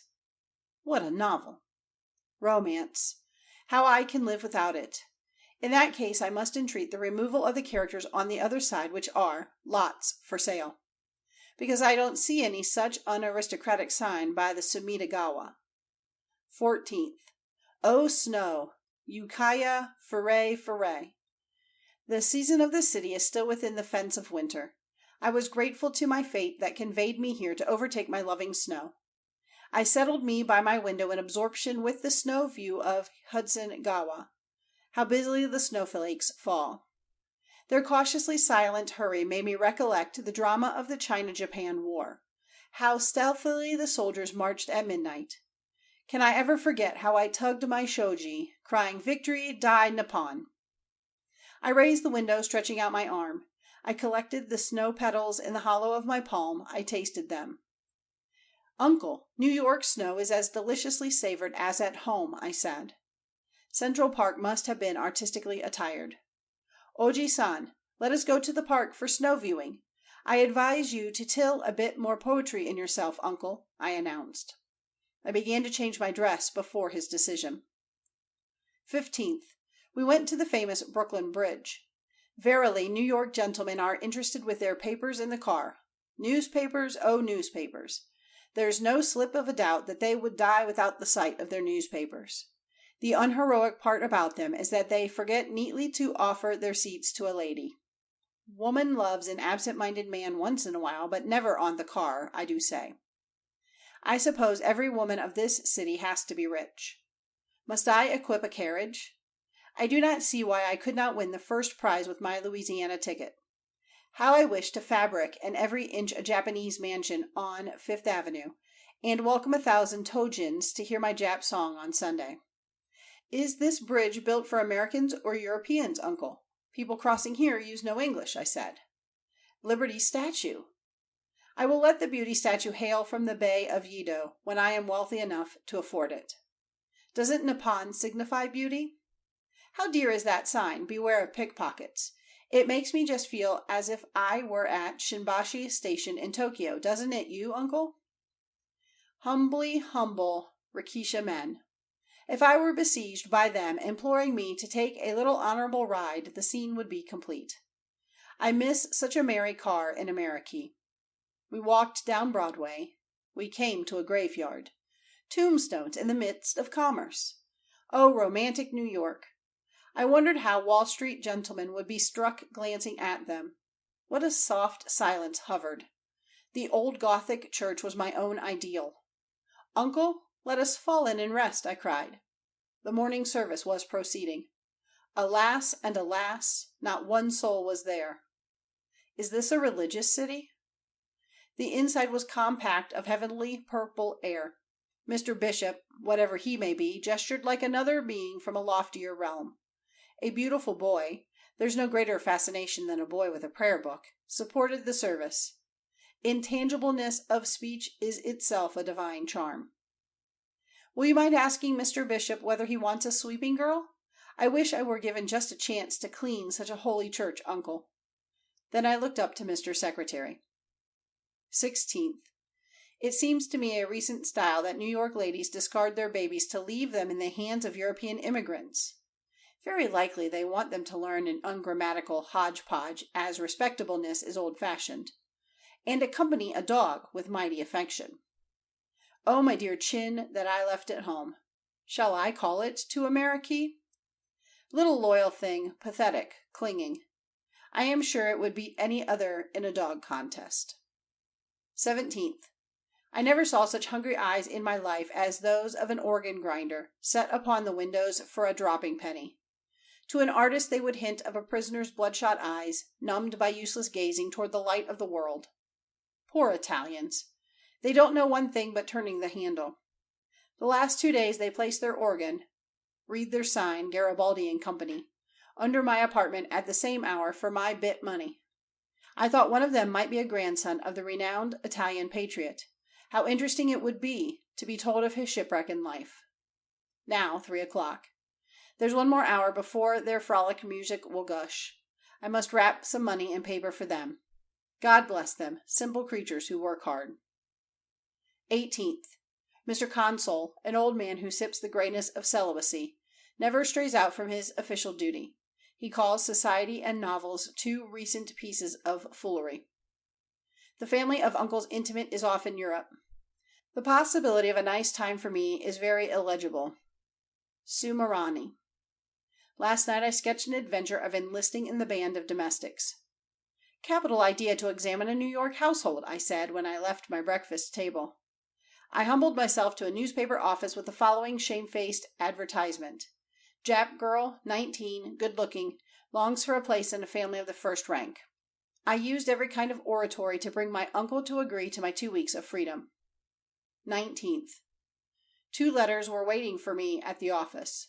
One from number 296 of a certain part. 296? Unfortunately, it sounds like Nikumu in Japanese, meaning hatred. And the other was from 5th Avenue. Parlor maid. $12 for a month.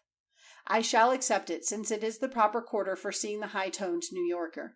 I feel already a servant feeling. I am sorry that I didn't discipline myself before in dusting.